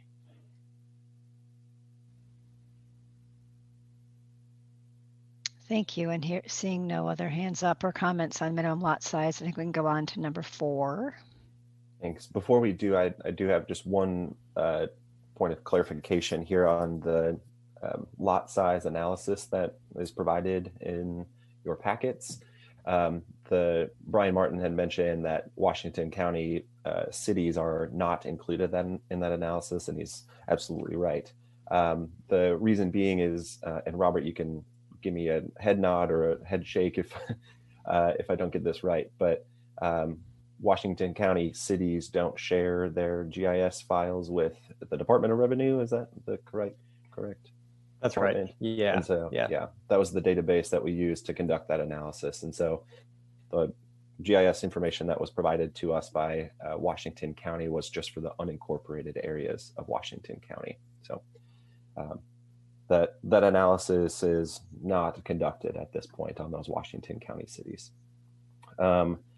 Is there a way to get that data, to include one of those in the analysis that we've been talking about potentially doing? Yeah, I think it's just a coordinated effort with a particular city to get that information if they're interested in doing such. All right. So now we'll move on to the number and configuration of units. So I'm going to scroll through the slides, so shield your eyes. I don't want to make anybody dizzy after lunch, so don't mind my scrolling here. Here we go. Okay, now I wanted to pull this up, one more slide actually, okay, and speak specifically to cottage clusters. And we got a couple comments about, why the 5 and why the 8, and it should be potentially 4. But the language in House Bill 2001 speaks to a cottage cluster being no fewer than 4 units an acre. That's not 4 units in total, it's 4 units an acre. And those units have to be less than a footprint of 900 square feet for each of those units. So that's the definition of a cottage cluster development. And the reason, I'll just reiterate what Robert had presented during the initial staff presentation, is that we need to differentiate these to some extent from quadplexes. Because at the end of the day, what is really the difference between a 4-unit cottage cluster and a 4-unit duplex? I'm sorry, a 4-unit quadplex detached configuration. And really that centers around the common courtyard and some of the parking standards and the other setback standards. But this clearly sets a line between those two middle housing types. And then the issue about kind of the second sentence here, nothing in this section precludes a local government from permitting less than 5 units. Again, we want to have that opportunity available to property owners and cities to allow those types of developments, but really that kind of initial entitlement for that cottage cluster should be pegged at 5, is what the staff's distinction was there. And then the second point here about allowing up to 8 cottages clustered around a common courtyard. This is a provision that we included there to safeguard against a scenario where a city puts that number lower. So if a developer comes in and says, I want to build a 12 unit, I can fit 12 cottages on my property, and the standard for how many cottages can be clustered around a common courtyard is set at 4. That would require that property owner to include 3 different courtyards in that development to accommodate that 12 cottage development. And so we put that number at 8 to encourage kind of larger scale cottage cluster development without having to go through the burden of including additional courtyards. So hopefully that provided some clarification.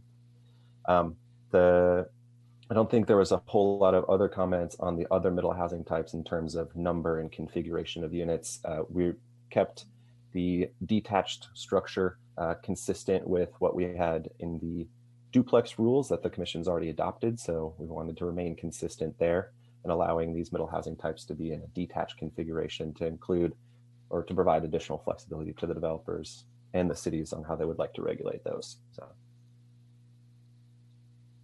hopefully that clarified any confusion.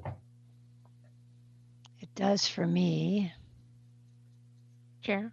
Yes, please. I was just curious how you plan to respond to some of those very specific cottage cluster, not now, you don't have to tell me, but like what's the process for responding to those? Like, yeah, and Commissioner Holova, you were part of the rulemaking process and the committee, so you understand how crunched those last few meetings were in trying to get all of these in-area conversations concluded, and that was really at the cost of defining cottage cluster standards.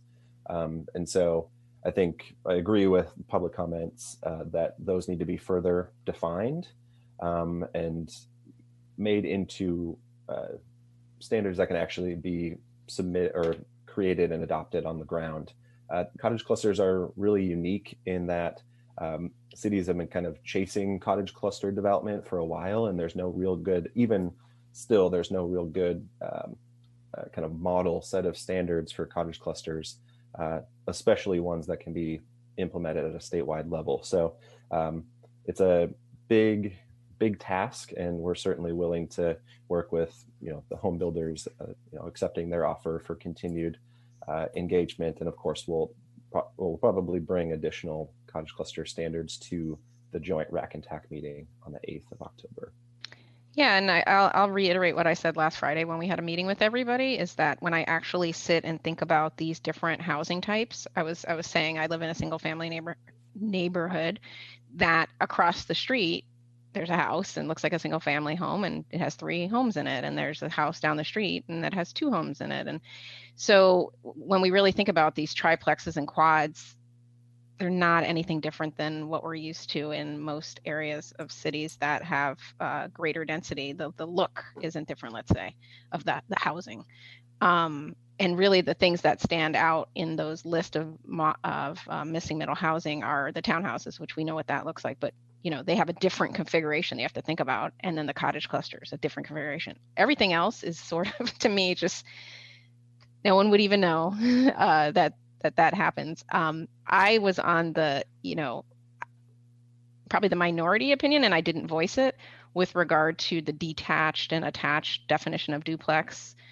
And I decided not to voice my opinion too hard on that because there were cities like Bend and other cities that were saying, no, we already have detached, versions of these things that normally we think of as attached, like duplex, for example. So I said, wow, that allows greater flexibility, right? To have that attached or detached, even though it causes me personal confusion. We're trying to move to new forms of housing, right? With all of these exercises. So I guess what was my point? My point was, I think at the end of the day, cottage clusters is like the only one that is this kind of, wow, how does that play out on the ground? Because we just don't see it a lot. But like you said, I don't know if you're saying this, but I've seen a lot of people really want those to happen because they love like the design and the neighborhoody feel and all that kind of stuff. So it has both potential to be amazing, but also how does it get done is the most out of all of the types. That's the one that needs most attention. Great. So seeing no other hands up, I think we can move on from that. Thank you. Thanks. There's one additional point here, and because we're on the topic of cottage clusters, I'll say it now. The City of Portland's testimony about there's no maximum density standard for cottage clusters or lot size standard, specifically on the lot size, or I'm sorry, lot coverage standard for cottage clusters. We had discussion about that as part of the Rulemaking Advisory Committee and the Technical Advisory Committee, whether we wanted to regulate the scale and bulk of these types of development. And the Division 46 standards specifically decided against doing that because there are other factors, other regulations that would limit the bulk and scale of those types of developments, specifically the footprint of the buildings not being able to exceed 900 square feet, the requirement to have a common courtyard, the requirement to have pedestrian paths, the setback standards, we feel all work in conjunction so that the lot coverage standard is somewhat not necessary. For the maximum density standard, I think that's a perfect use of the performance metric standard approach to regulating this type of development. If a city is interested in applying a maximum density to cottage cluster development, they can certainly apply those standards, but as the performance metric approach is drafted now, they would just have to show that cottage clusters would be allowed on 50% of the lots and parcels. So I think that would be a perfect use of the performance metric approach. Chair? Yes, please. Just a clarifying question that you just opened up a box when you said whatever you just said. Are you saying that one could do the model code for everything but cottage clusters and then take the performance metric for just the cottage cluster part of fulfilling just the cottage cluster? Or do you have to take all of them and either go model code, minimum standards, or all of them performance? That's a good question. The way that it's drafted, I would have to pull up the exact rules, but it allows cities to regulate and it lists the higher level middle housing types in a way that would limit their applicability in certain areas. So working through that, and I would have to take a look at the specific language, but a city would be able to kind of do that on a categorical basis, I believe. Robert, any insight on that, or Gordon? Yeah, I believe that's right. I believe you could use the model code for sections that are applicable for your city that will work, and then certain sections you could use the minimum compliance for other sections. So you could use it in a modular way like that. And the performance metric. Yeah. While we're discussing, I'll actually ask Sean to do a quick research on that. Yeah, and even if you don't have the answer today, I think that's just a good topic in general. Like I said, for me, the duplex, the triplex, the quad, it's like, for me, it's like whatever, right? That's me. And it's really the townhouse, the cottage clusters, and how those lay out has more questions on a corner, in the middle, like what works best, and those kind of spatial considerations. But that's just my thoughts. Yeah, sorry, I'm trying to just pull up Division 46, 0205, which is where that would live. So Sean or Robert, if you're able to follow up on that. Okay, let's see. So again, sorry, shield your eyes. I'm going to scroll back down so we get oriented here. Oops. All right. So for parking, we heard a couple comments on the parking standards as they're proposed in the draft rules today. The rules for higher level middle housing in terms of parking, the standards that we've outlined in Division 46 and the model code are consistent with what the commission has adopted as part of the medium cities rules. And the discussion about, should a city be able to require more off-street parking spaces? We've done a lot of research on vehicle ownership in all of the large and even the medium-sized cities in the state of Oregon.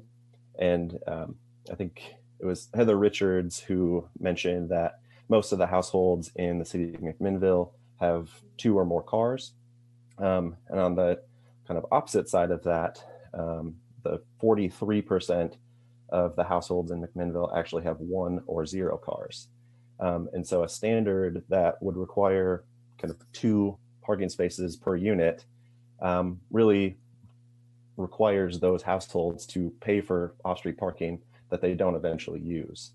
And we know that including off-street parking requirements for middle housing actually is a huge detriment to the feasibility of that development.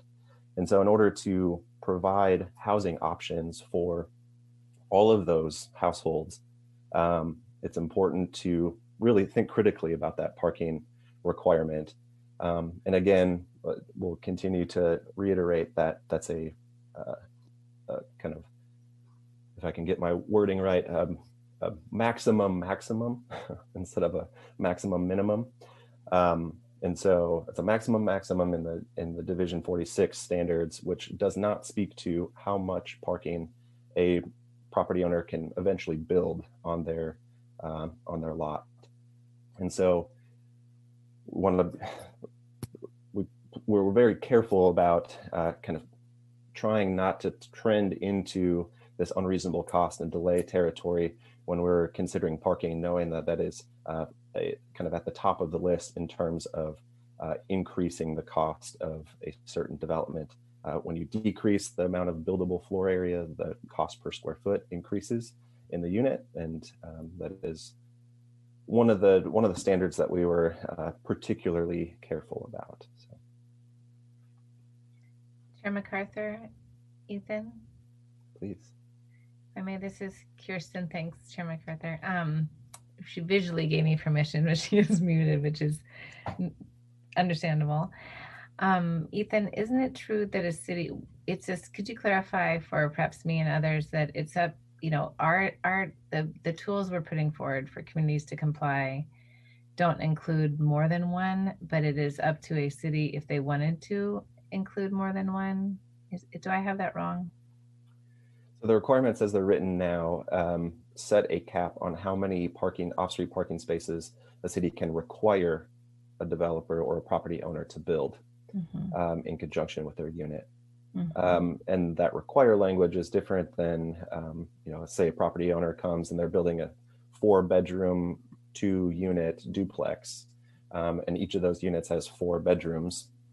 They're most likely going to be including additional off-street parking or find at least some way to mitigate the parking requirements or the demand so that they can rent or sell those units. Right. So thank you. It's on the market side then. Yeah. On the developer side. Thank you. Right. Yeah. Thank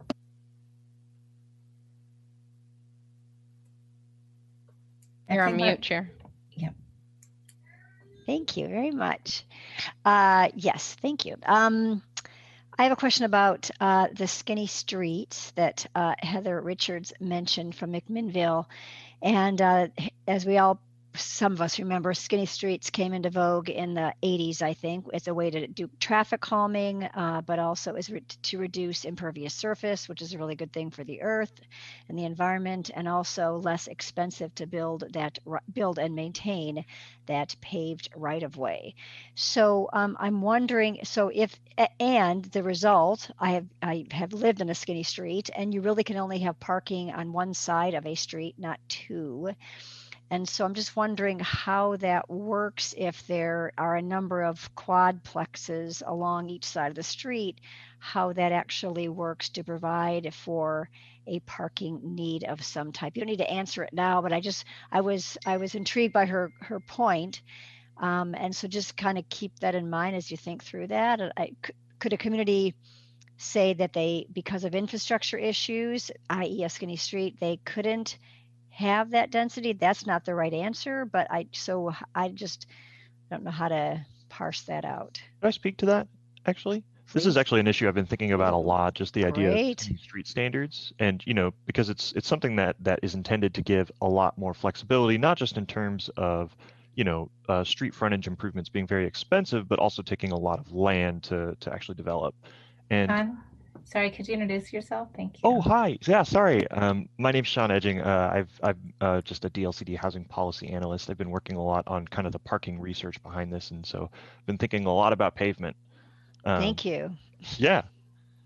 And so one thing I think that's important to keep in mind when you have skinny street standards is you actually have physical limitations on where you can park, and you won't have on-street parking. And I think some people take that to mean there isn't going to be parking provided at all, where I think you should instead think about the economics behind that. If you are, say, a property developer and you are building homes and you anticipate that your clientele are going to have a lot of cars, you have a vested interest in ensuring that they have somewhere to park. If you're already having to build on-street parking, you're more tempted to, you know, well, you already have all this space where they can park on the street that's convenient, so just leave it to that. If you have a skinny street and people physically cannot park near where they live, they are going to be much less likely to purchase that home if they need a place to park. So really, when you have those kind of skinny street standards, you actually internalize that cost to the developer. You're saying to them, hey, we're going to let you build the skinny street, but you know, you have an incentive to make sure that you actually can accommodate the parking of your clientele. Otherwise, you're not going to be able to sell these units. So I'm very much of the mindset that, you know, we should really structure incentives for developers to internalize these costs and really think about what the parking demand of their clientele is going to be. So that's been my thought on the skinny street standard so far. I actually think it's a really good way to incentivize parking. Can I ask a question to Sean? What is the scale of a skinny street? How wide is this street? Yeah, a skinny street can be as skinny as you can imagine in Portland, where the right-of-way is about like 50 feet or so, and then the actual paved width is around 30. So if you had parking on both sides, you'd only have one lane of travel. Typically, a lot of jurisdictions restrict parking on at least one side of the street, so you'd have 2 lanes of travel. Sometimes I believe they can get even as skinny as 20 feet wide of just paved, curb to curb. So there is a scenario in which you could park, you just can't zoom down the street with 2 cars and also parking. Yeah. Right. And if I could, thankfully, Sean isn't the only one that's thinking about paving and skinny streets in the department. Evan Manvel and TGM have put together, I forget the title of it, but it's a managing, Kirsten, I don't know if you know the name of it, but they speak to concerns about mitigating those issues on skinny streets as well. So Kirsten might have more information. Yeah. Thank you. I'm just trying to unmute Chair MacArthur if I could. Yes. The thanks, Ethan. So we were buzzing about this as well over lunch today, and so I'll just read from Evan here. Concerns that this is from the parking guide. It's a guide to narrow streets, and the publication is called Neighborhood Street Design. Esther, if we could have this just on the agenda, I'll send it to you, the link, but maybe we could include it as the last attachment or submitted testimony, just for folks reviewing the record after the meeting. The concerns about narrow streets. The cities have worked on updating parking code. A common concern is about how on-street parking intersects with narrow streets. TGM published a guide to narrow streets, which was a consensus document with various stakeholders, including the Office of the State Fire Marshal. That document found 28-foot wide streets were sufficient to meet fire needs, even with parking on both sides, and a 24-foot wide streets were sufficient with parking on one side. And he sends the link. So there's also a managing residential parking guide as well, and he references page 5 on that. So just want to provide those as resources for jurisdictions and to aid the conversation. Thank you.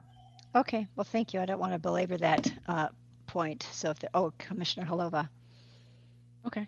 Mine were just comments in general about parking, but the reason I was asking about the size is because I was like, I think I have a skinny street in front of my house as I look out the window. Mainly, it doesn't provide for parking on both sides and travel lanes on both sides, but it provides for parking. So it sounds like skinny streets can provide for parking, just not all the parking that one might assume might happen on both sides of the street. So I just wanted to say that I'm 100% behind the staff recommendation for parking. I think we always have to remember this required versus allowed. So it's basically saying cities can't come in and require this, right? But they can allow it. And so I think that's important to distinguish that. And then I was thinking about the cities that want more parking. It's not saying that cities can't provide incentives to developers to provide more parking, right? Doesn't, at least that I'm not understanding it saying you can't. It's just saying you can't require it. And then, for the future of small cities, if we base everything on large parking requirements, when cities are small, and then because they don't have public transportation, and then they grow, there's a point at which no public transportation won't be a viable option because everybody has access to parking and cars, and it's not incentivizing the viability of public transportation. So I'm sort of the opinion that cities shouldn't require it, and I really like Ethan's logic behind that. Like, you look at the percentage of people that have cars, switch it, look at the people who don't have cars, and why are we requiring all new housing to kind of burden that cost? And then I want to reiterate the idea of parking management. The concept that I've heard a lot of times from people who are really knowledgeable on this topic, that there's parking for everyone. A lot of it has to do with how it's managed, and that does require other resources from the city. That requires other tools to implement, but that is much better than providing costly stalls and spreading out development because of parking requirements. So I just wanted to put my support behind what the staff has done. Yeah, and I would agree with that, Commissioner. And if there are other commissioners that have a different opinion, please raise that now, because they'll probably want that information now versus November. This is Nick. If I can, Chair MacArthur, if nobody else is going to jump in, I'll go ahead. Thank you. I appreciate the data. And one of the things that was mentioned is that a lot of current standards are going to be 2 parking spaces per unit. The McMinnville example is that 43% of people own 1 car, And then I look at the standards, and there's only one car per, or there's only one on-site parking space per project. And to me, that's a big difference. That's not even reflecting the 43% that own one car. And I do think that that we do need to give cities greater flexibility. I think there needs to be a cap. I don't agree with some of the comments where that this should be 100% between, be a city decision on the amount of parking, because that would absolutely defeat the purpose. So I'll respectfully disagree and request that cities be granted more flexibility to establish parking to be discussed by the RAC, but with a cap both in the rule and the code. Thank you. That's helpful. Thank you. Chair MacArthur, if I could. Yes, please. Thanks. So Commissioner Lulak, I'm going to scroll through this presentation again, so I apologize for the dizzying speed here, but if I could find, there it is. So I wanted to pull this up really just to illustrate that we've taken a tiered approach to requiring, or the total number of spaces required, off-street parking spaces required for each development. And that really hinges on the actual lot size of each development. So you can imagine those really, really small lots probably not going to get 4-bedroom units in these type of developments because the lot's just so small unless you go so high, but we've drafted the standards so that those developments aren't exceedingly tall either. And so the off-street parking spaces really kind of tier based on the size of that lot. And so at the kind of higher end, it is 1 parking space per unit. So a total of 3 for a triplex. And so if you have suggestions on if that's not the right approach, then that would be super helpful. But if that's similar to what you were mentioning, I just wanted to highlight that. Yeah, thank you, and I appreciate that. And I just I've heard from the cities that they still believe that they would like more flexibility. So I just and I may be the minority on this, but I just think that it deserves greater discussion with them to see if we can get to a point where they would support. And that may not be possible, the approach. In fact, I was even thinking to some extent, do we leave, and I don't want to get into this level of specificity, but should there be an 8x18, which is the dimensions of a parking space, open space next to the curb, should parking be needed at some point in the future? But I don't want to go to that level of specificity, but because once it's developed and it's not going to be there. So in any event, I would like to, my vote would be to have the RAC continue this conversation to see if there can be a closer to common ground with the cities, if possible. Chair? Yes. And I just wanted to make a response to that as far as like from my development experience. I've had a townhouse project that required 8 homes, 0 parking stalls were required.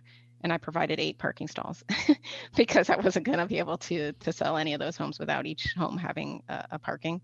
I've also been in communities where I've watched parking requirements specifically target affordable housing as a way to stop them. And I've watched parking being used as a way to stop student housing, definitely stop student housing. So I see it as an affordability issue. I see it as a NIMBY issue. And that's why I feel really strongly. And also from the development perspective, I know that developers spend a lot of time thinking about how much parking they need in their projects and trying to calibrate their projects to meet the market that they're trying to achieve, and to require them to do parking in an environment where that's not their target audience necessarily. Creates additional costs. So I'm sort of coming at from an affordability, and then also transit over time. You won't have viable transit if nobody is forced to have to use transit. And I might just interject here. I think the idea is that we have given a couple of ideas to staff, and I think this conversation probably belongs with staff and the RAC, and then we'll talk about it more in detail in November. But I think we were trying to give general direction about what areas they might want to refine and then go back to the RAC with. And I think we've done that with the parking issue. So let's go on to the next one, partly because we also have two big topics ahead of us. But I think it's really better munched on at the RAC and staff level before we take it up and actually come to agreement as a commission. Point. Okay, so moving on to design standards, I think this one will be pretty quick. I think one of the few pieces of testimony that we heard today about design standards was really related to cottage cluster parking design. I think that Jeff Harris from Hayden Homes provided a good illustration of maybe those design standards aren't quite feasible or workable. One thing I will mention is we need to keep in mind that the parking standards or the design standards in the model code need to be drafted in a way that they can be applied directly. So if we do not include design standards for off-street parking for these middle housing types, those standards don't exist at the local level. And so there is no design standard if we do not include them in the model code. So on the other side, I will certainly say that those standards may not be correct, and we're open to tweaking those, changing those, however we can to make it work. But I will just mention that we ultimately, at the end of the day, it's necessary to have design standards in the model code. Whether those are the same ones that are proposed now or not, that's remaining to be seen. But. Can I ask a clarification question that will help everybody, I think? Yes. So if somebody can take that model code, right, and say, I don't like this parking, the way that this parking design standard works, and they can change that little section, right, and implement that. So there is flexibility. It's just, if you want to take a whole code and not touch it, is that a correct? Right, and I think the home builders and the Hayden Homes argument is that if we're going to be creating a model code, it should be workable, and they contend that those standards are not workable. So, but yes, you are correct, Commissioner. But it is workable to take the model code and put one module and revise one module of it. So I think we probably are pretty good on that one. But other comments about design standards?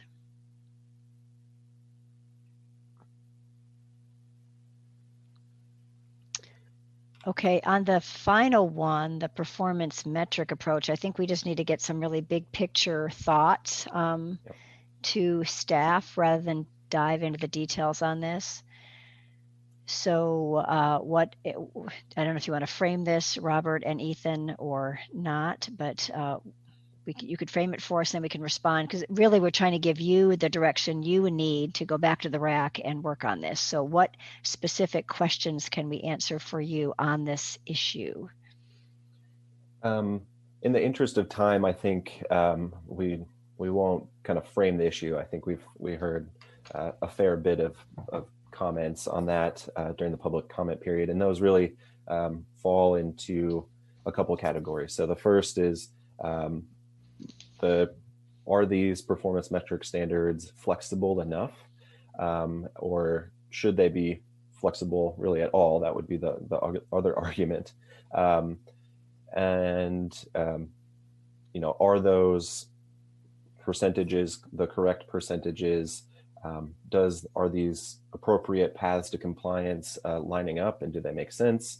But I really am interested to hear what the commission has to say in response to those kind of 2 points. I think that'll really dictate the questions that we as staff have going forward. So I would like to hear kind of initial thoughts on, the staff presentation and the public comment, so that we can kind of direct our questions a little bit more, if that's okay with you. Yes, that's perfect. Okay. So commissioners, anything you want to? Chair? Yes, please. So I'm kind of in the middle right now. There's should we have this performance metric or not, right? That's sort of the question, one of the main questions, and I don't know is the answer.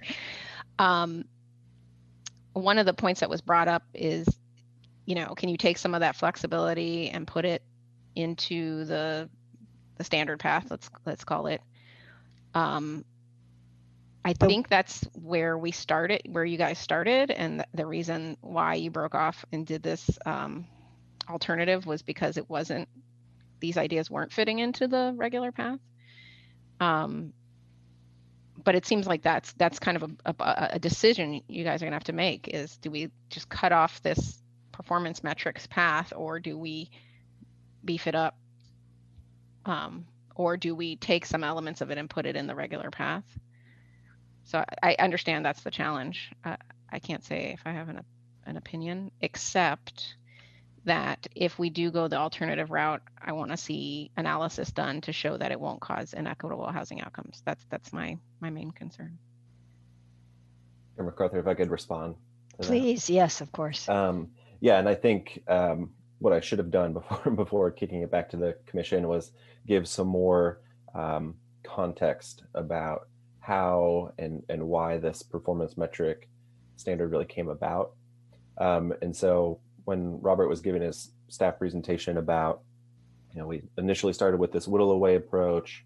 There was need for additional flexibility. And so we went to this whittle away approach with kind of this third lever, as we were calling it, which is really putting the burden of proof on cities to say, there are certain situations and instances in our city that just don't fit for middle housing for any number of reasons.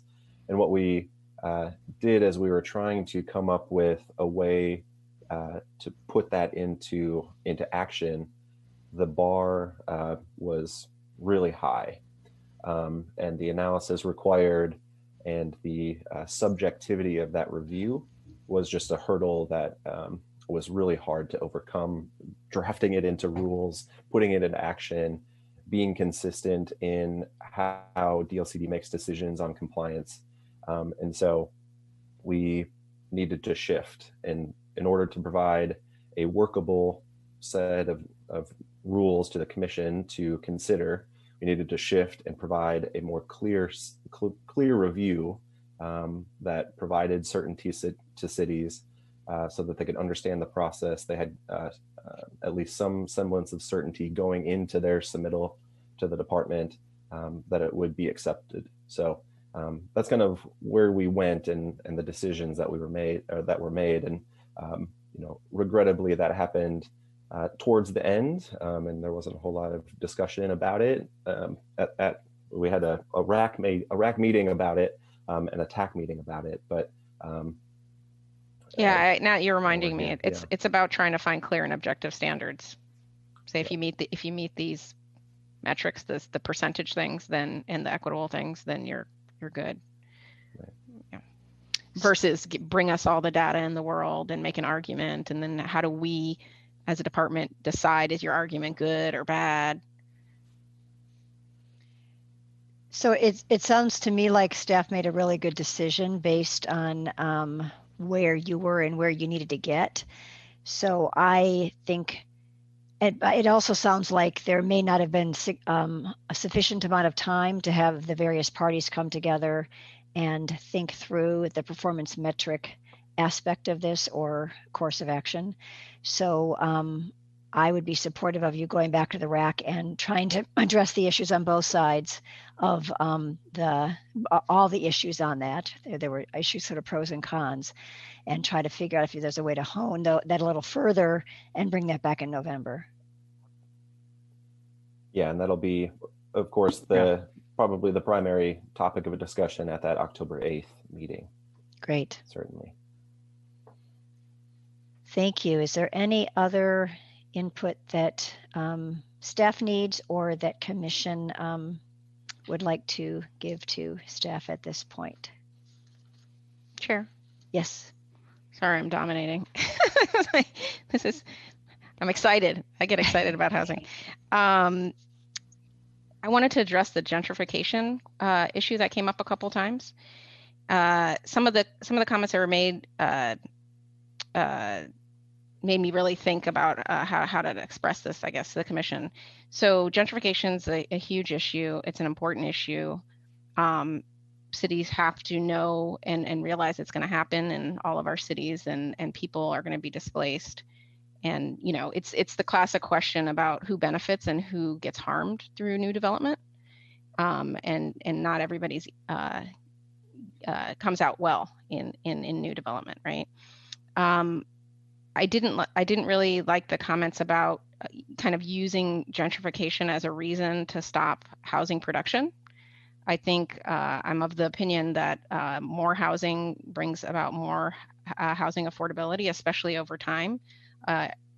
Today's luxury housing becomes, you know, the future's affordable housing, and getting a lot of smaller units in the mix it has a better chance of making that happen because they're smaller. And so I think the comments that we're talking about, hey, we have this affordable housing in our city and we want to preserve it, and we're going to somehow preserve that through zoning this area and not allowing missing middle housing to come in that area. Really, in development and as a person who cares about affordable housing, I see that as potentially depressing property values. So it's saying an area might be poor, and we're going to continue to not allow that area to have development, you know, to stay in state at what it is. I do think that there is a really important thing about how affordable housing preservation is big, but to me that's more about units, preserving units, not about zoning and restricting new development, especially because some of that new development can be affordable housing, right?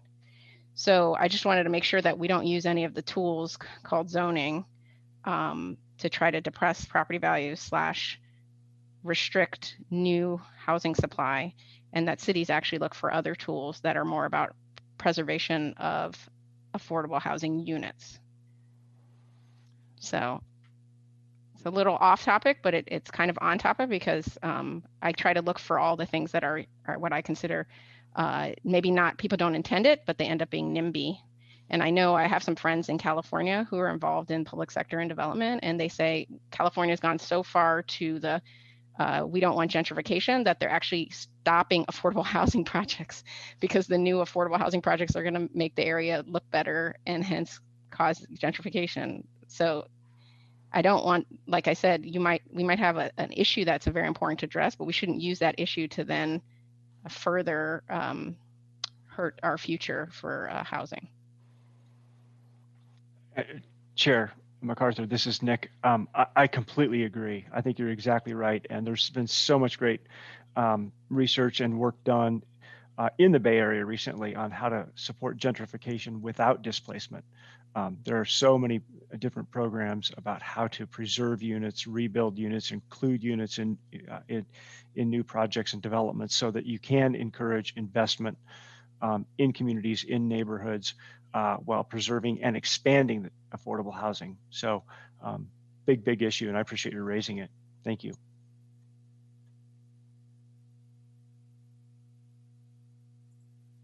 Hey, Chair MacArthur, you're muted. You can see my mouth moving, but nothing happening. So thank you, Ethan.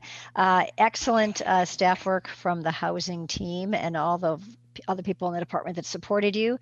I think hopefully you've gotten what you need, and I think we should move on to agenda item number 8. Chair MacArthur? Yes. Can we do kind of last call from commissioners to see if they have additional thoughts? I had some thoughts I wanted to share too. Oh, I thought I did that. Sorry. Okay, great. Oh, yeah, no. Great. Just to say, clearly a very technical issue. So grateful we have commissioners that have technical skills in planning and real estate, and then staff that have such good technical skills, and so grateful for community involvement at the level that we've received. I don't think I've ever seen this much involvement from cities and counties and the public. So I'm just so grateful for that. And I think that speaks to the platform that we're on as well, as far as accessibility is concerned. So as we manage this, Chair, going forward, I think with these big topics, we just may need some more space too when we have this much involvement and participation. But as somebody who isn't in an industry, I come from food banking and community support work.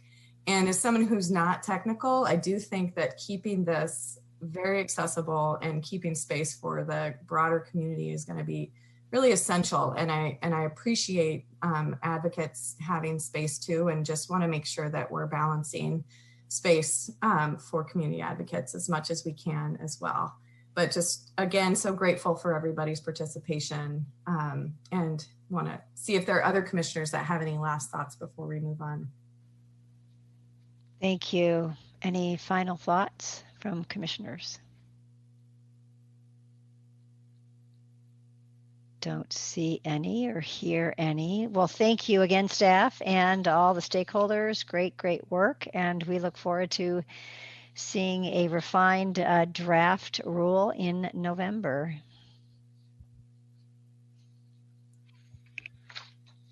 Of course, thank you, Chair MacArthur.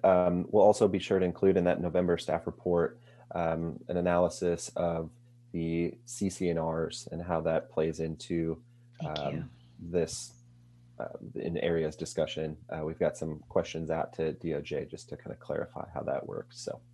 Yes, I thank you. I really appreciate that, because when I asked about those in the very beginning of this process, I had assumed that the state law would supersede the CC&Rs, but we don't need to go into that now. And that was my hope, but I guess we'll wait till we get the legal analysis in November. Thank you. Great.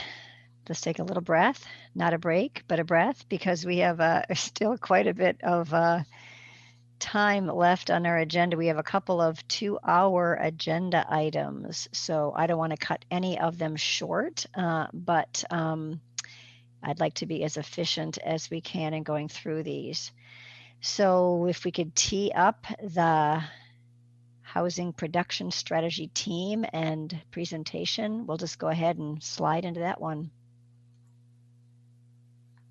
Thanks, Chair MacArthur. So I've got Samuel Garcia here, who is the lead housing planner on the Housing Production Strategy Technical Advisory Committee. Thankfully, you won't hear my voice a whole lot during the staff presentation. Samuel's got this pretty well together. So I wanted to just kind of kick off this agenda item by saying that I think I speak on behalf of all of the housing team when I say that we are super excited about the housing production strategy work, the amendments that we've proposed to Division 8 of Chapter 660 Oregon Administrative Rules. I think this will be an exciting new housing planning effort for cities across the state. And really the way that we've tried to draft these rules is to really just put a formal structure around a lot of work that cities are already doing for housing planning, and kind of just put some formality around that. So with that, I'm going to hand it over to Samuel, and he'll run you through what that means. Thank you, Ethan. Hello, Samuel. Hi, Commissioner MacArthur, and hello, everyone else. Good afternoon. Thanks for having me. My name is Samuel Garcia. I'm the housing planner at DLCD and the lead for the Housing Production Strategy Technical Advisory Committee. So today, as Ethan mentioned, I will be updating everyone about the amendments to OAR 660 Division 8, the interpretation of Goal 10 housing. With that, the purpose is to provide a first hearing update of our implementation of House Bill 2003 rulemaking. And at this point, we are not really looking for any specific direction, specific finalization of the rules, just specific direction for the department regarding what we have drafted so far. We have completed sections 45 through 70, and we have considered the RAC, TAC, and public comments for discussion up to this point. So just an overview of what the Housing Production HB 2003 rulemaking consisted of. We have 3 parts of HB 2003. There's a regional housing needs analysis, which is handled mostly up until this time by the OHCS, our sister agency. And they have created a regional housing needs analysis methodology to conduct housing need on a regional level. And that's being passed on to us as of now. And we have some stakeholder advisory meetings going forward up until March 2021. And then we have the HNA update schedule, which is another component of HB 2003 that has allowed us to put on a schedule of cities over 10,000 on a 6 to 8 year schedule of submitting a HNA report to us, which will, and once their HNAs are due to us, that'll kind of signal to them that they are 1 year out from creating a housing production strategy. And the housing production strategy was the main meat and bones of our rulemaking, which included how these reports would be structured, the main components of them, the enforcement of them, and the compliance of them. So here we are in our timeline of the rulemaking. We have already finished our rulemaking and technical advisory committee as of last month. And we hope that this is our first hearing, and the final hearing will be in November. For the regional housing needs analysis work, that methodology has been completed, and we are now doing stakeholder recommendations up until March 2021. And then we are beginning work as we have drafted the rules. We are starting some technical assistance funding for cities, several cities, and we are doing some prototyping for them to test out the rules that we have drafted at this point. And that work will be done by July of 2021.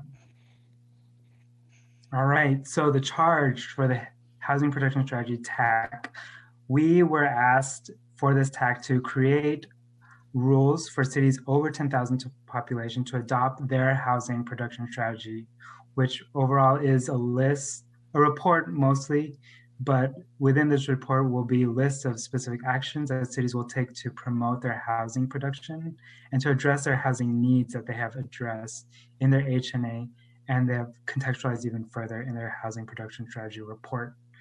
In addition, these rules have developed reporting requirements, progress reporting requirements within the HPS program, review criteria, which DLCD will use to review their progress, and then enforcement measures when implementation is unable to continue. During this rulemaking efforts, we've had many people at the table, different sized cities, different home builders, developers, housing advocates within our rulemaking who are seated at the table. And in addition to that, we held several lists. We've supported different groups financially to not only be at the table, but also be in topic-specific listening sessions so that we could hear from them more directly. And here are a list of them, a few of them that we supported: PALF, Homelessness Research and Action Collaborative from Portland State University, AARP Oregon, and Community Alliance of Tenants. All right, so here's a basic overview of the amendments that we are adding to Goal 660 Division 8, Interpretation of Goal 10 Housing. So section 45 is the housing capacity analysis timeline section, where we are just describing the set of the timeline where cities over 10,000 will be on the schedule for. And depending on whether they are a metro city or a non-metro city, they'll be asked to submit a housing capacity analysis on a 6 to 8 year schedule. Section 50 is a housing production strategy report section where it describes the different sections as well as the minimum requirements for each section of the housing production strategy report. Section 55 is a review of housing production strategy report. These are the specific attributes that the DLCD will be using to look at their adequate progress of their report or the sufficiency of their report as well. Section 60 shows the progress reporting requirements that cities will be asked to submit on an annual and a mid-cycle progress reports to show their progress that they are making in their implementation of more housing. Sections 65 and 70 are just the main enforcement sections. One is for showing, if cities are unable to submit or comply with their HPS or HNA submittal, what are the enforcement measures that DLCD will be taking? And then section 70 is, this similar in the same vein. What enforcement measures will DLCD be holding cities to if they're unable to implement what they mentioned they would be? All right, now housing capacity analysis timeline. So this is a first section of the rules that we have suggested. So section 45 formalizes the published HNA update schedule starting in December 2019. And the housing capacity analysis, also known as the housing needs analysis, you'll hear that interchangeably, but housing capacity analysis was basically what the legislature used, the phrase that legislature used, but we have been using housing needs analysis. And that schedule was made, this year in December 2019, and some minor adjustments had to be made, based on the timing of Metro's urban growth boundary analysis, as well as, some cities have already been really helpful in submitting their HNAs this year in 2020. So they were some early adopters, and so they'll probably be at the end of the line for when their next HNA is due. But yeah, cities over 10,000 are now on this updated schedule. And so it's important to know that, that 1 year after the HNA's deadline is, the housing production strategy report, it will also be due a year, will be due a year after the deadline. So even if the cities are, coming in late with their HNA, the HPS will be due a year after the deadline, not when they submit the HNA. Okay, now the components of the housing production strategy rulemaking, we had 4 main ones. We had the structure of it, the report structure, the reporting requirements, the review requirements, and then the enforcement requirements, which I'll be going into all of these more in depth. So the first one was a context in the housing production strategy report was a contextualizing of housing need. Now this section is an extension of the housing need analysis. Historically, the housing need analysis only really projects the housing needs for all residents over a 20-year planning period, but historically it's only looking at housing type and income level and the needs for those. But we're trying to do an extension of that and really digging deeper into, who specifically would this housing need be for?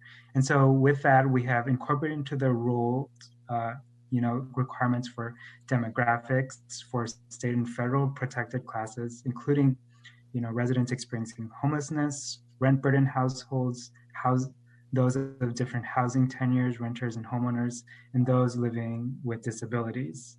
So you'll see in the drafted rules, some language around, demographic requirements, but also data sets requirements that cities can use to better articulate and contextualize the housing need for many of these protected classes. Now, when it comes to engagement, we know that engagement is a really important part of, understanding the needs of those for those in need of housing, but also it's important to understand that it really gives us information also about the types of housing production strategies that cities can use to meet their housing need. So during rulemaking, we heard a lot about, this balance of hearing hearing different voices, especially those who are within underrepresented groups, but we also wanted to not induce engagement fatigue because many of these communities are being tapped on for many different projects, as we know. So we came up with two basic groups for engagement: consumers of needed housing, so anyone inhabiting or intending to inhabit this needed housing, but also producers of needed housing, the home builders, the developers, the service providers.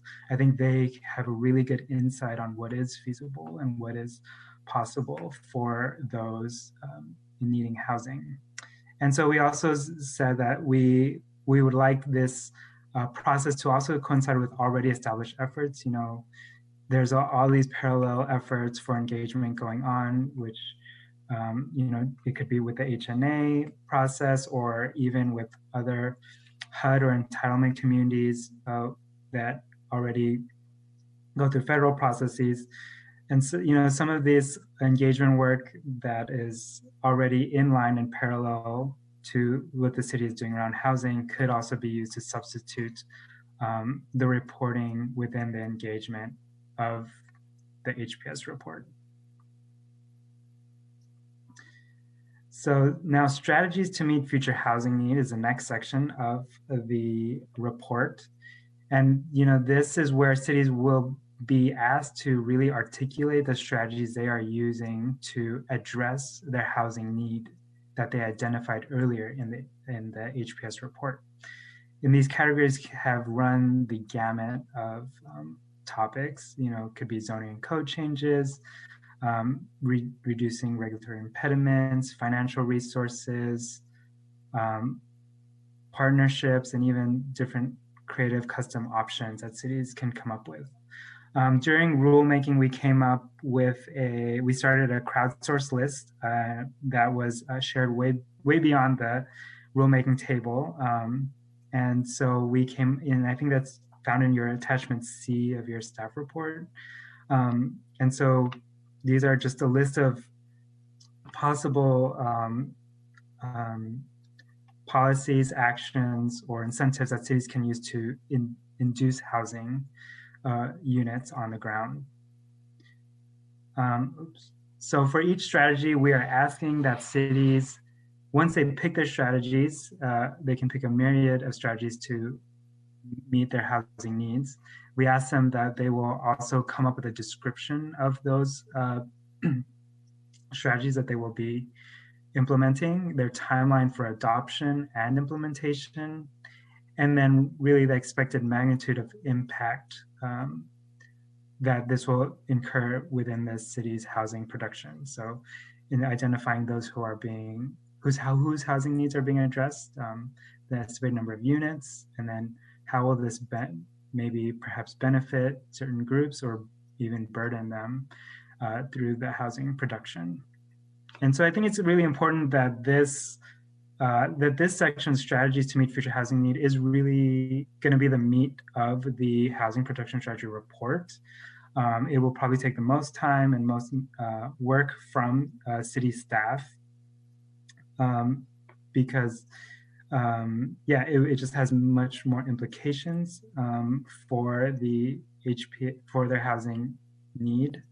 And so, but this will also be what DLC staff will be primarily reviewing for sufficiency and adequacy of cities as they do their compliance review.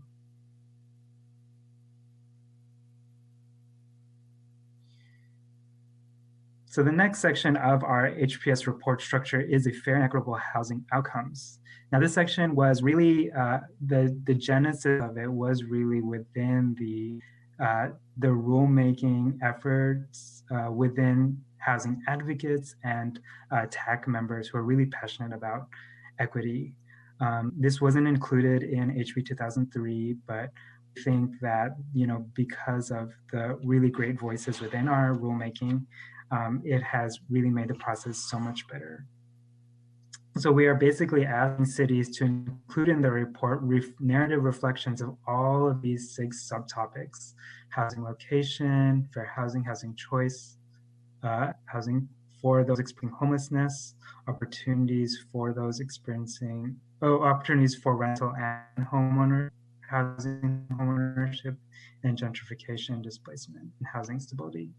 And yeah, we think that as cities are thinking a little more critically about their housing production, I think that this would be a really great opportunity to reflect about, the impacts of the strategies that they are putting out into their cities. Okay, so I'm going to go through each of them one by one. The first one was location of housing. So this question was really began with the idea that committee members really wanted to start making these specific metric approaches to the location of where their housing was. An example was some people wanted, housing located around a quarter mile of a transit stop. And we know that that's not feasible for all cities, of course, but we do want to encourage this idea of creating compact mixed-use neighborhoods for all residents, especially those of state and federal protected classes. In addition, at our last LCDC hearing, Commissioner Sandoval suggested that we align this better with some statewide greenhouse gas emission reduction targets, especially as we are undergoing a new rulemaking for climate-friendly and equitable communities. I think that there's a lot of intersection for this location of housing, especially in compact mixed-use neighborhoods. The next one is that we're asking cities to reflect critically upon is fair housing. Now we see that, between the federal level and state level fair housing requirements, there is a lot of the TAC members felt like there's a lot of disconnect. There's requirements of what cities should be, including reporting requirements. And so we wanted to really streamline those and really get requirements together. And so we wanted to help cities think about, what is already being asked for, especially for HUD and entitlement communities to further fair housing. And so this question, I think, really gets at it, how are we affirming furthering fair housing for state and federal protected classes? And I think that, this year, I want to make a note that at the federal level, there was a repeal of the 2015 affirmatively furthering fair housing rule, which essentially laxed a lot of the fair housing requirements on the federal level. But we feel that this is more than ever, this staff and the committee members felt that this work has to be done to further the type of fair housing initiatives that have really disproportionately impacted many communities in the past. So that's why we're including the fair housing reflection question. The other question we're asking cities to reflect on is housing choice. Now, originally, this question may have seen in previous drafts as access to opportunity, and this really germinated from the IBTR process for HB 2001, where we were asking, where many were asking about access to opportunity areas or opportunity zones. And I think that there was just a lot of confusion around the word opportunity.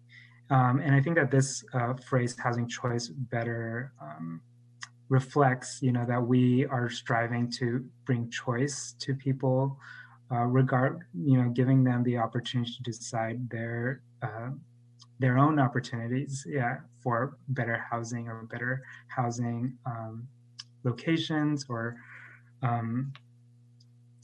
housing quality. And so we want this question to really get at, providing that choice, especially for communities that have disproportionately been impacted in the past by negative housing policies. And so this reflection question is looking more towards those and supporting those who have been experiencing homelessness in our communities. And I just want to make another note that this did not actually make the staff report, but in the time of deadlines and so much going on, it made it to the rules for sure, but it just didn't make it to the staff report.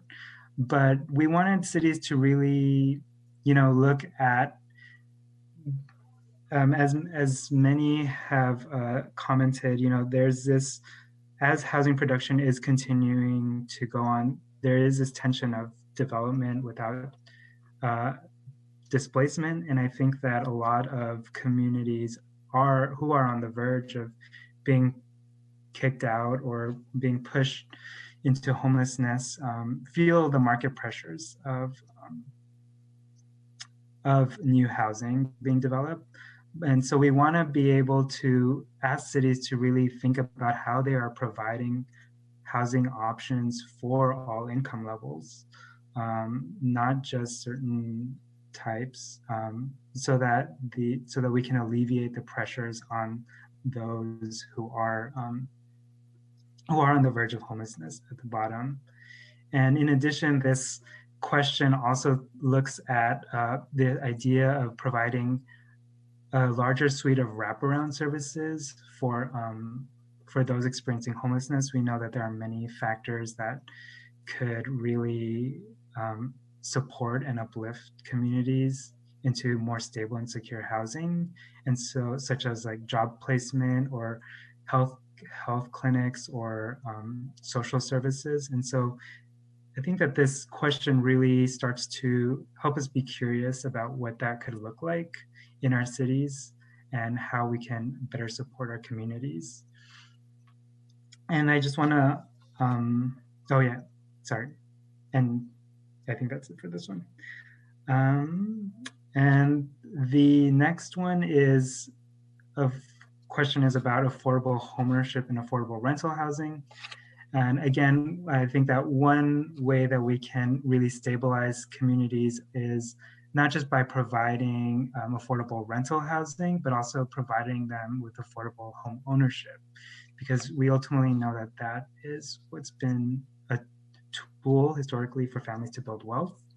And if we are going to help those who have been disproportionately impacted by past housing policies, this would definitely help stabilize many communities.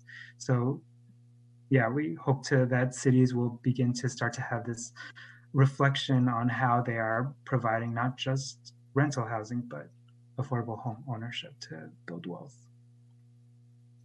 And then the final one was this question about gentrification, displacement, and housing stability. Again, as I mentioned before, and as many people have talked about this through the HB 2001 comments, there is a tension of development without displacement, and how are we going to do that? And so we are asking cities to really think critically about how they are doing this within their own creative ideas, and mitigating the market pressures that may unintentionally push people out economically and physically. And I think that we really heard, this really big light bulb when we were, over the course of rulemaking, when we have been doing community focus groups, and we heard from PALF in North Portland, which is the African American community, that they have seen a lot of vacant new development at this time, and yet many people are just being pushed out. And so it's like, how do we make these units available to those who need it the most? And so that's a question that cities can ask them. And it's also important to note that we are working really closely with Drs. Lisa Bates and and also Dr. Marisa Zapata from Portland State University, who are just luminaries on this kind of work. And they are really, we have contracted with them to kind of have, provide us with a set of tools that cities can use to really address these issues and hold this in balance so that future displacement does not occur. All right, so the next section of our rulemaking that we have provided is the review of HPS reports. Now, this was really specific and found in the HP, really directed from the HB 2003 section 6. We use these set of criteria to really develop what our, I guess the format of our HPS report would be. So all these criteria is what the staff will be using to review once cities submit their housing production strategy report. All this criteria will be used to look if they have, complied or if they have made progress with what they said they would do. And so I won't go through all the list, but I just want to, highlight that these were the review criteria that we will be using for the future. And then in addition, it also gave the option for the commission to also consider other attributes that they consider relevant. And so based on our past commission meetings that we have heard from commissioners that, another criteria would be, thinking about the needs of those experiencing homelessness, and also like continuing to provide housing opportunity by eliminating barriers to flexible, fair, and equitable housing options. So yeah, all of this will be used to review housing production strategy reports by DLCD staff. Okay, so this next section is reporting on the implementation work for cities as they submit their housing production strategy report. We are going to be asking them for progress between their initial submission and when they have to submit their next housing production strategy report every either 6 to 8 years. So we thought we want to frame this as a time that we are walking alongside cities and giving them the utmost support that they need to get to the finish line. And we just want to balance, the staff capacity as well, because we know that some cities are just, all of this is a lot of work to ask of them. And so we balance that by having 2 types of progress reporting. The first one is a quantitative annual report, and that will be really accomplished by submitting a spreadsheet of their permitted and produced reports, and this was also already required through HB 4006.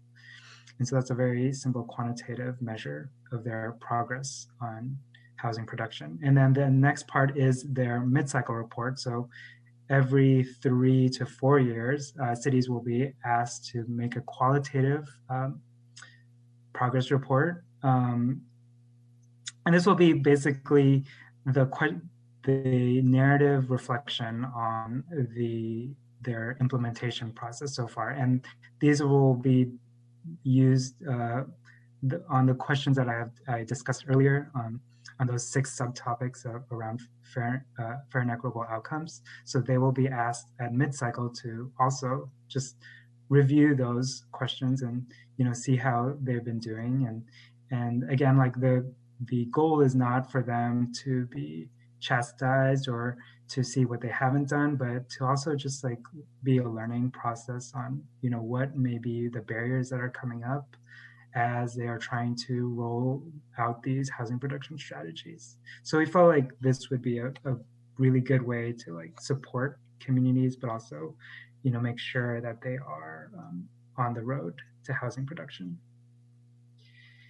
And then the final part of the rulemaking, the rules that we have just drafted before you guys is the compliance and enforcement.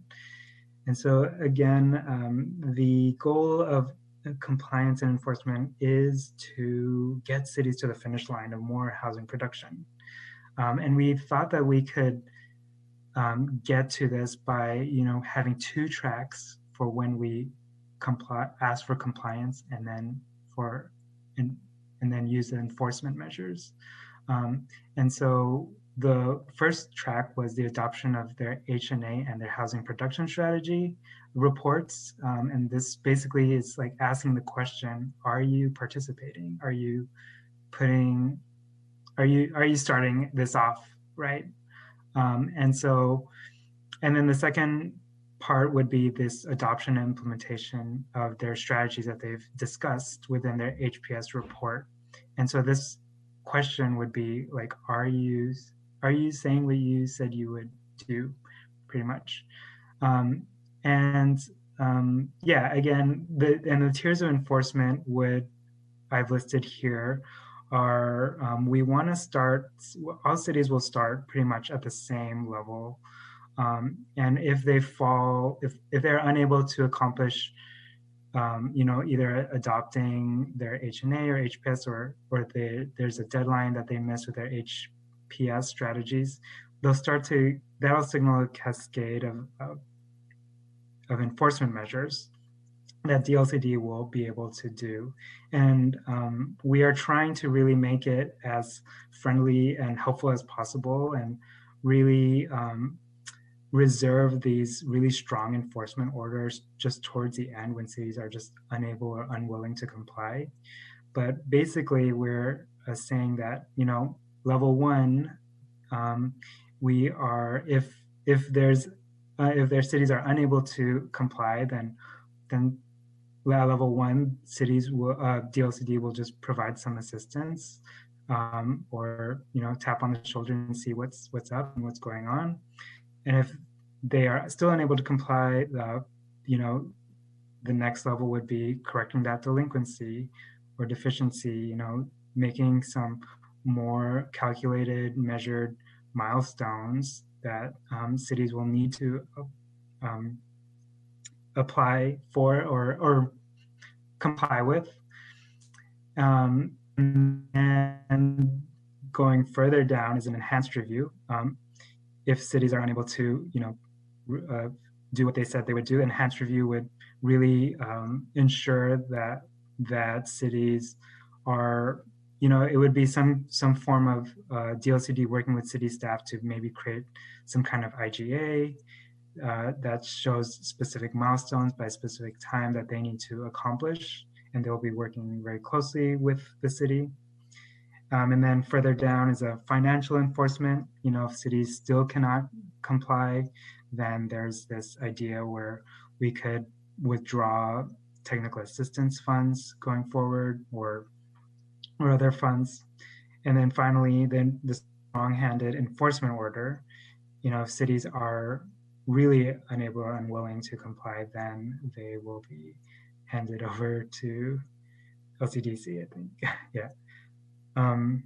So yeah, again, these are the tiers of enforcement, and we're just really trying to work really closely and being as helpful to get the cities to the finish line of housing production for their communities. Okay, well, I think that was a lot, but I just wanted to take a pause and ask the commissioners, after reviewing and hearing a lot about the work that we've been doing, and seeing some draft rules around the report structure, review, progress reporting, and enforcement, are there any clarifying questions about the proposed rules?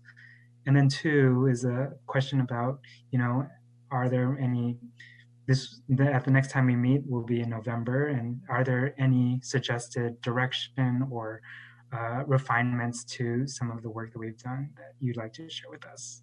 So I'd like to open it up to the commission floor. Thanks. Thank you. Excuse me. Thank you, Samuel. Very nice presentation, very thorough, and I really appreciate all the work you're doing on this. It's housing production strategies are really critical. They're very important to assess what we need and how to solve or address those needs. And the process piece is extremely as important, as you pointed out in your presentation. So I'm really excited about this work. I've seen that it actually aids a great deal in bringing a lot of new folks into the conversation about how to provide housing for the long term. So thank you for that. I think we'll just ask for clarifying questions as you ask in the first question here from commissioners, because I really do want to get to the testimony from the three folks that have signed up, and especially, well, we had a special invite for Alan to come back and talk to us, Alan Lazo, about the housing production strategy. So I'd like to hear from them, from him and the others. So any questions for Samuel before we go into public testimony? Yes, Vice Chair Permine. Just echoing Chair MacArthur's points here, Samuel. That was incredible content that you provided, and really exciting to see the commission and the department in this space. So I just am really thrilled by this, and would say one question I have is those key questions that you asked, if they were in one place. Obviously, in the staff report, you sort of go through each of the aspects under your key questions, but especially the question about those experiencing houselessness, making sure that we could just have all those questions in one place. But again, I think that, like Chair MacArthur said, having the process matters, and our whole point of this agency is serving our public, and your process has been brilliant. And so it's really exciting to see.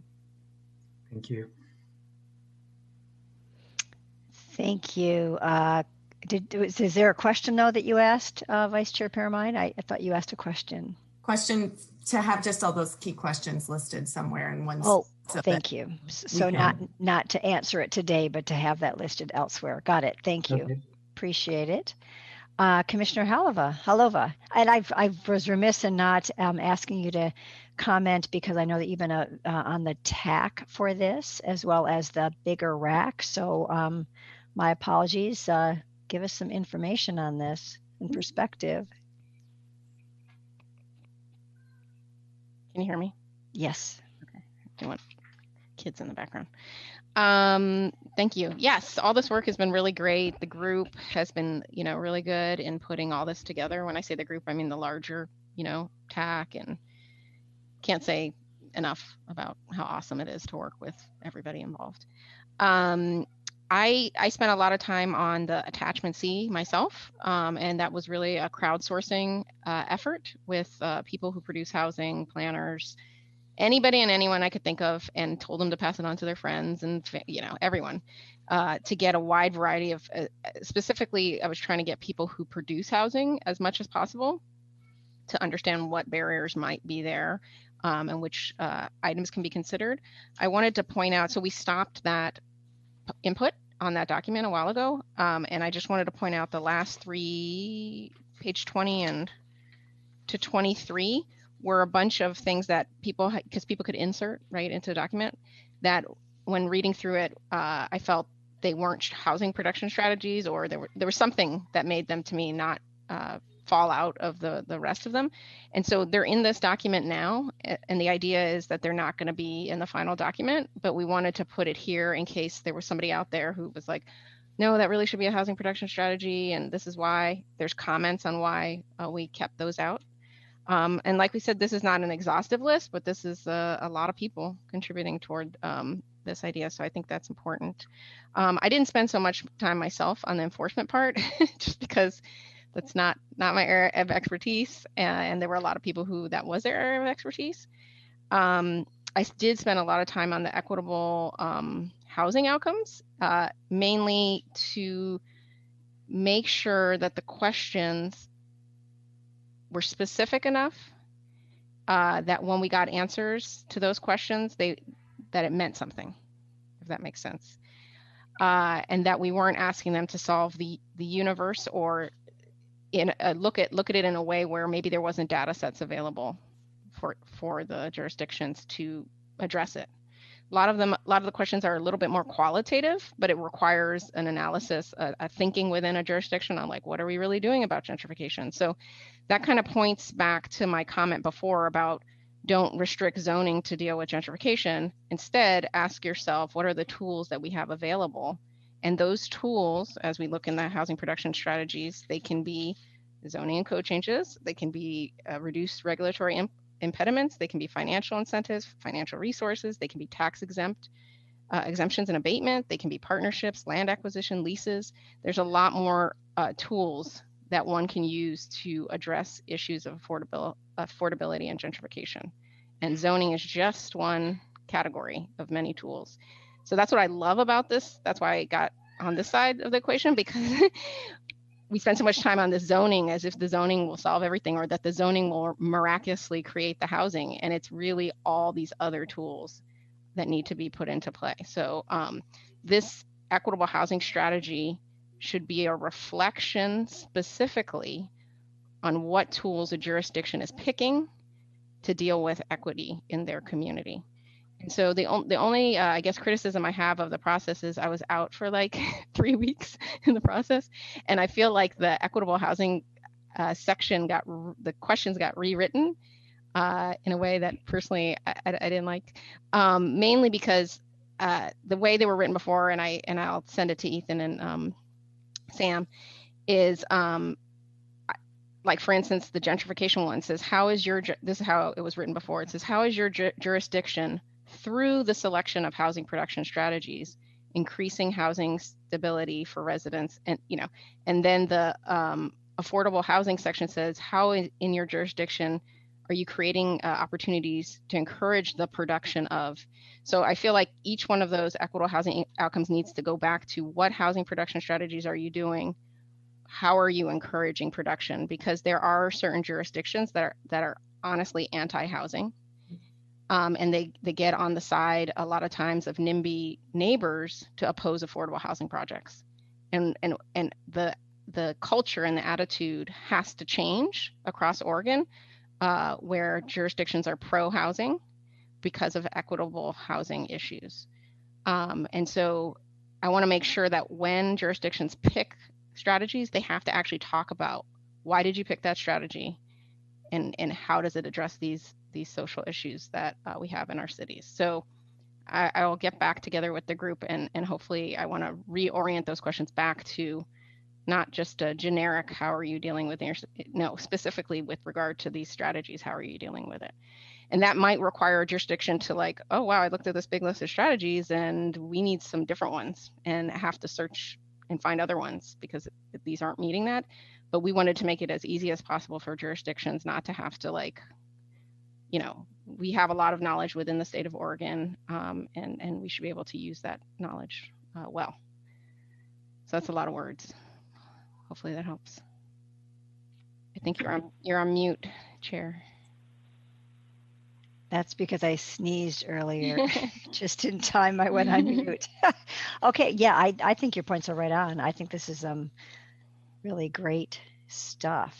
And thank you so much. I know I talked to you a few times during the process, and you're really excited about it, but also really busy trying to get input from even outside the RAC and the TAC and other kind of stakeholders that you know personally. So that was awesome that you did that.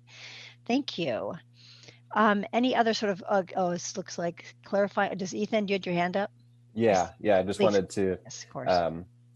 respond to both Commissioner Alova and Vice Chair Permine's questions about the equitable and fair housing outcomes section of the Housing Production Strategy Report. So those, if you're looking for those in a specific one-stop shop kind of location for all of those, I'll point you to attachment B of this agenda item. They're listed in Oregon Administrative Rule. It's section, apologies, I'm pulling it up. It's section 50 of Division 8 on that in the attachment B, and they're listed specifically in subsection 4. And I wanted to call out kind of the preamble to those questions, which I think gets to Commissioner Lova's point about these being directed at housing production strategies. So the preamble in subsection 4 reads, a housing production strategy report must include a narrative summarizing how the selected housing production strategies in combination with other city actions will achieve equitable outcomes with regard to the following factors. So we've pulled that's the specificity of each of those pieces up into the preamble, so it's consistent language. So, but yes. And I'll check that out. I think my main thing was about like it's more like with words, right? action items versus a kind of a more passive stance. And I'll have to look and see exactly how it's written. But I know at one point we had very action oriented, like the city as a participant in this activity. Right. Yep. Great. Thank you, Ethan. Commissioner Jacobson. Yeah, I have a kind of process clarity question. I do have some kind of comments on number 1 and 2, but are we taking public comment first and then coming back? Is that how you want to do that? We can do it either way. If you just have kind of clarifying questions or comments, you could go ahead and do that now. If we're going to go ahead and give direction to staff, I normally like to have the public comment first, so we have the benefit of that. Mine's more direction, so I'll wait. Okay, great. Thank you. Any other clarifying questions? Great, seeing none and looking at my little cheat text from Casaria. That no one else wants to comment at this point. So I am really excited to have to ask Ellen Lazo to come back. You sent a second memo to us on the housing production strategies. So if you're willing to jump back on the screen. Great.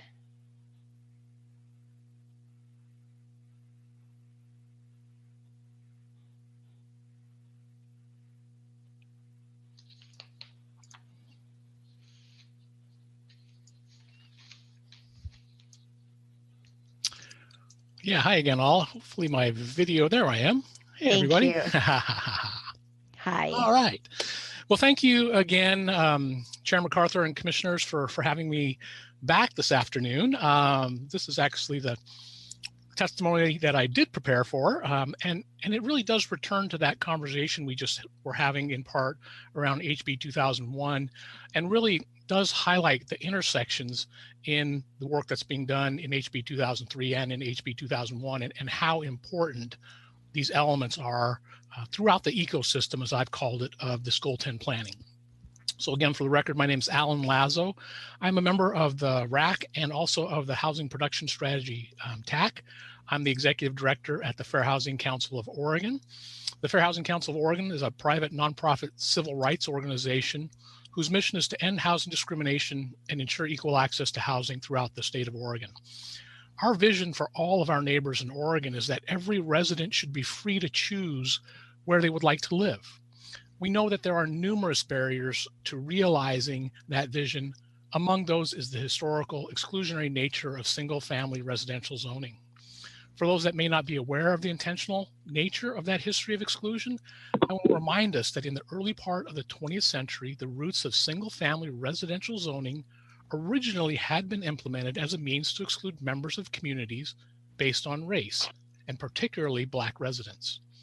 In the early 1900s, cities across the country instituted land use zoning rules that explicitly excluded residents by race. The first to do so was Baltimore, which in 1910 adopted an ordinance that simply prohibited Blacks from buying homes on blocks where whites were a majority and vice versa.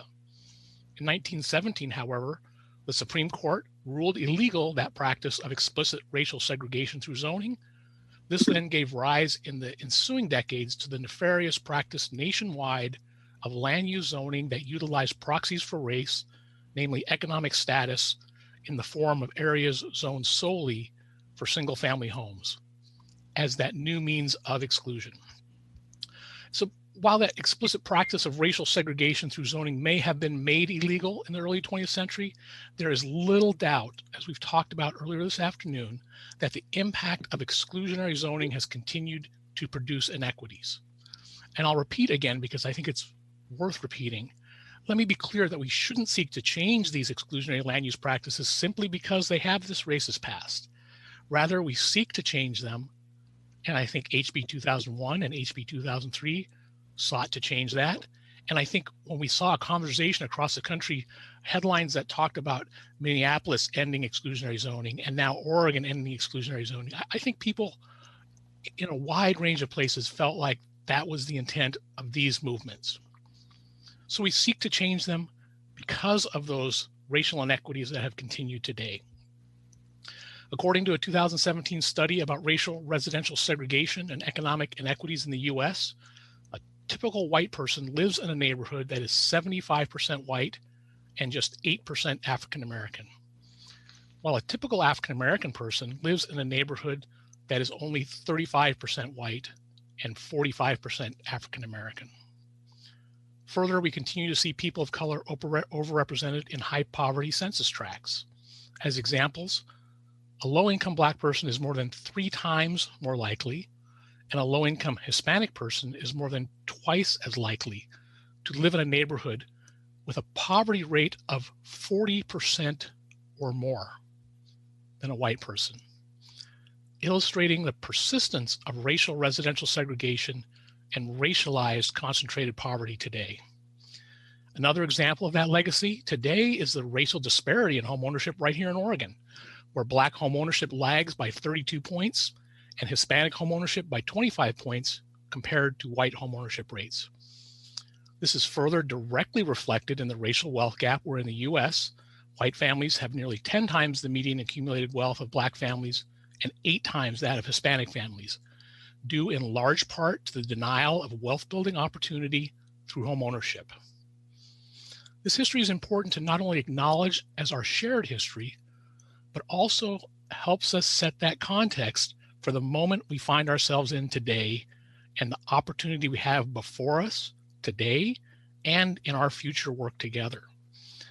I'm here speaking, as you know, on behalf of a group of stakeholders that have participated in the rulemaking process of House Bills 2001 and 2003 that fully recognize the importance of the impact of long-lasting inequities created by this history of exclusionary land use zoning.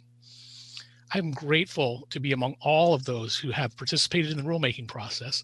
I want to be sure that I thank all of the DLCD staff, OHCS staff, and leadership that have so artfully crafted and guided these processes. And I want to appreciate all of our colleagues who have worked tirelessly and graciously throughout this process. And I have to say that, like you commissioners who have, we all have also endured some of those 4-hour Zoom calls. So you know what it is when I say tirelessly for all of us. So I've also greatly appreciated in the process, as I said, this sense that many members of those participating in this rulemaking process have that shared value around recognizing the need to address racial equity in our housing planning system. These have included land use attorneys, professional planners, developers of middle housing, social justice advocates, and jurisdictional partners, all committed to advancing racial equity in these processes, again, which I believe reflects that underlying intent of these House bills.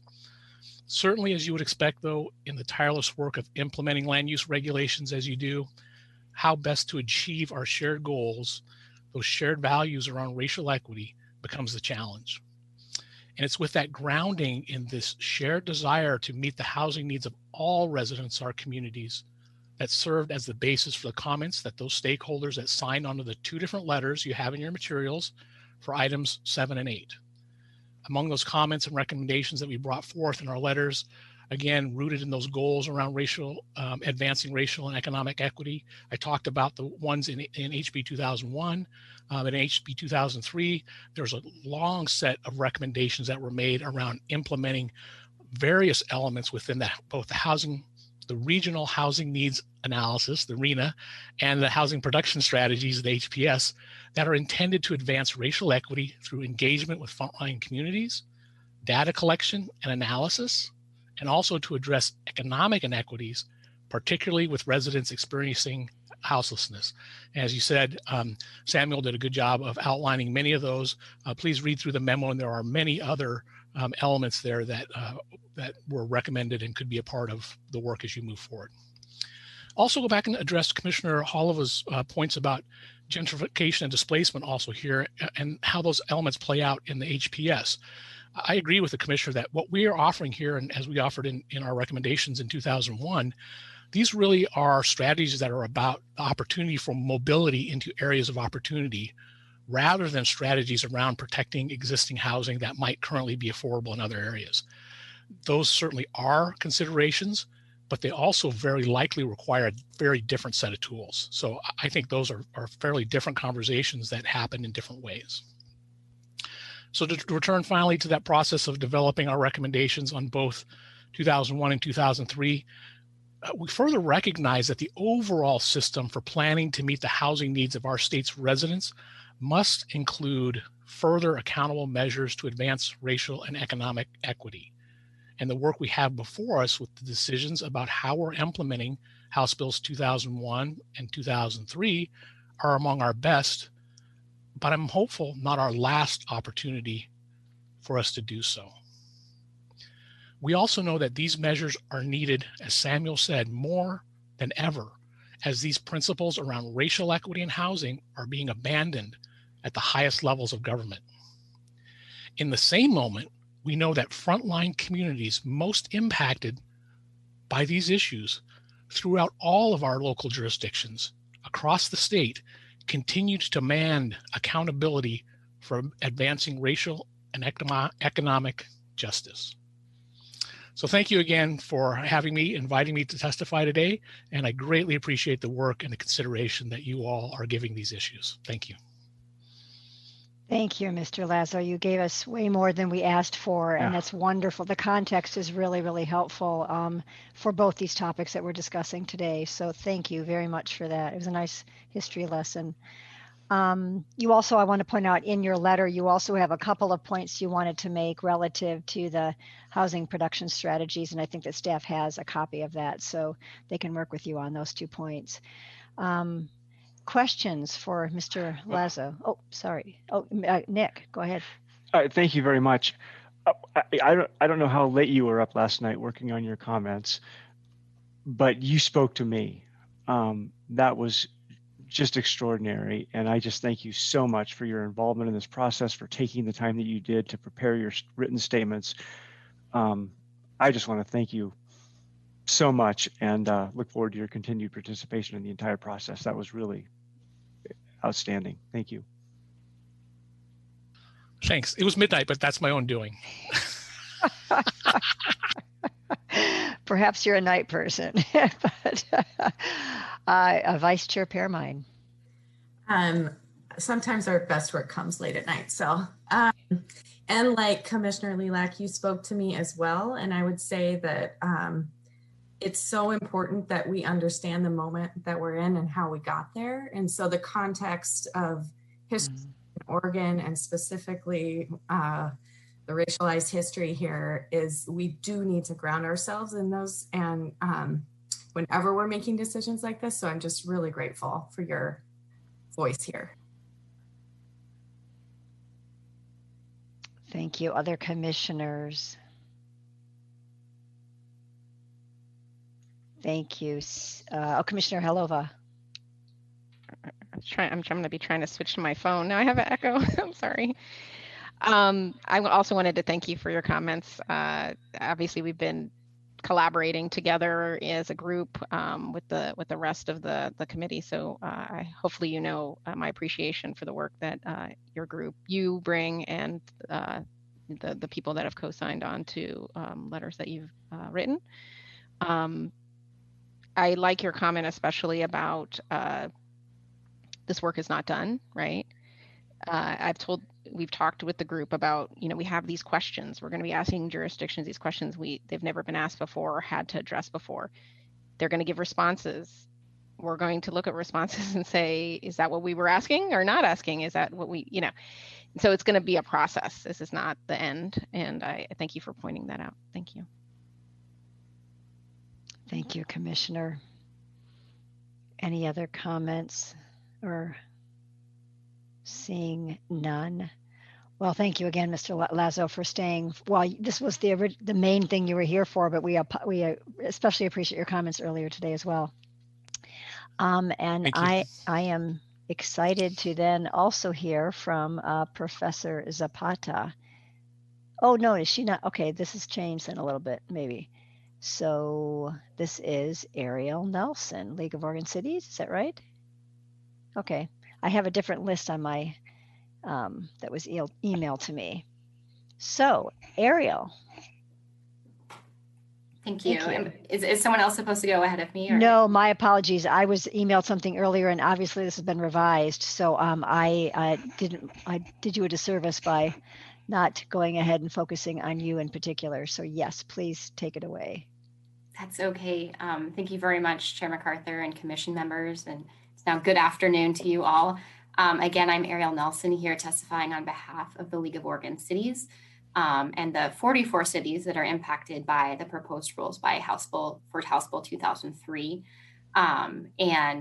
Definitely a tough act to follow after Alan, who really always does such an amazing job of laying out the real importance, not only of the history that precedes how we got to here, but the importance of committing to this work. And it is really exciting, groundbreaking work. I'm still relatively new at the League, but in my previous role working at Oregon Housing and Community Services on housing issues, have seen that there has been a previous disconnect, oftentimes between kind of the planning and code realm and the more direct housing needs end of the spectrum. And it's really great to see DLCD deepening the Goal 10 housing work and all of the excellent staff work on this and kind of connecting those dots and taking that next step beyond the housing needs analysis.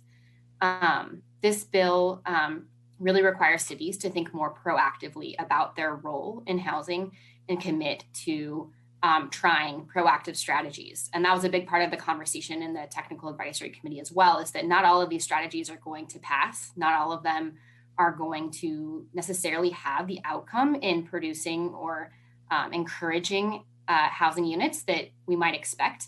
But that's kind of the point of the reports and the ongoing look. And I really appreciate the recognition that this work is an ongoing body, a living, breathing program body of work. The other really helpful thing that I really appreciated about the TAC is the understanding from DLCD of the other work that cities do and the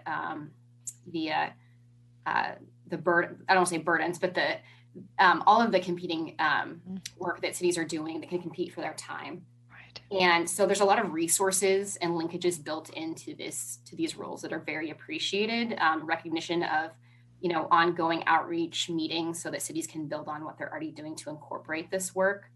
And then the housing resource, the tool bank that Commissioner Haliva really spurred and developed is really, really key. I'm very excited about that. And so I think that tools like that are going to empower cities to do this work. I do want to point to a couple pieces of testimony on the record from Springfield and Wilsonville, asking for some small refinement in some areas, both that have to do with what the city's role is. Part of the conversation is that a recognition that cities don't build housing and can't necessarily control the market. These are all policies that are hopeful to encourage housing, but we want to be clear about that and the rules and clear about the expectations. I also really want this commission to consider the capacity of cities to do this work. Many of these cities on this list of 44 cities do not have housing staff. And some of them are truly a one-person shop for community development or planning. House Bill 2003 was passed with the intention that technical assistance grants would accompany these new requirements for those cities who do lack capacity. And without technical assistance funding, we will have cities who are going to be unable to meet these requirements or really commit to them at the level that they deserve. So I just want to flag that. LOC is really committed to advocating for additional resources in the next legislative session. We're already partnering with other stakeholders and members of the RAC to advocate for those resources and have already started that conversation with the legislature, but I want to make sure that's really clear that that's a need. In addition to that, I've already heard from one city this week who is one of those cities it's a one-person shop. They have not had the capacity to follow the rulemaking process. And they reached out to me very concerned when they read the proposed rules. But they were kind of reading them without the context, without an understanding. And once I explained the intention, what the requirements really are, they were particularly looking at the fair housing requirements. And they read that as they were going to need to incorporate these as hard requirements into their code. And once I said, this is an essay exercise that's in the rules right here. This is the city having a conversation and being intentional and considering how you're going to reach these, considering how to reach these goals and the different strategies that you're trying and the work that you do. And once I explained that to them, they felt much more comfortable. But I think that what would really go a long way is some additional outreach and education after the rules are adopted. But there's going to be several years before various cities are actually complete their HNA on the schedule and are required to complete their housing production strategy. So I think we have some time to really do some education and outreach with those cities, particularly those that don't have housing staff and really haven't been in this realm before or done this work. I know a lot of the conversation at the TAC, we had some great insight and input from those cities who are entitlement communities who receive funding directly from HUD, and they are required to do an affirmatively furthering fair housing action plan, and and they receive funding for staff to do this work. But many of the cities under 2003 are not entitlement cities. I see there's a lot of opportunity potentially between now and when these requirements go into place for cities to leverage the other regional housing needs analysis work and regional housing planning work, as well as other funding and other agencies, and continue to connect these dots. For those cities who are non-entitlement cities and don't receive direct HUD funding, they can apply for HUD funding through the Community Development Block Grant Program at Business Oregon as a balance of state community. And they have fair housing requirements with that as well, but they're also able to apply for HUD technical assistance fundings to work on their fair housing plans and do analysis. And so I think that there's potential future opportunity to kind of braid these pieces together. So for those non-entitlement cities, how can we leverage other resources and other programs to really round out this work? And the LOC, I also really want to commit to supporting that outreach and education. We'd be happy to help host forums with DLCD staff, other staff, the Fair Housing Council. Would love to have Alan's team come and help share their resources. I just think that there's going to need to be some groundwork laid for those cities who, again, don't have housing staff, have not been following the rules, and this is going to come at them and seem like a lot, because it is. It's a big change. So I just want to make sure that we can commit to getting cities ready for this. So with that, I'm happy to take any questions and just really appreciate, again, DLCD staff's work on this and the work and interest of the commission. Thank you. And I really appreciate your offer of partnership on all of this too. So thank you. Yeah. Yes, Commissioner Lilac. Yeah, I want to thank you as well. Clearly, this is your area of expertise. And to underscore a couple of your points, everything that we talked about this morning and all of this work, these, having worked for cities and working with cities daily, you're exactly right. These are really profound changes for cities and the residents in those cities who the city planners are going to hear from on some of these topics. It's really, really significant. And you're exactly right. Capacity to undertake these issues is really going to be significant, and for everybody to do what we can to provide those resources. The city of Redmond, for example, just hired their first housing planner. And so they are very fortunate to do that, but they're going to have the revenues through growth to support that. But and so many are not.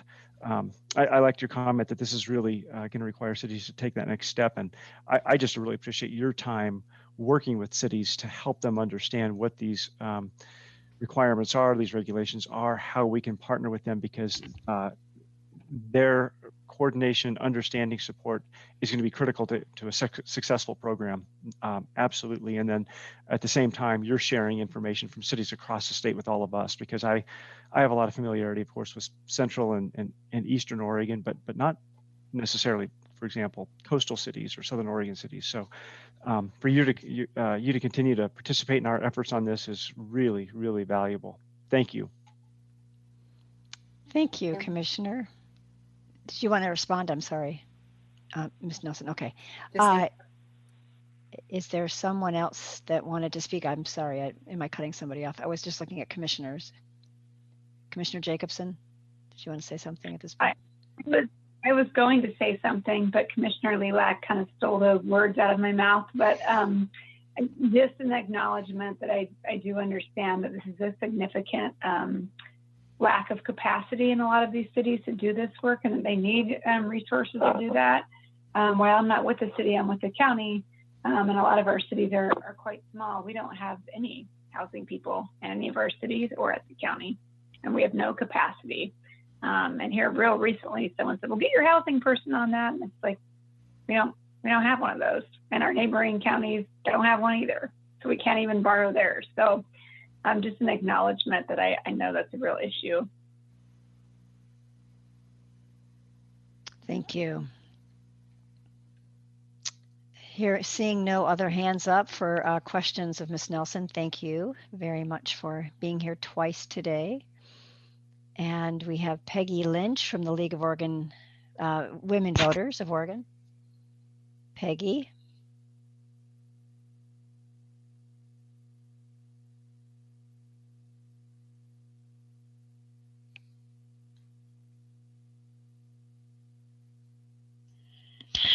Chair, this is Esther. I do not see Ms. Lynch on our attendees list. Okay. Thank you. I will go on to Karen Risch, and then if Peggy shows up, we'll go ahead and circle back to her. I don't want to forget her if she's trying to get in some way. So let's tee up Karen Risch, if that's the way you pronounce your name.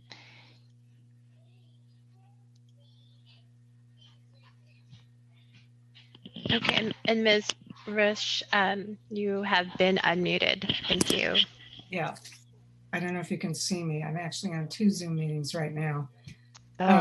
We can see your name is all we can see, but we can hear you, which is the most Let important. me turn on. Let's see if I can, there, okay.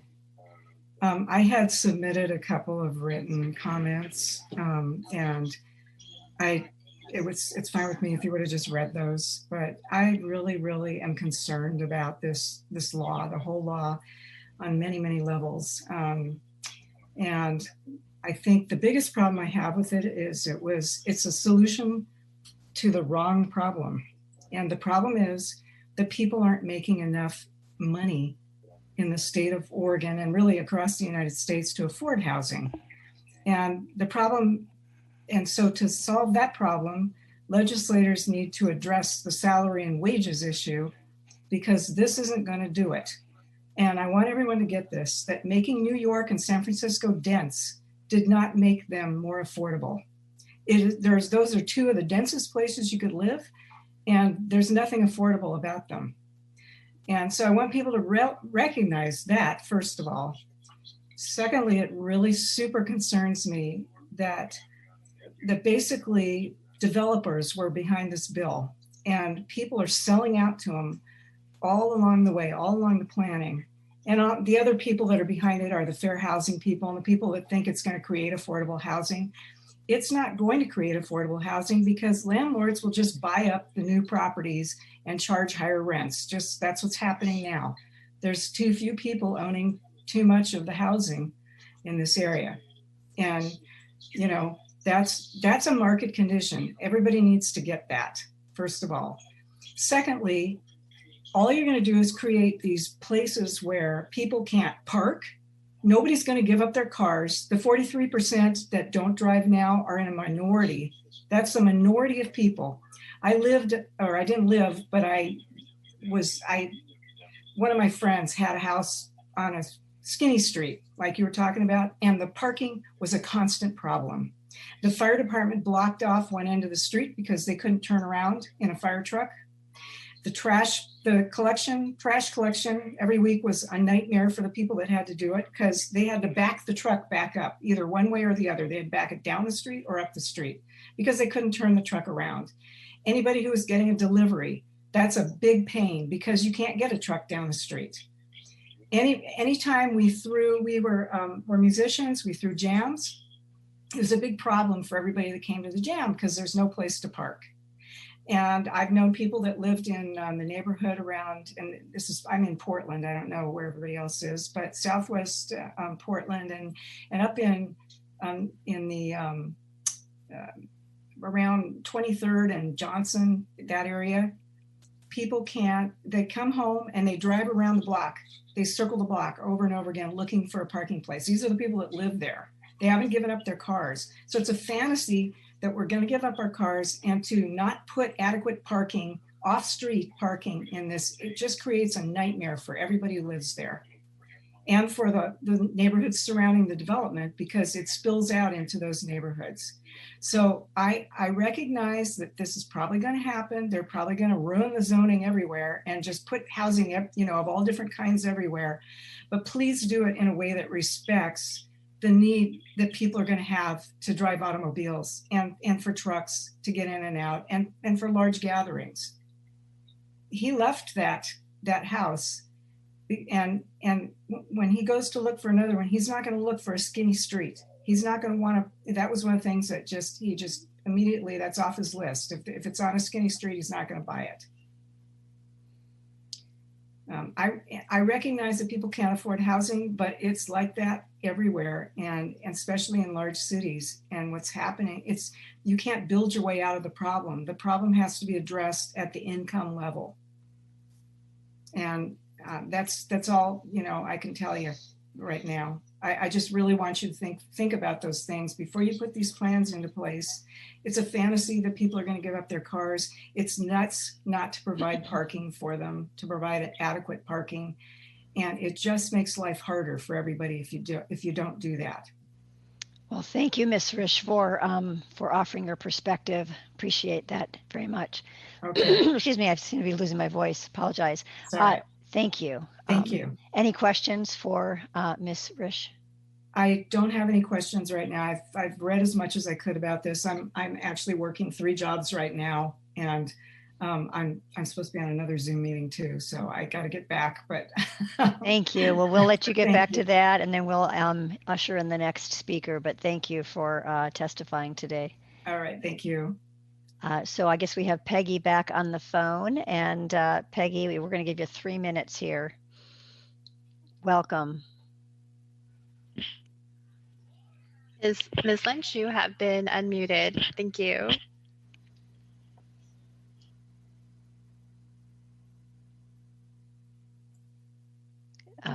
Peggy, we can't hear you, so you might be muted at your end. Yeah, I was. I think I'm here now, right? You are there now. Thank you. Sorry about that. Peggy Lynch, League of Women Voters of Oregon. I know it's been a long day, so I really only wanted to, I have been listening to, and I'm really pleased. I wanted to thank Alan for his testimony, and then Ariel for hers, as they both provided input that the League really, and voices that the League really wants to hear. The League has been a member of the RAC, and I served on the IBTR TAC along with my cohorts, Debbie Iona. Nancy Donovan served on the HPS RAC. This part of the entire work is probably going to be the most significant and provide the most change beyond the technical part of zoning and planning, because this actually gets to conversations with Oregonians about where they should live, who should be in their communities, how they should be able to live in their communities. So the only thing I really wanted to point out in my letter that I had sent on this particular issue is that in the engagement portion, and I keep mentioning this to staff, they talk about consumers and producers of housing, but they don't talk about the taxpayers who also need to be engaged. And those taxpayers include business people and businesses and industrial people who pay taxes. Because the truth is, and the bottom line here, is that 25 to 50% of the new units that are truly needed in our communities are going to need some form of subsidy. So we may do all kinds of creative ideas, but we need to recognize that that's a bottom line truth, and we need to make sure that we engage the people who may be asked to help pay for these units, to help make our communities a more inclusive community. And thanks for all your work. Appreciate the staff's work. Really, really appreciate the inclusion of the people on the RAC that we have never had before. And good luck as you continue to deliberate on these issues. Thank you, Peggy. We really appreciate your unwavering support for everything we do. So thank you. Okay, I think we're going to go ahead and conclude the public comment period and then get back to direction to staff. And I'll start out with Commissioner Jacobson. Yeah, sorry, I gotta get back to what that thought was. I think my comment was really around the enforcement piece, and obviously we want people to be compliant, but what we really want is behavior change. You know, and as Mr. Lazo kind of commented earlier, that these House bills were created to basically correct or fix, racial inequities in housing. That's why we're doing this. And so to just oversimplify things, you can have someone parking in the wrong parking spot and you can give them a warning and you can give them a ticket. You can even help them find a new parking space. That doesn't mean they're ever educated on changing their behavior. That doesn't mean they're ever told why you can't park there because, there's a fire hydrant or whatever the problem is. And so I think that in looking at the plan for enforcement, and this piece kind of could be in the weeds somewhere. I realize we got kind of the 10,000 foot view, but obviously there's assistance to be compliant and go through those rules. But I think part of that assistance, besides just helping someone get there, is actually the educational piece on why you're doing it in the first place. Because like I said, yes, we want compliance, but really what we want is behavior change. And I feel like that's the piece that needs to be in there. It's not just do it or else, but kind of like, here's why we're doing that. Because it's not a box checking exercise. It's behavior change exercise. So perhaps that's kind of in there somewhere, but I think the assistance isn't just the technical assistance. Obviously, that's very important. This is new for a lot of cities. They don't have their own resources, as League of Oregon Cities talked about, so they're going to need that help. But beyond just the sort of body or technical assistance to do it, I think the educational piece is really important, because what we don't want is to check the box and then find another way to discriminate, right? We want to be done with that chapter. So I think that needs to be thought through, that this isn't necessarily a straightforward line with some of this stuff. Very good point. And especially if we want those housing production strategies to move into action, it requires assertive behavior and focused behavior. So your points are very well taken. I think Ethan wanted to respond to that. I guess not necessarily, other than to say, yeah, that's a very good point. I think how we structured Section 70 of the rules, which speaks to the housing production strategy implementation and the enforcement surrounding that specific piece, is really focused on course correcting to some extent. And so that first tier is if the city's not basically meeting the timelines that they've set forth, what is the action or set of actions that they're going to be putting into place to remedy that deficiency or delinquency. And so, but I think your point is well taken about, we can get more specific and put a fine point on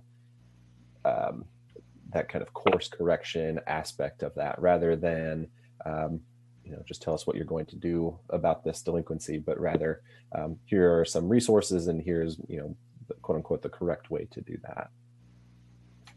Great, thank you. Commissioner Lilac.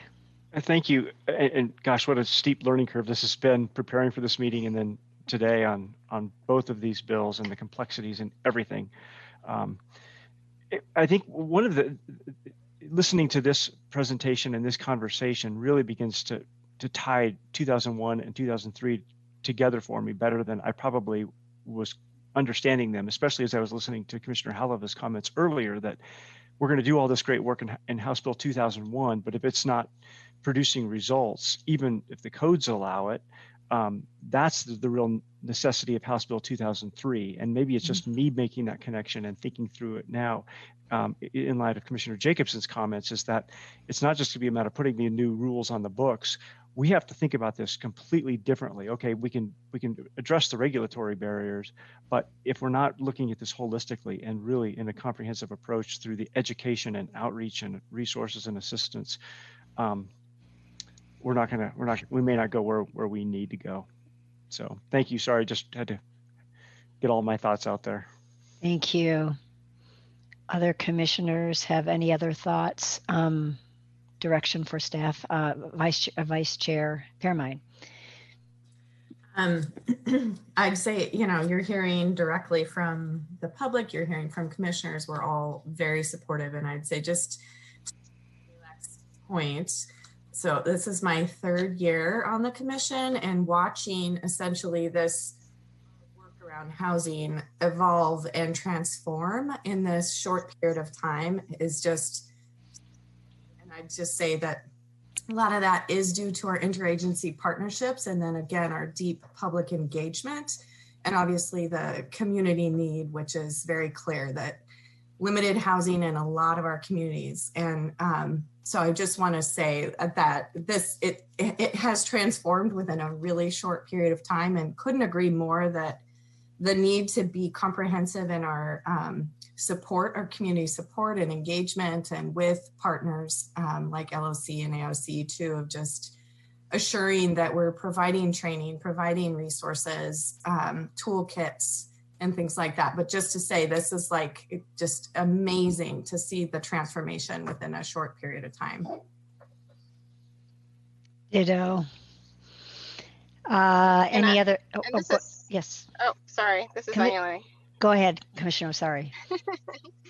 And I just wanted to respond to kind of the input and the reason why the emphasis was done on getting feedback from people who need housing, the needed housing groups, and also the people who produce housing is, when we think of taxpayers, as Peggy said it, I might disagree with her a little bit, because pretty much everyone pays taxes, right? They might not pay property taxes or own property or own businesses, but they pay income tax, right? Or there's some part that they're giving to our government, and those voices have been left out of all of the conversations before, and the conversations have really been dominated by homeowners, right?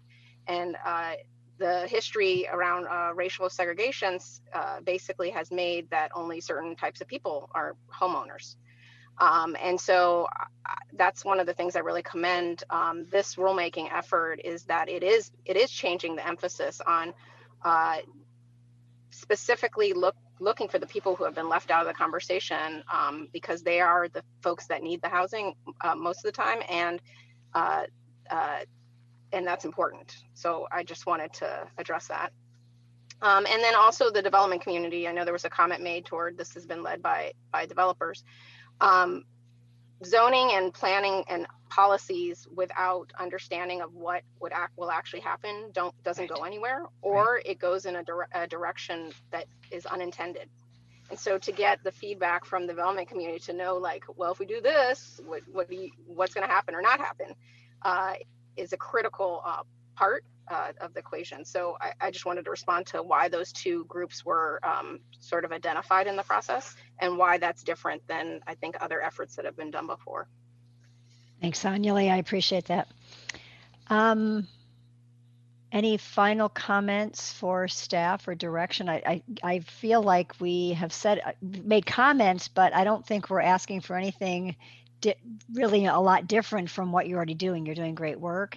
I think we're finding a couple of those points we made, but I'm hoping that staff has what they need to refine this and get it in front of us in November.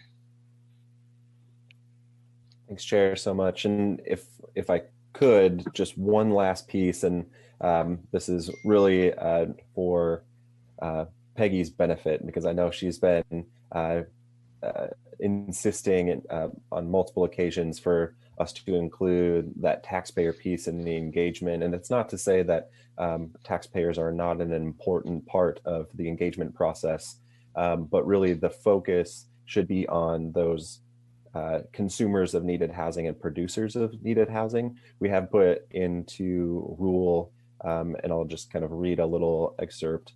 a list and description of stakeholders who will be impacted by potential housing production strategies. And so that is a intentionally broad, and then it says including, and kind of focuses in on consumers of needed housing and producers of needed housing. So it is a cast a wide net, but then kind of laser focuses on two specific categories, which again does not say that others who fall outside of those are not important. Great. Well, thank you, Ethan. Thank you, Samuel. Thank you to the entire housing team, and go forth and continue to do good work. Great. So thank you all so much for spending so much time today. Much appreciated. It was very helpful. Really important topics, and you guys made it easy because you do such good work. So thank you for that. We are going to take a break, a short one, but a break nonetheless. We have had, the Stafford folks have been waiting quite a bit of time to have us deliberate on their issue. And so it's 3:51. How about if we come back at 4:05, and then we'll get right to it. Thank you.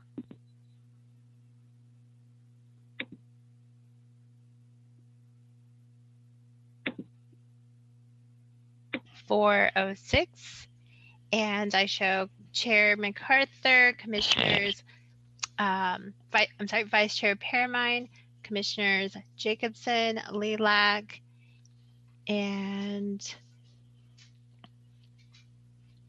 I see Commissioner Halova's window, but I have not made contact just yet. I'm here. I'm here. There she is. Thank Great. you.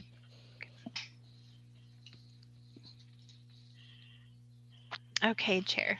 Great. Thank you, Esther, once again. We are on agenda item number 9. And we all talked about this issue back in May, I believe it was. And we sent this to a hearings officer for some recommendations to sort through all the legal issues, because it's highly legal, technical discussion we'll be having. But luckily we have Gordon Howard to help us lead us through that. So Gordon, take it away. Thank you, Chair MacArthur, Commissioners. I'm going to share my screen, which will have the PowerPoint for you all. Hopefully you can see this okay. Let me, it's big here, okay. This is an enforcement petition for the Stafford area, and the Commission at this meeting will be making a final decision on whether to issue an enforcement order or not on this matter. And that is the basic question before you: is should the Commission issue an enforcement order against Lake Oswego, Tualatin, Westland, Metro, and Clackamas County regarding their intergovernmental agreements, or IGAs for short, regarding the Stafford Triangle Urban Reserve area, which is adjacent to the 3 cities in Clackamas County and within the Metro urban growth boundary and boundary in general. The parties to this case are the petitioner, who filed the petition for enforcement under our under state law and our administrative rules allowing such petitions. The petition was filed against the city of Lake Oswego, city of Tualatin, the city of West Linn, as parties to both of the intergovernmental agreements involved that were the issues, and against Metro and Clackamas County, who were parties only to the first of the 2 intergovernmental agreements, but the petitioner believes are complicit in the violations or issues related to both. A little background: the Stafford Triangle area, or Stafford Urban Reserve area, is this is a map of the Metro urban reserves. They're shown in blue on this map. The Stafford area is the fairly large, most of the fairly large blue area in the center, lower center of the map there. As you can see, it's a significant area adjacent to those 3 cities I named. It has been the subject of a long and contentious controversy regarding expansion or potential expansion of the urban growth boundary into this area. It's been the subject of several Metro decisions, LCDC actions, and court decisions over the past, I believe, at least 25 years now.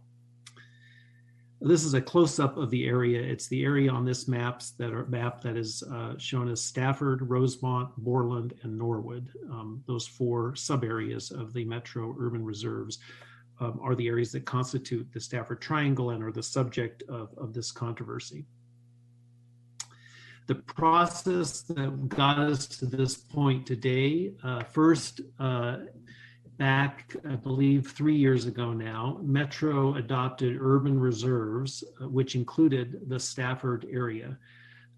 Those urban reserves were appealed, but not by the 3 cities involved adjacent to the area, who others appealed, and the commission considered that matter.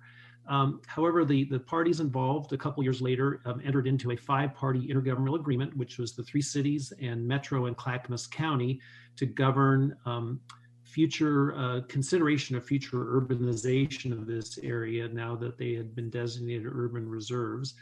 And then the parties, 3 of the parties, the cities, entered into a 3-party intergovernmental agreement, or IGA, Tualatin, Lake Oswego, and West Lynn, which among other measures proposed, or they all agreed to a 10-year hiatus or moratorium on consideration of any concept planning to further the idea of bringing these urban reserve areas into the metro urban growth boundary.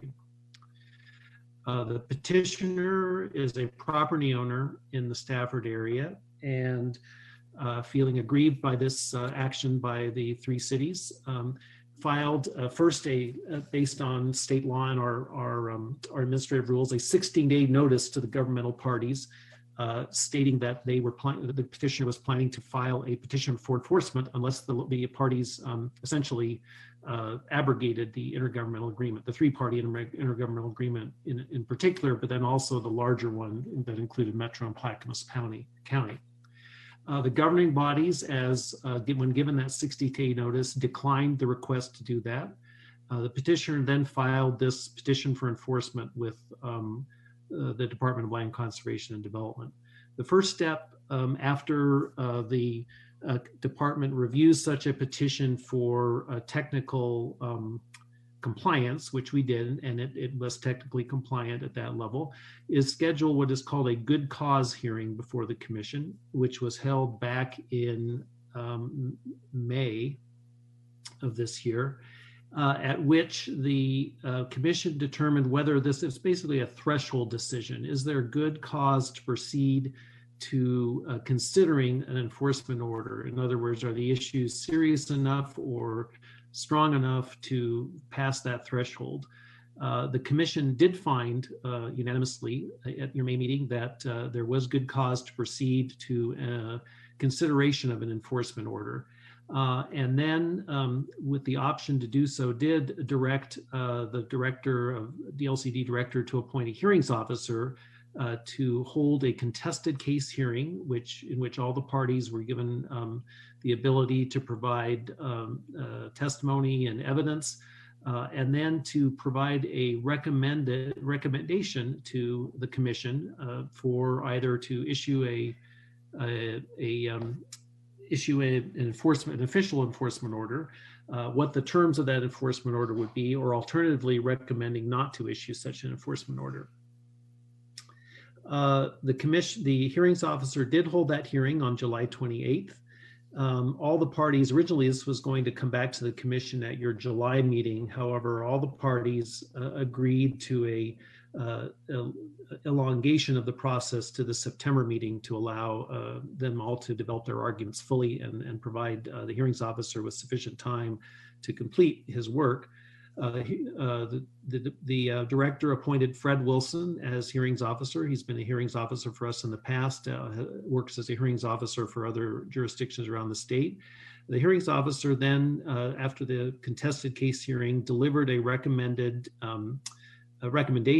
to the department and the commission, which is in your background material, and the recommendation was not to issue an enforcement order, and also to and we'll get to it, answer a series of questions relating to legal and factual and substantive issues regarding the controversy.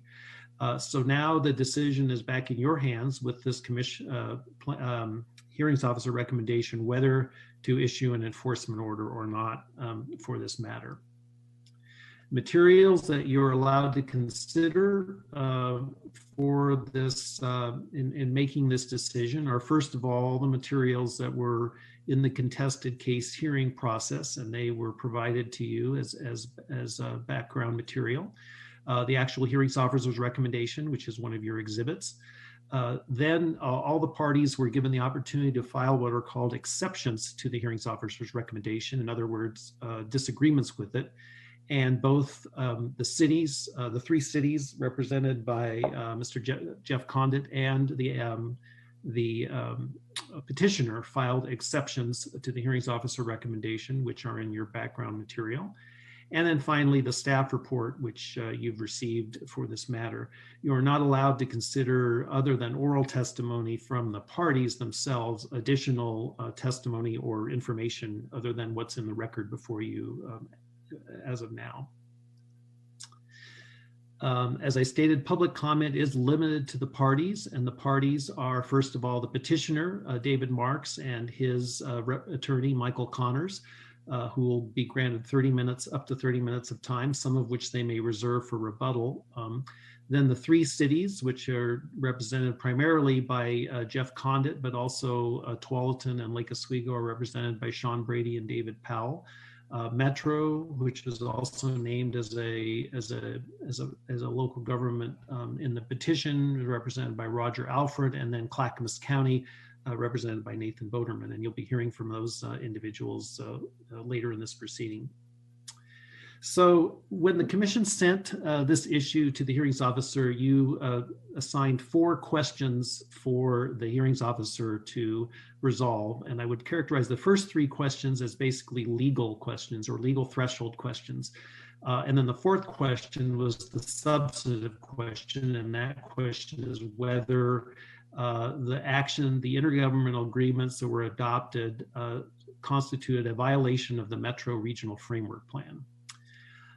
So the first legal issue are the intergovernmental agreements land use decisions? And the hearings officer, and as stated in his recommendation, recommends that you find that they are land use decisions in this context. And while they are not standard land use decisions in terms of local government decisions involving, subdivisions of land or conditional use permits or even comprehensive plan amendments, they fell under a provision of law as what's called a significant impact decision, which has an actually significant impact upon present or future land uses. This is a provision that's based upon a Oregon Supreme Court decision, and the hearings officer noted that this, as you saw from those map, impacts a large area, about 25% of the metro urban reserves in total. And it clearly has a significant impact on future metro urban growth boundary decisions and land uses for the 3 cities. And therefore, it is a land use decision. And the reason that is an important question is that you, as a commission, do not have authority to issue an enforcement order for things other than land use decisions. And so that is the very first threshold question. I would note that the significant impacts test involves an individualized analysis of the actual effects of an individual application. It's not carried over into other similar types of applications, other intergovernmental agreements, for example, or other types of decisions. All such decisions are judged on their individual effects when looking at the significant impacts test for what constitutes a land use decision. The second issue, also a legal question, is do the 2 intergovernmental agreements constitute what is called a pattern or practice of decision making? That is important because you are allowed to, in this instance, issue an enforcement order only if you are addressing what is called a pattern or practice of decision-making, which violated the Metro Regional Framework Plan. And the hearings officer on this one also believed or recommends that you find that this is a pattern or practice. A pattern of practice means more than one decision, and There are two decisions here, and there was a lot of questions before the hearings officer and the arguments about whether that was enough. And the hearings officer really said, well, the important thing is not whether the number of decisions, but really the percentage, if you will, of the decisions that are implicated. And he noted that while there are only two decisions here, they are both implicated. And so 2 for 2 is 100% of the decisions. And therefore, that could be a pattern or practice of decision-making that can be subject to an enforcement order if the commission chose to do that. So the hearings officer found that this was a pattern or practice of decision-making that therefore could be subject of an enforcement order. The third issue, getting into a little more detail, is whether Metro and Clackamas County are properly subject to any potential enforcement order in this case. If you remember, Metro and Clackamas County are parties only to the first of the two intergovernmental agreements, the so-called 5-party intergovernmental agreement. They're not parties to the agreement where the cities then went ahead and agreed not to go forward with further planning for urban growth boundary expansions for a 10-year period. The hearings officer, in looking at this issue, did not agree with some arguments made by the petitioners that the county and Metro were somehow complicit in both decisions, even though they're not parties in the second one, and really determined that they are not, since they are not parties to both the agreements, the commission would not have the legal ability to issue an enforcement order against Metro or Clackamas County, only against the 3 cities. And then finally, the fourth issue, which is the substantive issue, which is, do the intergovernmental agreements violate the Metro Regional Framework Plan? And that is as if you look at the statute, ORS 187.320, that governs what the commission can issue an enforcement order, what kind of actions. One of them specifically is a pattern of practice of decision-making that violates the Metro Regional Framework Plan. What the hearings officer did in this case is he looked at the actual language in the Metro Regional Framework Plan, the actual policy provisions of that plan, and he determined that when you look, as detailed in his recommendation, when you look at that language and you look at what was done with this intergovernmental agreement, he did not find that there was a violation of any actual Metro Regional Framework Plan provision, that the Metro Regional Framework Plan provisions for urban growth boundary expansions allow a lot of discretion for local governments to do concept planning or choose not to do concept planning. And therefore, he did not find that that was the case. And therefore, he recommended that the commission not issue an enforcement order at the end against Metro, against any of the 5 parties, but either, especially not the 3 cities involved. So the summary of the recommendation for you is that you adopt the hearings officer's recommendation, which is to do not issue an enforcement order as requested by the petitioner, and then you direct the department to write up a final order based upon the hearings officer recommendation. If you do choose, do not agree with the hearings officer, you can direct with an indication of where you believe this is a violation of the Metro Regional Framework Plan, and you can direct the department to write up a final order that will issue an enforcement order. If you also eventually agree with the petitioner that Metro and Clackamas County should be brought back in and be part of the enforcement order, if you're convinced by petitioner's arguments on that, we'd be able to write that up as well based on your on your decision. I would point out a final point, and that is that eventually, if I mean, this is the urban reserves for the metro area are intended to be for 50 years of future potential needs for various types of lands, residential, employment lands, public lands. And at some point in the future, Metro's current provision, if the local governments did not, in this case, did not consider expanding the urban growth boundary or doing concept planning might be a problem, not with Metro's regional framework plan, but with our own standards under Goal 14 and ORS 197.299 and Metro's ability to provide a sufficient urban growth boundary for a 20-year land need. And the commission would certainly have the authority to take action upon review of Metro's urban growth boundary at some point in the future that would result in a requirement to modify these IGAs to comply with state law. But that is not before us today, and that is a conjecture about what might happen in the future. And it would be the ability, though, if this did pose to a true issue in the future, that the commission in enforcing state law would have the ability to take action that might result in a modification of these IGAs. So at this point, that concludes my staff report, and I will stop the share of the screen and open it up for any questions. And then we have the parties involved. Also, Jennifer Donnelly and Ann Debout, who are the Metro area regional representatives, are here to assist me if you have any questions as well. Thank you. Thank you, Gordon. That was a nice summary of your staff report. Questions for Gordon before we open it up to testimony? Seeing none, and just FYI, we two commissioners have excused absences, Commissioner Warren and Commissioner Sandoval, and I understand that Commissioner Halova just had to leave. So the four of us, please stay where you are because we won't have a quorum to make a decision on this today. So I apologize for us going late, but this is an important topic to get to. Seeing no questions then, or hearing no questions, can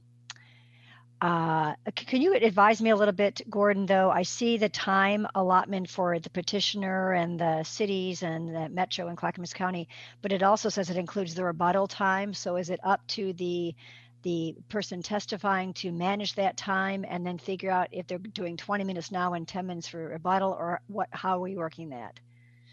Thank you, Chair MacArthur. We would request that the petitioner let us know before he starts his presentation how much of his 30 minutes he's planning to reserve for rebuttal, and we would keep track of that and allot that remaining amount of time to him at that point.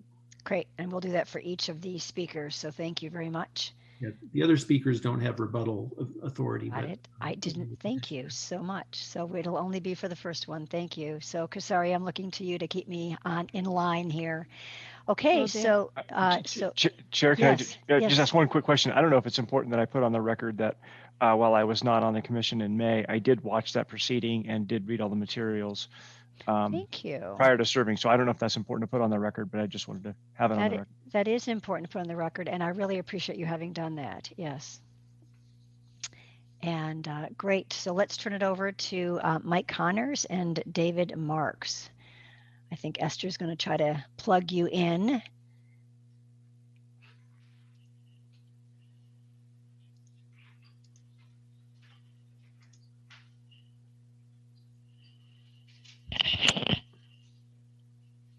Okay, and Mr. Mike Connors and Mr. David Marks, they have been added to the panelist mode, and you are, and both have been unmuted.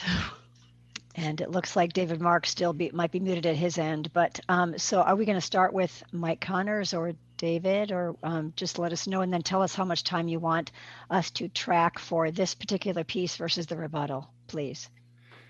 Yes, thank you, Chair MacArthur and members of the commission. For the record, Mike Connors here on behalf of petitioner David Marks. Mr. Marks is on the line, but just because of the nature of the issues and for efficiency, I'm going to handle our presentation. But if you do have any questions specific for Mr. Marks, please feel free to ask those. I also have a PowerPoint presentation that I provided staff previously. I was hoping that I could do a screen share so I can pull that up.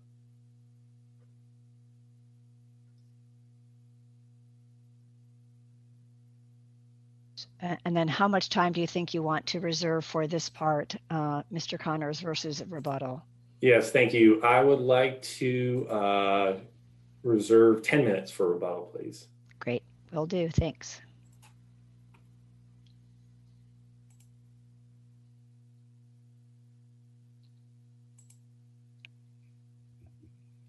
All right, can everybody see that?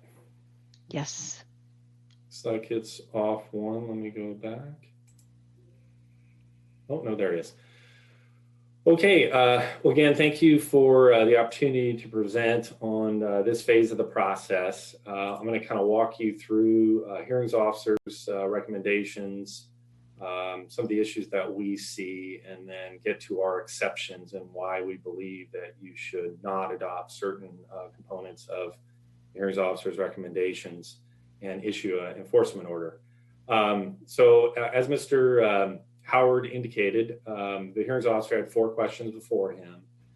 The first 2 he found in petitioner's favor, and that is that the IGAs are decisions for purposes of your enforcement authority under the statute because they qualify as land use decisions under the significant impact test. There is a nuance to that. We are challenging a portion of his finding on that, but I'll get to that later in my presentation. He also found that the IGAs qualify as a series of decisions that constitute pattern and practice.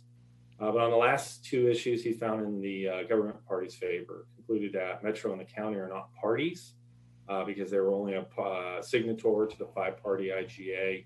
And he also concluded that the IGAs do not violate the regional framework plan. We filed 3 exceptions with the commission to consider. First, on that first issue, the hearings officer decided we're challenging his determination that only land use decisions can qualify for purposes of the decisions that you're considering for pattern and practice. And that's significant as to whether or not Metro and the county can be parties because they adopted other decisions and took other actions that do not necessarily qualify as land use decisions. Secondly, we're challenging the determination that Metro and county are not parties to this proceeding.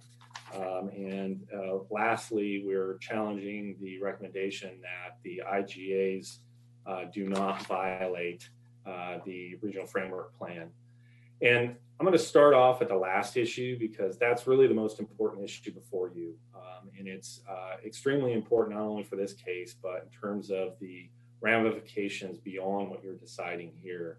And I think the first place I want to focus on is understanding how the hearings officer reached the conclusion that he did, because that will show you not only why we believe his reasoning was flawed, but also make sure that you understand the significant scope of the problem if this commission were to adopt the hearings officer's recommendations. So starting with that, how did the hearings officer reach his determination that there was no violation of the regional framework plan? First of all, he acknowledges in his decision that the IGAs, the 5-party IGA in particular, confer more authority to cities than is provided in the regional framework plan. And several of those he describes as quote unquote seem problematic. But ultimately he reached his decision based on how he framed the issue here, and how he framed the issue was not whether the IGAs are consistent with the regional framework plan. He determined that they give the cities more authority than is provided under the framework plan. He framed the issue as whether Metro had the discretion to delegate its authority to the cities under the regional framework plan. And based on him framing the issue that way, he concluded that Metro did have very wide discretion to delegate its authority under the plan to the cities, and that in this case, Metro essentially delegated all of its authority over the timing of both concept planning and the expansion of the urban growth boundary. Now, it's important for the commission to understand, if you read the hearings officer's decision carefully, he did not reach this conclusion based on any language in the regional framework plan, any of the applicable statutes, any of the administrative rules. Nobody argued about that. Nobody, there's nothing in his decision that references it. What he really based his decision on, as I quoted it, because it's pretty important and somewhat startling in my opinion. He said the key basis for his determination that Metro has the authority to delegate its authority is, I do not think that Metro Code 3.071110A, and that deals with the urban reserve area, imposes much of a burden or responsibility on Metro. So a key finding as to Metro's ability to delegate authority was he didn't believe that the Metro Framework Plan really put much of a responsibility or burden on Metro, and we disagree with that. So what are the implications of the hearings officer's determination? Well, there's two key things that he decided. First, he concluded under this idea that Metro delegated its authority, that Metro delegated all of its authority over the timing of concept planning. Secondly, because of that, he concluded specifically that Metro delegated or relinquished its authority to determine the timing of expansion of the urban growth boundary. And I included some quotes in this particular slide section that hopefully you'll have an opportunity to review, because I know sometimes lawyers tend to exaggerate what, if they're attacking a decision or challenging a decision, that it's not as broad, and they'll tend to exaggerate it. But if you look at the quote, this is what he's responding to. In response to our argument, it says, Marks argues that the cities could continually extend the date for completing the concept plan and thereby permanently prevent the Stafford area from being included in the urban growth boundary. And he says, although that's troubling and seems problematic, he says, I don't see that as a violation of the regional framework plan.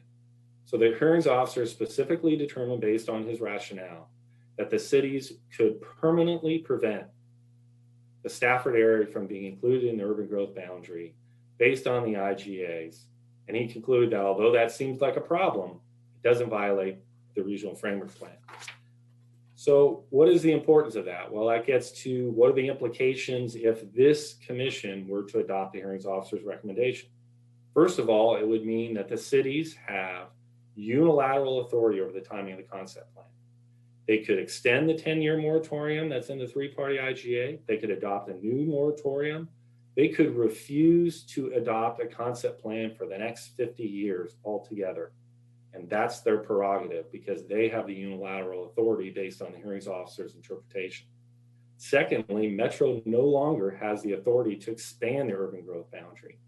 There's a specific provision in the regional framework plan under subsection E that relates back to ORS 197299 that allows Metro to unilaterally expand the urban growth boundary to meet housing needs, even if a concept plan is not adopted. Based on the hearings officer's recommendation interpretation, he concluded Metro already delegated that authority, and they no longer have that authority. And throughout this proceeding, Metro has consistently said, we will not expand the urban growth boundary under any circumstances until concept plan is adopted by the cities, because that's what we agreed to as part of the five-party IGA.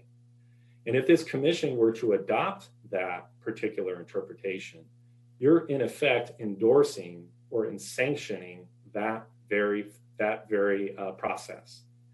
Because we brought before you an enforcement action. If you were to adopt the hearings officer's recommendation, you're basically saying there is no violation here. Now the cities have that control, unilateral control over both concept planning and incorporation of any portion of the Stafford area into the urban growth boundary.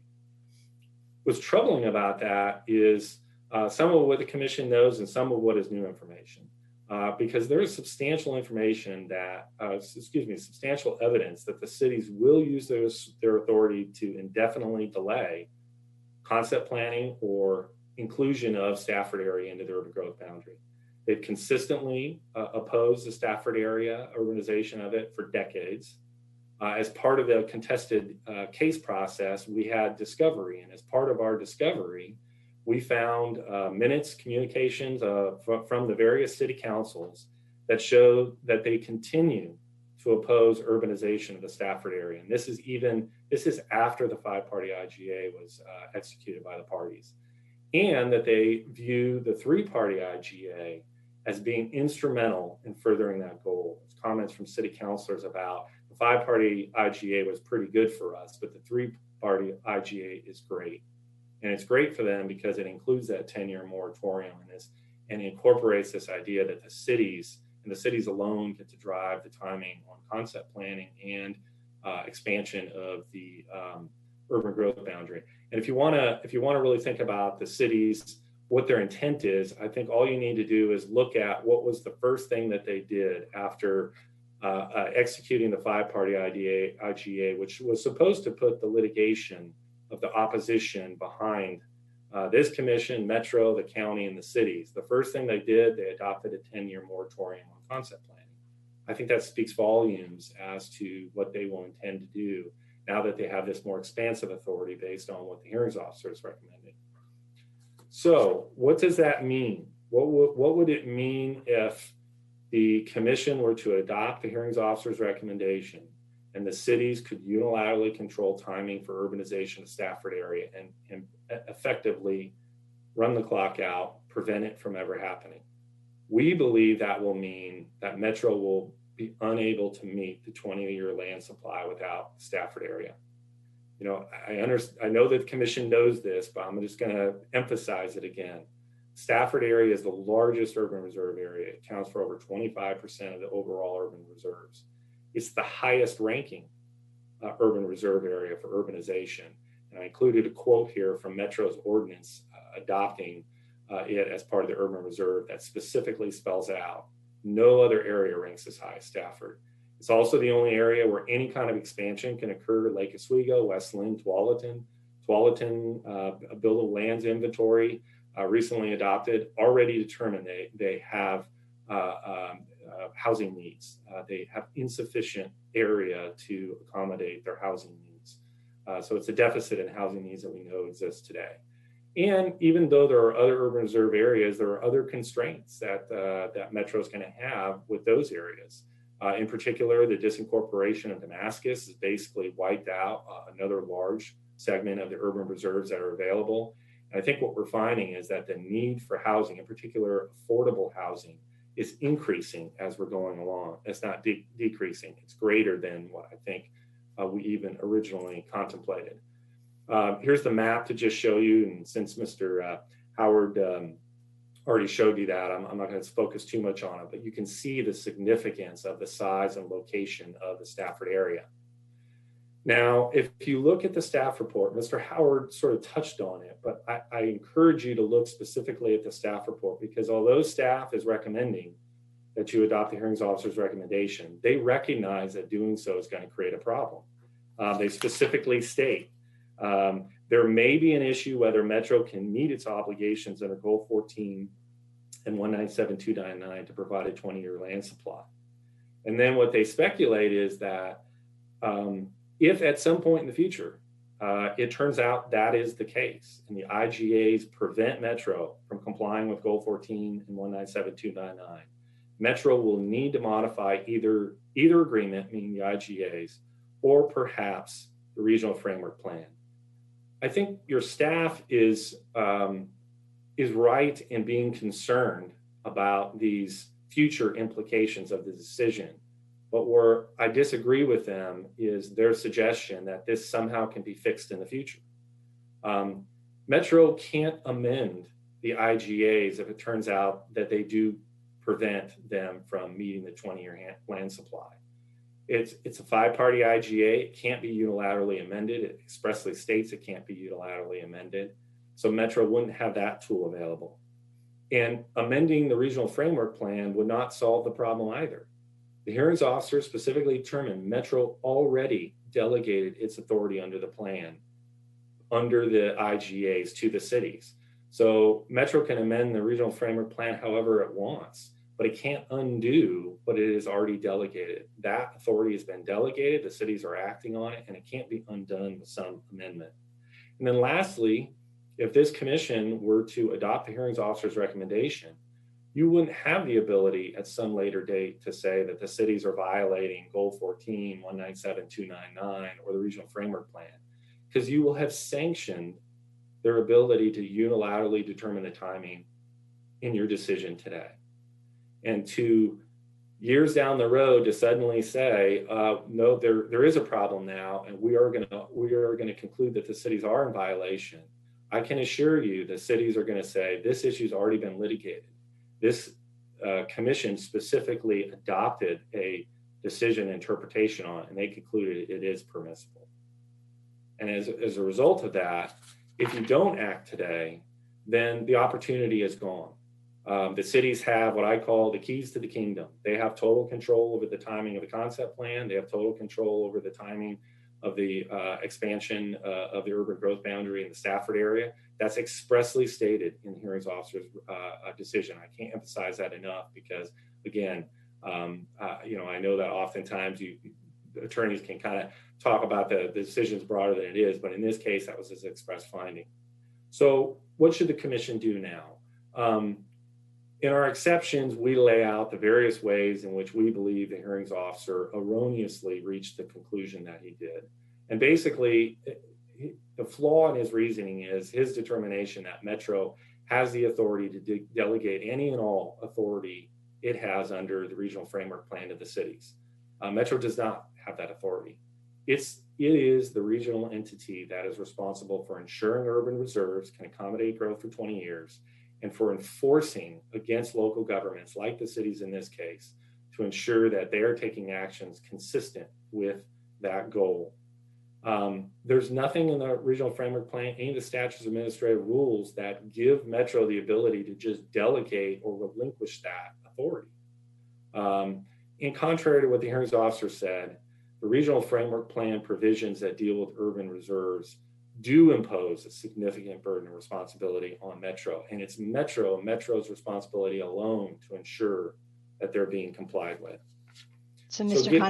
Connors, I just wanted to give you a 3.5 minute warning on your 20 minutes. I didn't want you to go over too much and then not get your 10 minutes at the end. So thank you, I appreciate that. So some of the violations, I'll go through these fairly quickly.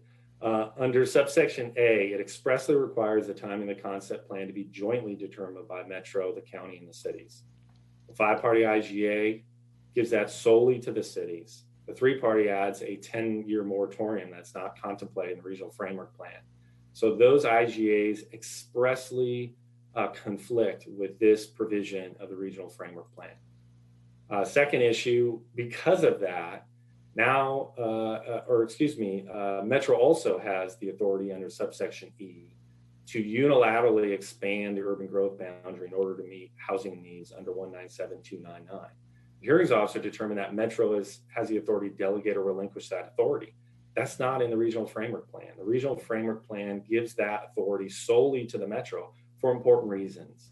And because of that, the IGAs conflict with the regional framework plan because they give all of that authority to 3 cities who are opposed to urbanization of the area in question. There's also a requirement that there be coordination among the cities and their concept planning with both Metro and the county. The IGAs don't provide for that coordination. And the lack of coordination effectively means that Metro and the county are not going to be a part of that process. And you see that with the 3-party IGA when they weren't clear what the cities were doing and were asking questions and didn't find out about the 10-year moratorium until the 11th hour when we're trying to get them to delay that decision, and the cities just steamroll forward. So again, that coordination requirement in the regional framework plan is important. It's been violated in this case. There's also a requirement that the cities use specific criteria that are set forth in the regional framework plan. And those criteria are intended to ensure that there's uniform planning across the entire region. In this case, the IGAs add brand new criteria. They're not recognized anywhere in the framework plan, the statutes, or administrative rules. And the hearings officer basically concluded that they're allowed to do that, but there's no authority for them to do it. And to allow local governments to do that will undermine the whole principle of ensuring that you have consistent regional criteria being applied to the concept planning that's used for urbanization decisions. And lastly, the IGAs violate the regional framework plan because they provide preferential treatment for city-owned property. Unlike private property that's being proposed for urban uses, in that vein, the city is basically saying, we need to study more, we need to have more transportation funds to provide the infrastructure. It may take decades till we get there. But for the city's own public property, they're taking a different tack. They can immediately get it incorporated into the urban growth boundary. In fact, Lake Oswego has already applied to incorporate Lucier Farm area into the urban growth boundary. So for their property, they're saying, it's not only okay to do it now, but we need to rush to do it now because they're using this major amendment process that requires them to demonstrate that they can't wait. And they're not studying any of the infrastructure. The Lake Oswego, on their incorporation proposal, they specifically adopted a finding saying, we'll study the transportation impacts later after it's annexed. The regional framework plan doesn't allow for this different disparate treatment, especially when they're giving preferential treatment for non-urban uses, as opposed to delays as a result of for urban uses. So on the Excuse me, your time is up, the first 20 minutes. If I can I just use a few minutes? I'll eat into my rebuttal time just to get Yes, through. of course you may. Thank you. Thank you, I appreciate it.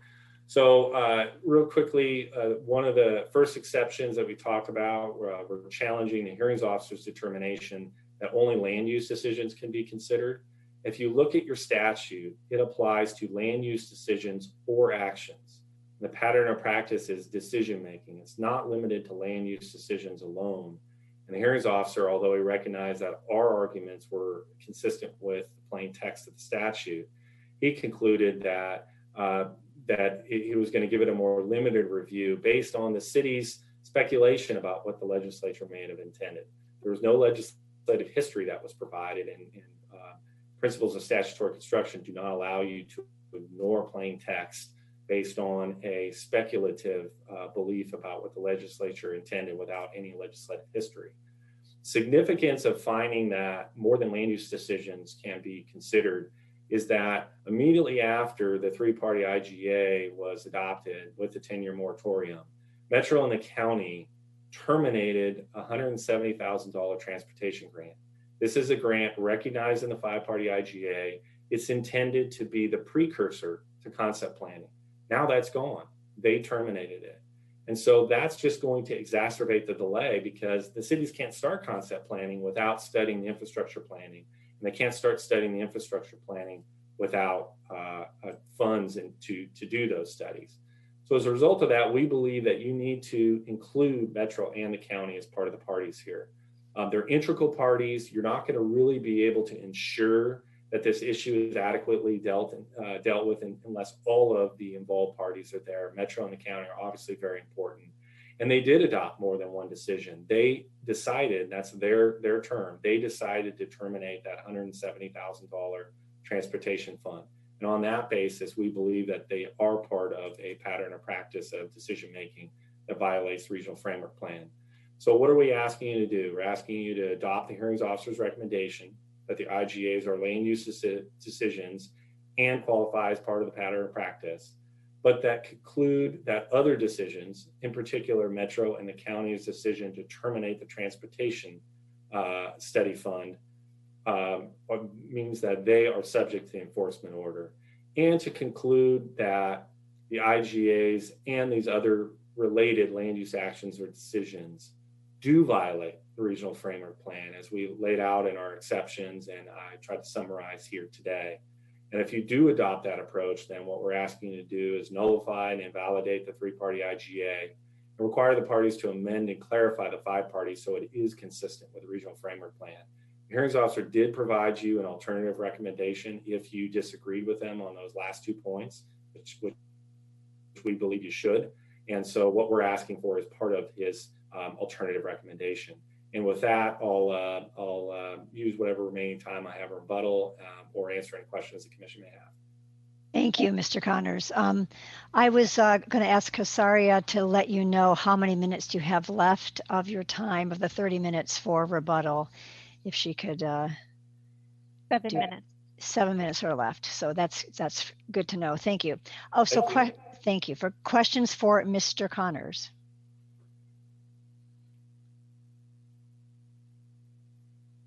Sounds like you did a pretty good job of explaining yourself, as well as the materials you sent. I have a quick question for Gordon, though, relative to Mr. Connor's comments is I know I noticed somewhere in the staff report it indicated that we are not able to take new information in for this. We have to only take information on the record. Was the TGM grant, the transportation dollars that were turned down, is that new information, or was that in the file somewhere that we can consider that? Yeah, Commissioner or Chair MacArthur, that was raised by Mr. Connors in his previous actions or previous submittals. Super, thank you. Okay, then let's move on to the cities. They have a total of 30 minutes, and I understand that Jeff Condit from West Lynn is going to take 20 minutes. And it looks on my little chart here, it says he has rebuttal time as well, but you're saying, Gordon, he does not. It's just, I just want to make sure I understand how this works. I'm sorry, Chair MacArthur, we had an error there that, there's no, the rebuttal is limited only to Mr. Connors. Thank you. So Mr. Condit, you have 20 minutes from West Lynn.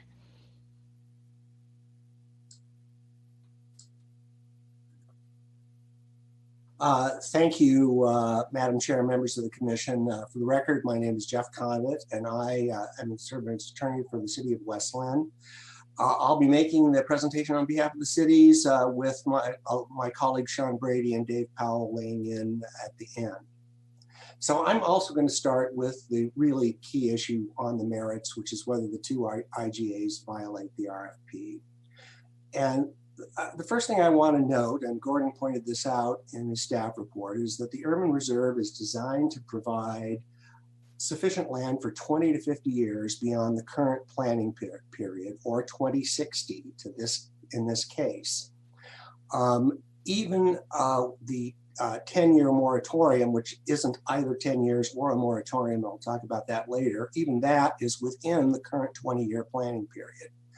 So you only get to petitioner's parade of horribles if you assume that, one, the cities will act in bad faith for the next 40 years, and two, Metro will do nothing about it. The petitioners argued that the horses are out of the barn door because of the delegation of the authority in the five-party IGA, but that's just not true.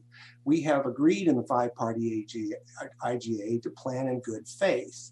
And if we did extend the timeline for concept planning, and we would have to amend the three-party IGA again, and we would have to have a reasonable basis to do that. At that point, Metro could step in and say that the cities are acting in bad faith. We're going to invalidate the five-party IGA, or at least we're going to determine that it's void, and then they could take whatever action they wanted to do. So that's just not the case. The assumption that we're going to act in bad faith and that we're obviously going to extend the time period is not only unreasonable, it's pure speculation. The issue before the Commission is whether the agreements by their terms violate the regional framework plan. The Commission can't base a decision on what might happen.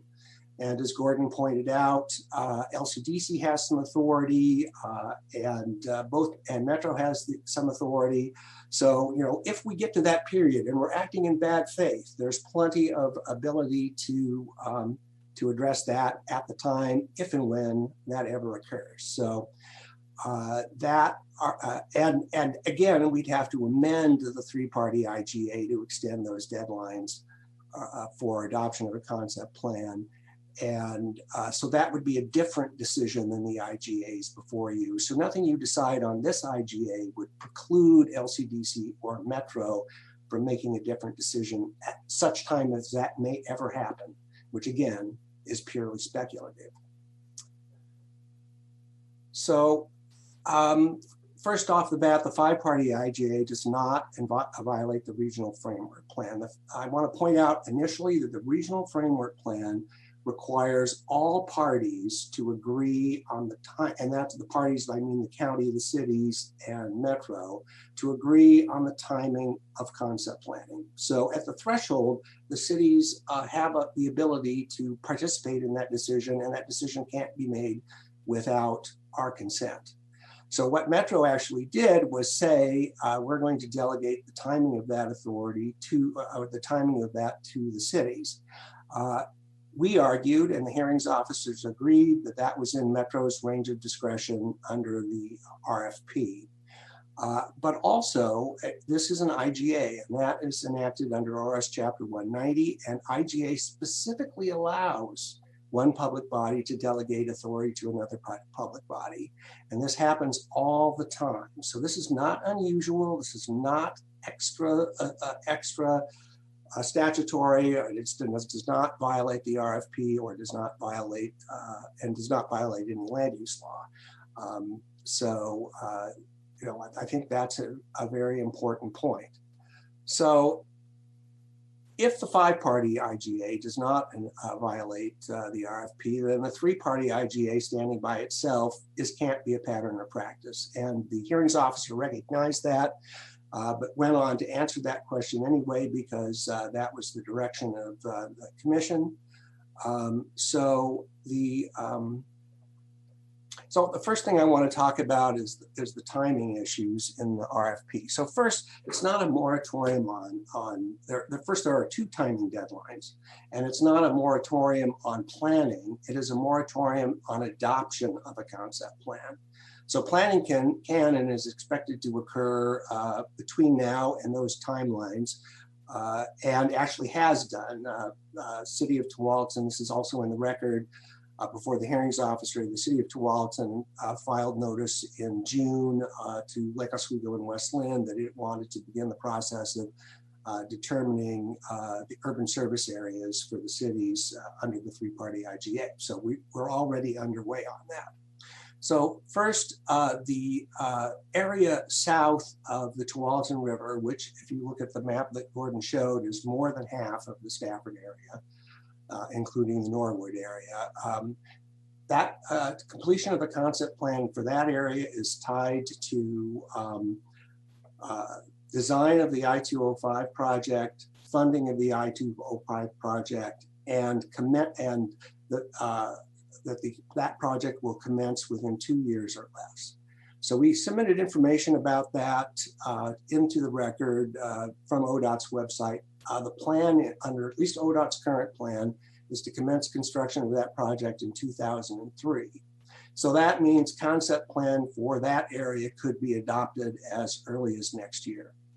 To say that this is putting all 4,000 acres of Stafford off the table for 20 years is just not correct.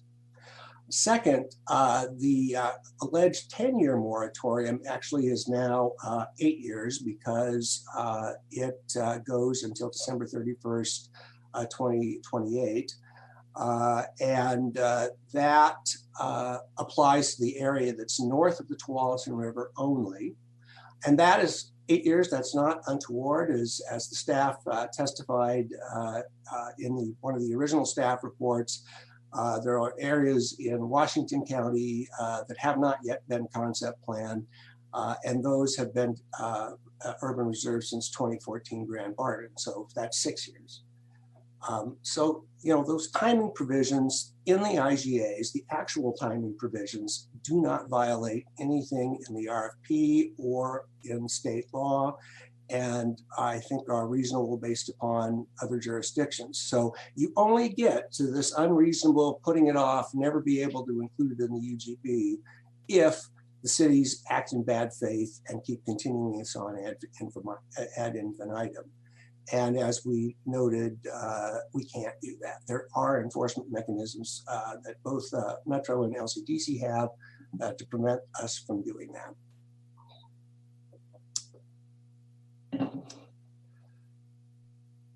So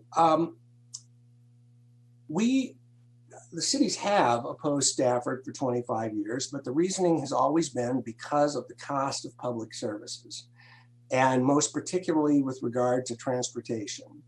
And all parties have agreed, I think, that the key transportation facility is the completion of the I-205 project. And that project is expansion of I-205 from 3 lanes from Stafford to Oregon City, and reconstruction of the Abernathy Bridge so it doesn't pancake in an earthquake.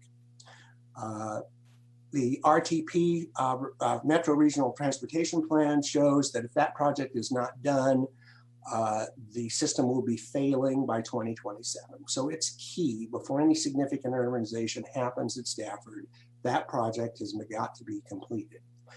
The RTP also indicates that when the region, this area of the region is not getting any high capacity transit, and that includes light rail, until sometime between 2027 and 2040. I-205 is on the constrained list for the next 10 years. That means it's intended to be constructed, but funding has not been identified. And also that the current plan for paying for the I-205 project is tolling. And of course, so Metro's in the process of analyzing that and considering and proposing of a tolling plan. And the tolling plan is going to have an incredible impact on concept planning for this area, because of course, part of the reason for tolling is to pay for the project, but it is also to keep traffic off of the major transportation network during peak planning periods. And of course, that traffic has to go somewhere. So the eventual model is going to have a huge impact on the kind of concept planning that we have to do for transportation in the three-city area. So for all those reasons, that's the basis for the delays and adoption of the concept plan under the three-party IGA, is to make sure that we can consider those impacts as part of our concept planning. So, you know, the other issues that they argue with regard to the three-party IGA that precludes Metro and Clackamas County from participating in concept planning. That's not true. It doesn't address that one way or the other. All the three-party IGA does is address the relationship between the cities for concept planning in Stafford. It does not affect Metro's or Clackamas County's ability to participate in concept planning one way or the other. We believe that they will, and the hearings officer agreed that that was the proper interpretation. The preferential treatment issue, the current Metro statute allows out-of-cycle applications for urban growth boundary amendments for public facilities already. So all that provision does is allow the city of Lake Oswego to take advantage of it. There's no sort of special preferential treatment that it grants Lake Oswego. It's compliant with the regional framework plan. You know, the arguments about affordable housing and the like are, we believe, red herrings. The idea that you have to expand the urban growth boundary to provide affordable housing, I think, has been discredited for a number of years. Obviously, it affects land supply, which affects price, but we currently have a 20-year supply of land within the urban growth boundary, and until Metro makes the decision that we don't, this doesn't even come up. And as you spent the 2 hours or so before this proceeding discussing, there's also new legislation that's going to require significant changes to city and county plans to address that. So that issue is really going to take care of itself. Mr. Marks testified before the hearings officer that the reason he's bringing this case is because he wants to increase the value of his land so he can pass it on to his heirs. So, you know, this is about, and I completely understand that. And if I were in his position, that's exactly what I would want to do too. But that's what this petition is about. It's not about affordable housing or regional planning. So unless there are any further questions, I am going to stop there. And other than to say, we think, no, I'm not going to stop there, sorry. I know you were hoping I would, but I did want to say one last thing, and that is we do agree, we do believe, and we've submitted our objections that the hearings officer incorrectly included this was a land use decision, and also incorrectly concluded that it qualified as a pattern or practice under your administrative rule. And I'm just going to rely on a briefing on that, but I did want to note that we did raise those objections. And so with that, I'm happy to turn it over to my colleagues, Dave Powell and Sean Brady.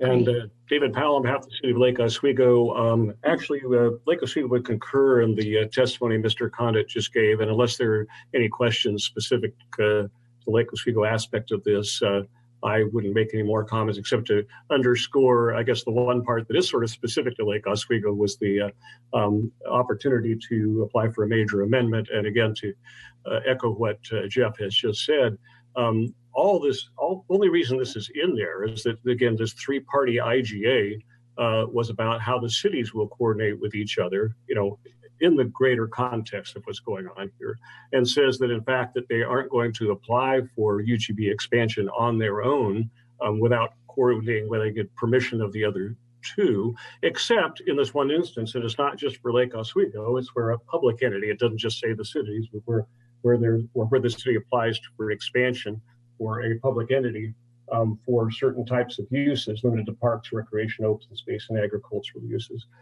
That's what major amendments are about under Metro Code 307-1440. It's land that cannot wait for the next analysis of buildable land supply, and is only for public facilities, services, public schools, natural areas, and other non-housing needs. So the petitioner characterizes this as somehow trying to get away from bringing in housing and a special thing for the cities or for Lake Oswego in particular. It's not at all. It's what's allowed under Metro Code. And once again, the three-party IJ simply says that, yes, of course, you're allowed to do that. The other arguments that were made about that, is it something that can't wait until the next legislative amendment and so forth? Those are things that Lake Oswego or anyone else will have to show Metro under Metro's code in order to get the UGB expansion. So nothing about the three-party IGA changes any of that. And other than that, other than answering any questions, that's all I would add. Thank you. Thank you, Mr. Brady. Thank you, Sean Brady, City of Tualatin. I would just concur with my colleague, Mr. Condit, as well on the testimony and argument. And with that, I'm just here to answer any questions you may have with respect to Tualatin. I'll leave it at that. Thank you for your time. Thank you very much. And so let's just open it up to questions from commissioners for the three folks that just spoke. Commissioner Lilac. Thank you very much. Thank you for your comments. And you did defer to your written testimony on whether an IGA constitutes a land use decision. And I appreciate that, but we've had a long couple of days. Can you just, I've got things highlighted and underlined here, but just so it's fresh in my memory, can you please spend just a few moments on that issue for me? Thank you. Certainly. The hearings officer concluded that a land use decision, that it has to be a land use decision for an enforcement order with which we agree, but then concluded that the IGAs were a significant impacts land use decision, and we disagree with that. The IGAs are purely procedural. They don't have any impact on future land use other than the timing of completion of concept planning. The hearings officer felt that that was significant enough, and we just disagree with that because it has nothing particularly to do with any of the land uses in Stafford. It's just the timing of the procedure. That's our argument on the land use decision part of it. Thank you. Thanks for asking that question, Nick, because I was concerned about the same conclusion on that one. So we can talk a little bit about that toward the end if we want to. Any other commissioners have questions for the cities? Seeing no other hands waving at me, I'll turn it over. I guess I will turn it over to Metro and Clackamas County, although unfortunately, Roger Alfred from Metro had to leave, I think to pick up his child or something. Anyway, he wasn't able to stay because we ran over so late. So our apologies to all of you as well as to Roger. I guess we'll just turn it over to Mr. Boderman from Clackamas County. And you have 3 minutes. Well, I guess you actually have your 8 minutes if you want to take the whole thing.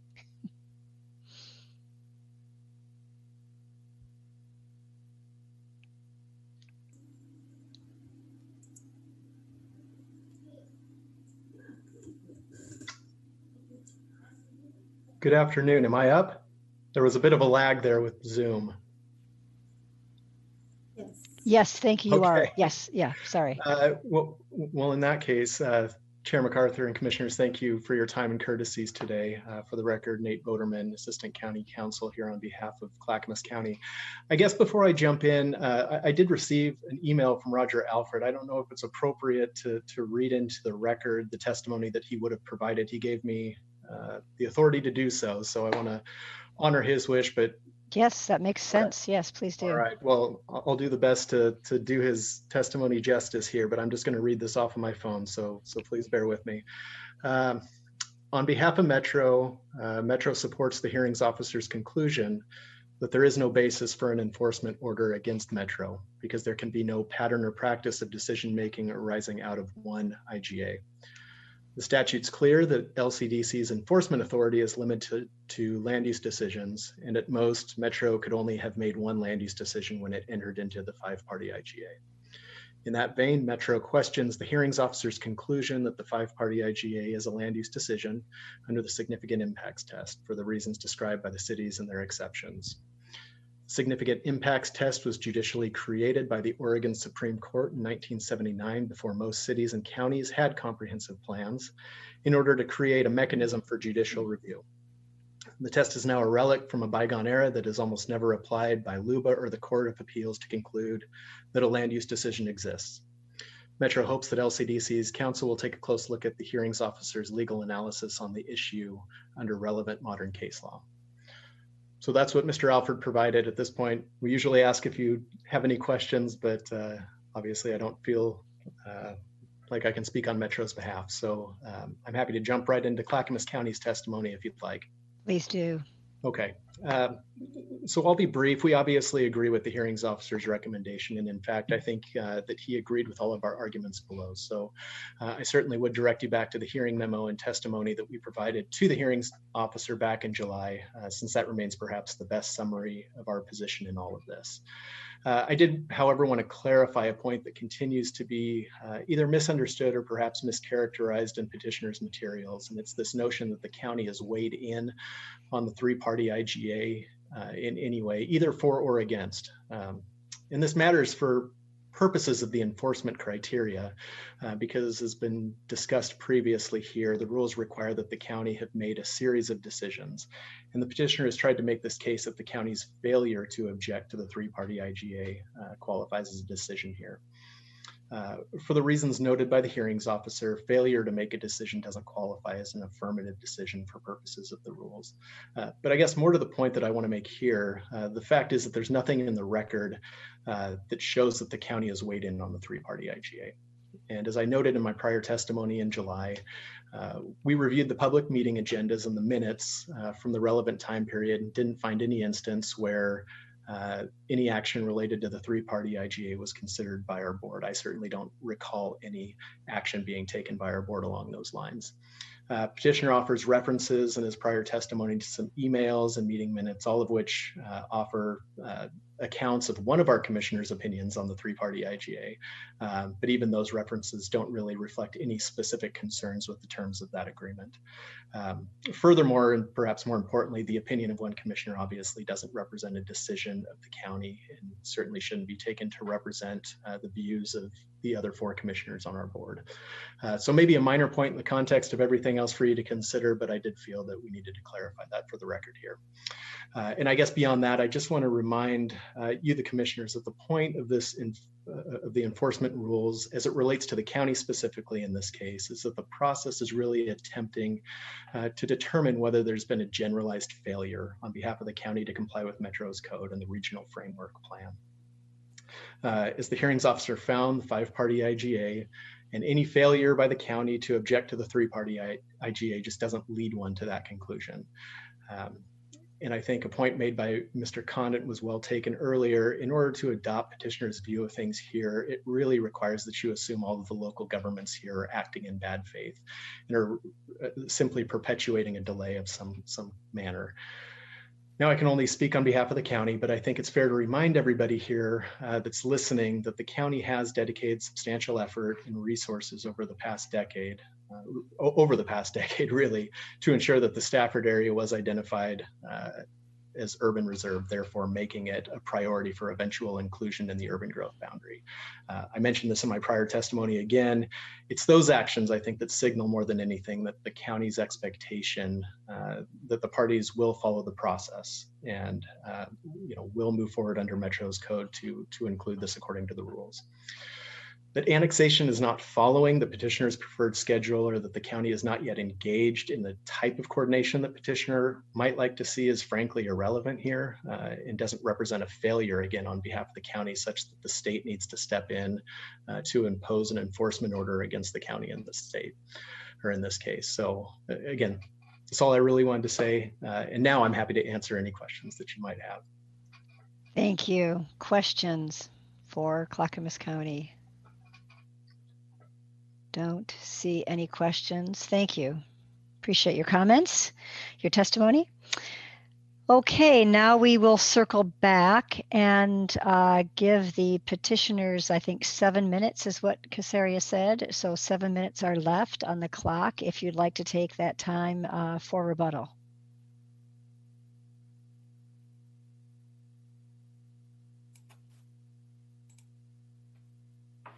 Mr. Connors and Mr. Marks have joined us.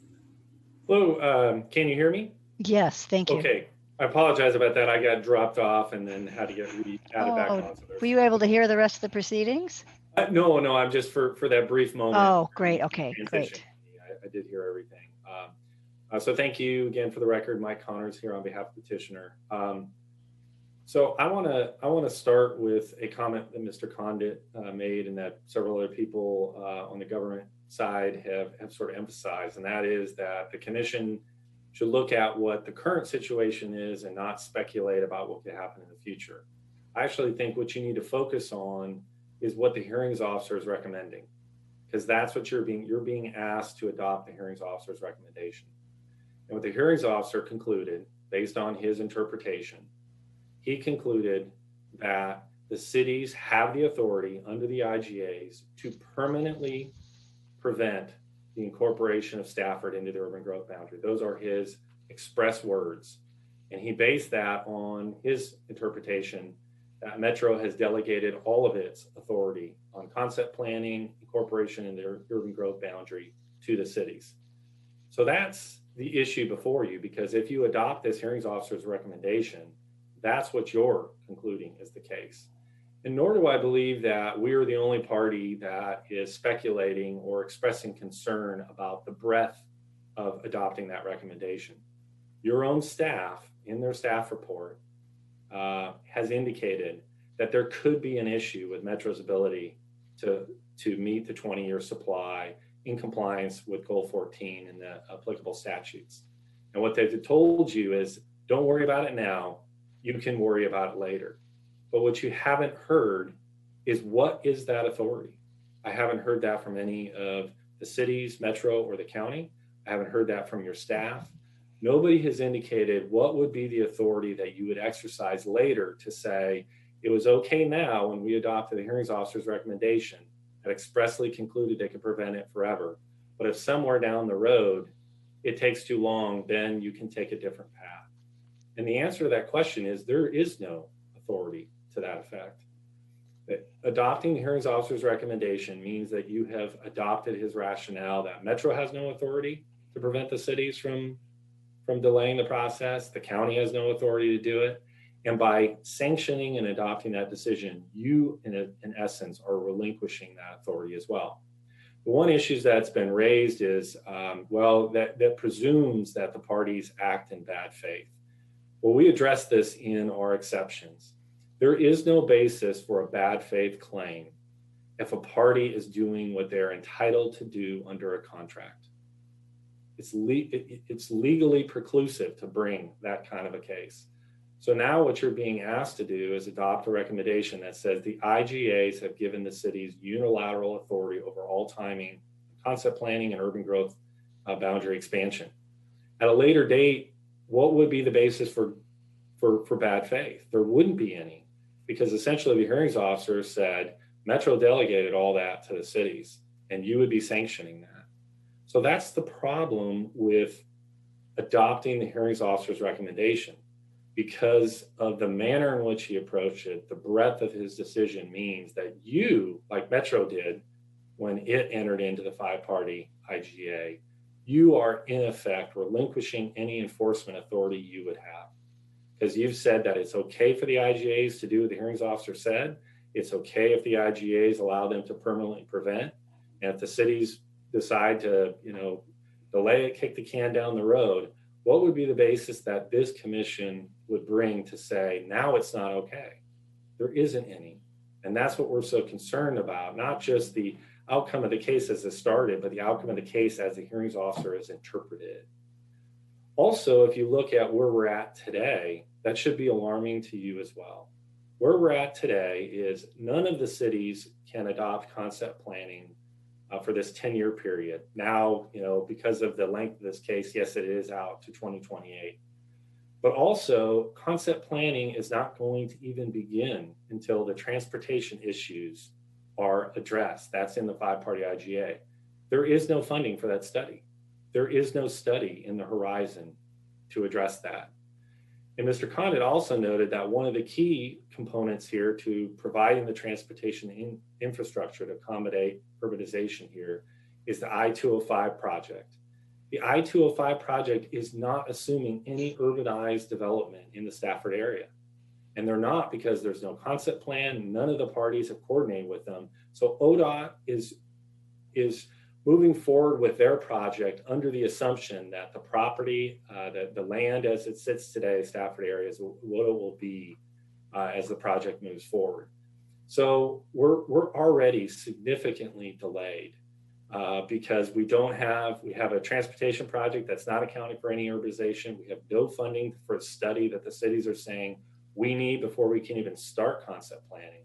And then the city's saying that at a bare minimum, concept planning can't even be adopted till 2028. And we know today, based at least on the city of Tualatin's recent buildable land inventory, they have a housing deficit today. And the housing deficit is a deficit that they can't meet based on their existing boundaries. So the only way for Tualatin to be able to address that is to expand that boundary.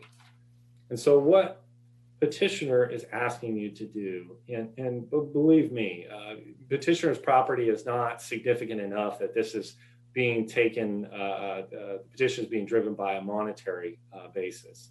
And petitioner's not alone in this. We have several other parties that we referenced earlier that are supporting us in this effort. Petitioner's genuine concern is that there is a housing crisis. We're gonna need to expand the urban growth boundary to accommodate it. And Metro has, in effect, relinquished all of its authority under the regional framework plan to dictate the timing of that and the tools that it normally has. And now I believe you're being asked to do the same thing. Because if you adopt this hearings officer's recommendation, you've basically sanctioned that. Mr. Condon said, one of his comments, this is not unusual. No, this is not just unusual, it's unique. There's never been a situation where Metro has relinquished all of its authority over concept plan timing and all of its authority to expand the urban growth boundary to be able to meet its goal 14 housing needs and ensure there's sufficient supply. That's never happened. This is the first case. And this is a case where it happened, giving that authority to cities who for decades have opposed any urbanization and have continued to express that opposition even since the 5-party IGA. So I don't want you to misunderstand what's before you. If you endorse this hearings officer's recommendation, the cities have the sole authority to determine whether this area ever gets urbanized. And I think you've seen from past conduct and conduct up till today, it's highly likely, and in my opinion, certain, that they're not going to allow it. And if they do allow it, it's going to be decades down the road. And I don't think that the region has decades to wait for the most significant, largest, most important urban reserve area that you adopted to ensure that we can meet our housing needs. If it's off the table, and it's going to have broader circumstances. So what we're asking you to do is what we believe is to not take the approach that Metro did, and that is with all the litigation, when it came time to Metro expressing serious concerns about the three-party IGA, the county as well, there was this fatigue. It's too hard to take this on. So we're just going to let this happen, and then we'll deal with it somewhere down the road, kick the can down the road. We're asking you not to do that as well. You have this issue before you. I think the record's clear that we have violations of the regional framework plan. And if you don't act upon it now, then you, in effect, have relinquished your authority to address it in the future. And if you do that, it's a clear green light to the cities that they have the control. We're very concerned about what that's going to mean for the region. We're very concerned about what that's going to mean for the ability to provide our housing needs, not only over the 20-year period, but the 50-year period. Thank you, Mr. Connors. Your time, Mr. Connors, your time is up. So I appreciate the closing arguments on that. And we're going to wrap this part up so that the commission can discuss this, deliberate, and make a decision. So thank you very much. Yeah, thank you. Okay, so commissioners, any input you want to offer on this? I guess I'll start, perhaps, because I have a couple things. This is just information really for the newest commissioners, because I guess the only one that was there last July, a year ago July, Metro, actually it was a year ago January, that Metro did amend its UGB and expanded into, not these particular communities are not into Stafford, but they have a concept planning requirement where they require that concept planning be done at the local level to make sure that when that land is brought into the urban growth boundary, that there is a glide path to develop that. And Metro successfully was able to expand the UGB last year mainly for housing purposes. So it's not as if Metro is in current violation of its UGB expansion requirements. It did that, and I don't think they revisited that for another 5 or 7 years. But that's just background information for commissioners that weren't there last July. As I see the big picture, the case really raises important legal arguments, and we knew that in May when we were talking about this. And we didn't feel that we were well positioned to sort through those legal arguments. So that's why we referred it to the hearings officer. We thought there was good cause for the hearings officer to think about those ideas, those issues. We did frame those 4 questions for the hearings officer to determine whether an enforcement order was warranted. The hearings officer concluded that an enforcement order was not warranted. And I haven't heard anything today that persuaded me to alter my position anyway relative to what the hearings officer came up with. I would have a couple of questions about the land use decision, about an IGA being a land use decision under the significant impacts test, and I want to really clarify that. So, that's kind of my opening thought about where we are with this whole thing. But I would really want to make sure I listen to other commissioners as well.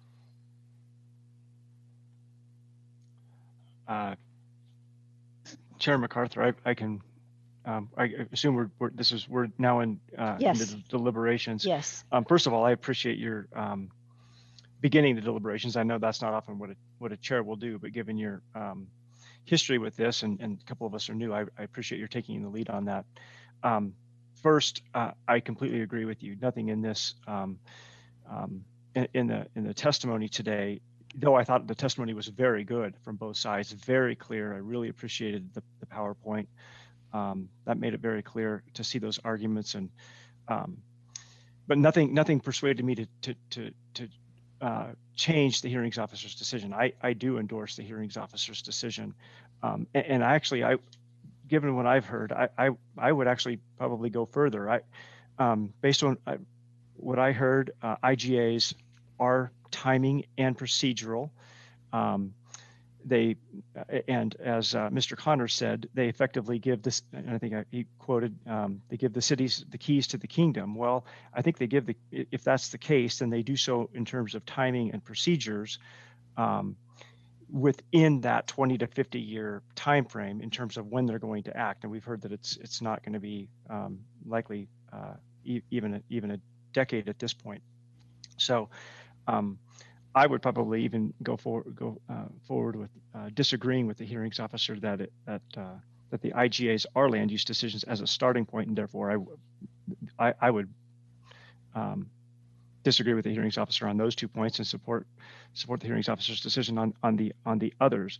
I understand the frustration from the property owners that this has been going on for 25 years, and I thought that issue was discussed well. There's been a lot of issues for a lot of reasons, and some of those are financing. I-205.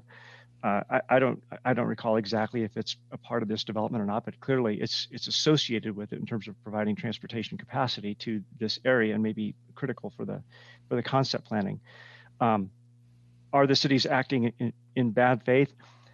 I can't conclude that they are acting in bad faith, and it appears to me that and I appreciate Mr. Connors saying if we do this, then this is permanent and forever, and that's it. Well, that doesn't seem like that's the case to me. It does seem like, while it's frustrating, it could be the next 5 to 10 years that if concept planning doesn't proceed, if the cities aren't acting, then Metro should step in. If something's not happening, there could be, I would assume, another enforcement order that could be brought before the commission because things are not proceeding. And I would certainly am not inviting that if that doesn't happen. It always is based on different circumstances. So those are my thoughts at this point from what I heard today and what I've read in the record. Thank you. Thank you. Vice Chair Pearmine or Commissioner Jacobson? I'll just say, yeah, agreeing with you, Chair MacArthur, that nothing today really changed my opinion either, and would like to hear expanded thoughts related to intergovernmental agreements and the hearings officer's opinion there. And again, gratitude to all the cities and the petitioner for their time and thoughts.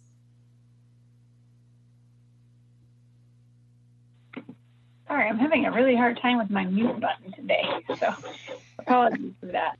I'm kind of in line with Chair MacArthur and her comments made. I think this was the maybe biggest thing to wade through at our 2 days meeting this time, but I didn't really hear anything that swayed me. I think a lot of this came down to what the intent was, and I just don't see that this was a malicious or ill intent action. But I agree with Chair MacArthur and her summary. Thank you. And I might turn it over to, I think we're kind of coming toward a decision.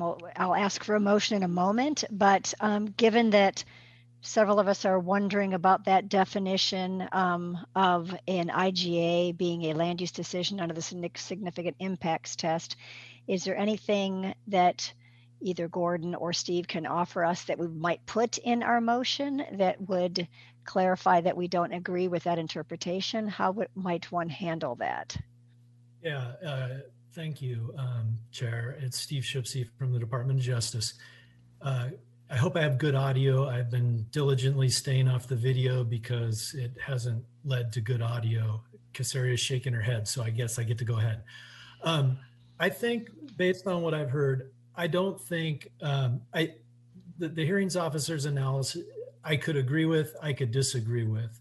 I think in this particular case, these IGAs do not have the effect of being a significant impact test because, in fact, Metro in practice requires any area that wants to come into the UGB to be planned with a concept plan. That is a criterion that is in the regional framework plan that Metro has put on, and it's part of their calculus when they're analyzing the alternative areas that could be brought into the UGB. So the fact that they're requiring a concept plan for the Stafford area doesn't particularly trouble me to the point where I say that falls over onto the side of becoming a significant impact test land use decision. From the standpoint of this having the precedential value that Mr. Connors is concerned about, if you take that first door out, that this isn't a land use decision, none of the rest of the hearings officer's decision would stand. We would just simply write an order that said the commission finds it's not a significant, or the commission finds that it is not a land use decision and therefore does not proceed to an enforcement order. And we wouldn't have the concern that there was some precedential value to the hearings officer's decision, because that ultimately is not the basis for your decision. And I'm happy to answer other questions about that, but I'm just laying out a possible path forward consistent with what I think I heard the commission coalescing around. Thank you. And then what if is our decision today appealable as well somewhere? And if so, to which court? Is it Court of Appeals? Yes, that's correct. A commission decision, either in taking an enforcement action or declining an enforcement action, is subject to judicial review at the Court of Appeals. It's because it's a contested case order. So that decision that we make would be subject to judicial review if either the local governments or Mr. Connors on behalf of Mr. Marks chose to proceed that way. So given that, I'm trying to sort out your thought that we could just make a motion saying that we disagree with the hearings officer's conclusion that the IGA is a land use decision and call it good. But is that that's one way to go? Is another way to go, and perhaps a better way to go relative to the appeal body thinking about further appeals? Is it better to say we agree with the hearings officer's conclusions on the conclusion that this is not does not warrant an enforcement action? And oh, by the way, in particular, we're focused on this IGA thing. So, I mean, what's the best way to package that? Obviously, when we make a decision, we like it to stick. Yeah, no, that's an excellent point. I think because the threshold question of whether or not it is a land use decision is determinative, if you decide that it is not a land use decision, we don't need to say more than that. And I think that because it's not a statutory land use decision, you'd be upholding that portion of the commission or of the hearing officer's decision, and you would be disagreeing that it was a significant impact test land use decision based on the idea that the challenge decision, it's not certain that it would have a significant impact on future land uses, because it, from what I'm hearing, is it's more of a timing mechanism and laying out a procedure for making those concept plans, but not, for example, deciding what the concept plans would contain or anything of that nature. So just a follow-up question then. So if we did make that motion and that is what we approve and that's appealed to the Court of Appeals, and the Court of Appeals disagrees with us, then they would just send it back to us for the balance of the other questions. Correct. Okay. I mean, that would be the most likely outcome. They would remand the decision to us in light of whatever decision guidance we get from them. Other questions for Steve or Gordon? No questions. I would just say that I like the path that was just outlined by Commissioner Lilac and Steve. I think that's a good path. Okay, and Katie, I'll poll you as well. Okay, so someone needs to take that and make it into a motion of some type. Chair MacArthur, I'm happy to do that. And Steve, I might just need your assistance in drafting that motion. But I move that the commission, what's the best way to say it, disagrees or with the hearings officer's finding that this is a land use decision and therefore denies the enforcement order? Yeah, perhaps that you move that the commission adopt the recommendation of the hearing officer to not issue an enforcement order, but that the basis is that it's not a land use decision. So moved. So what Steve said is what you're saying. So yes. Please. Okay, great. Second. Great. We have a motion and a second. Esther, would you call for the vote?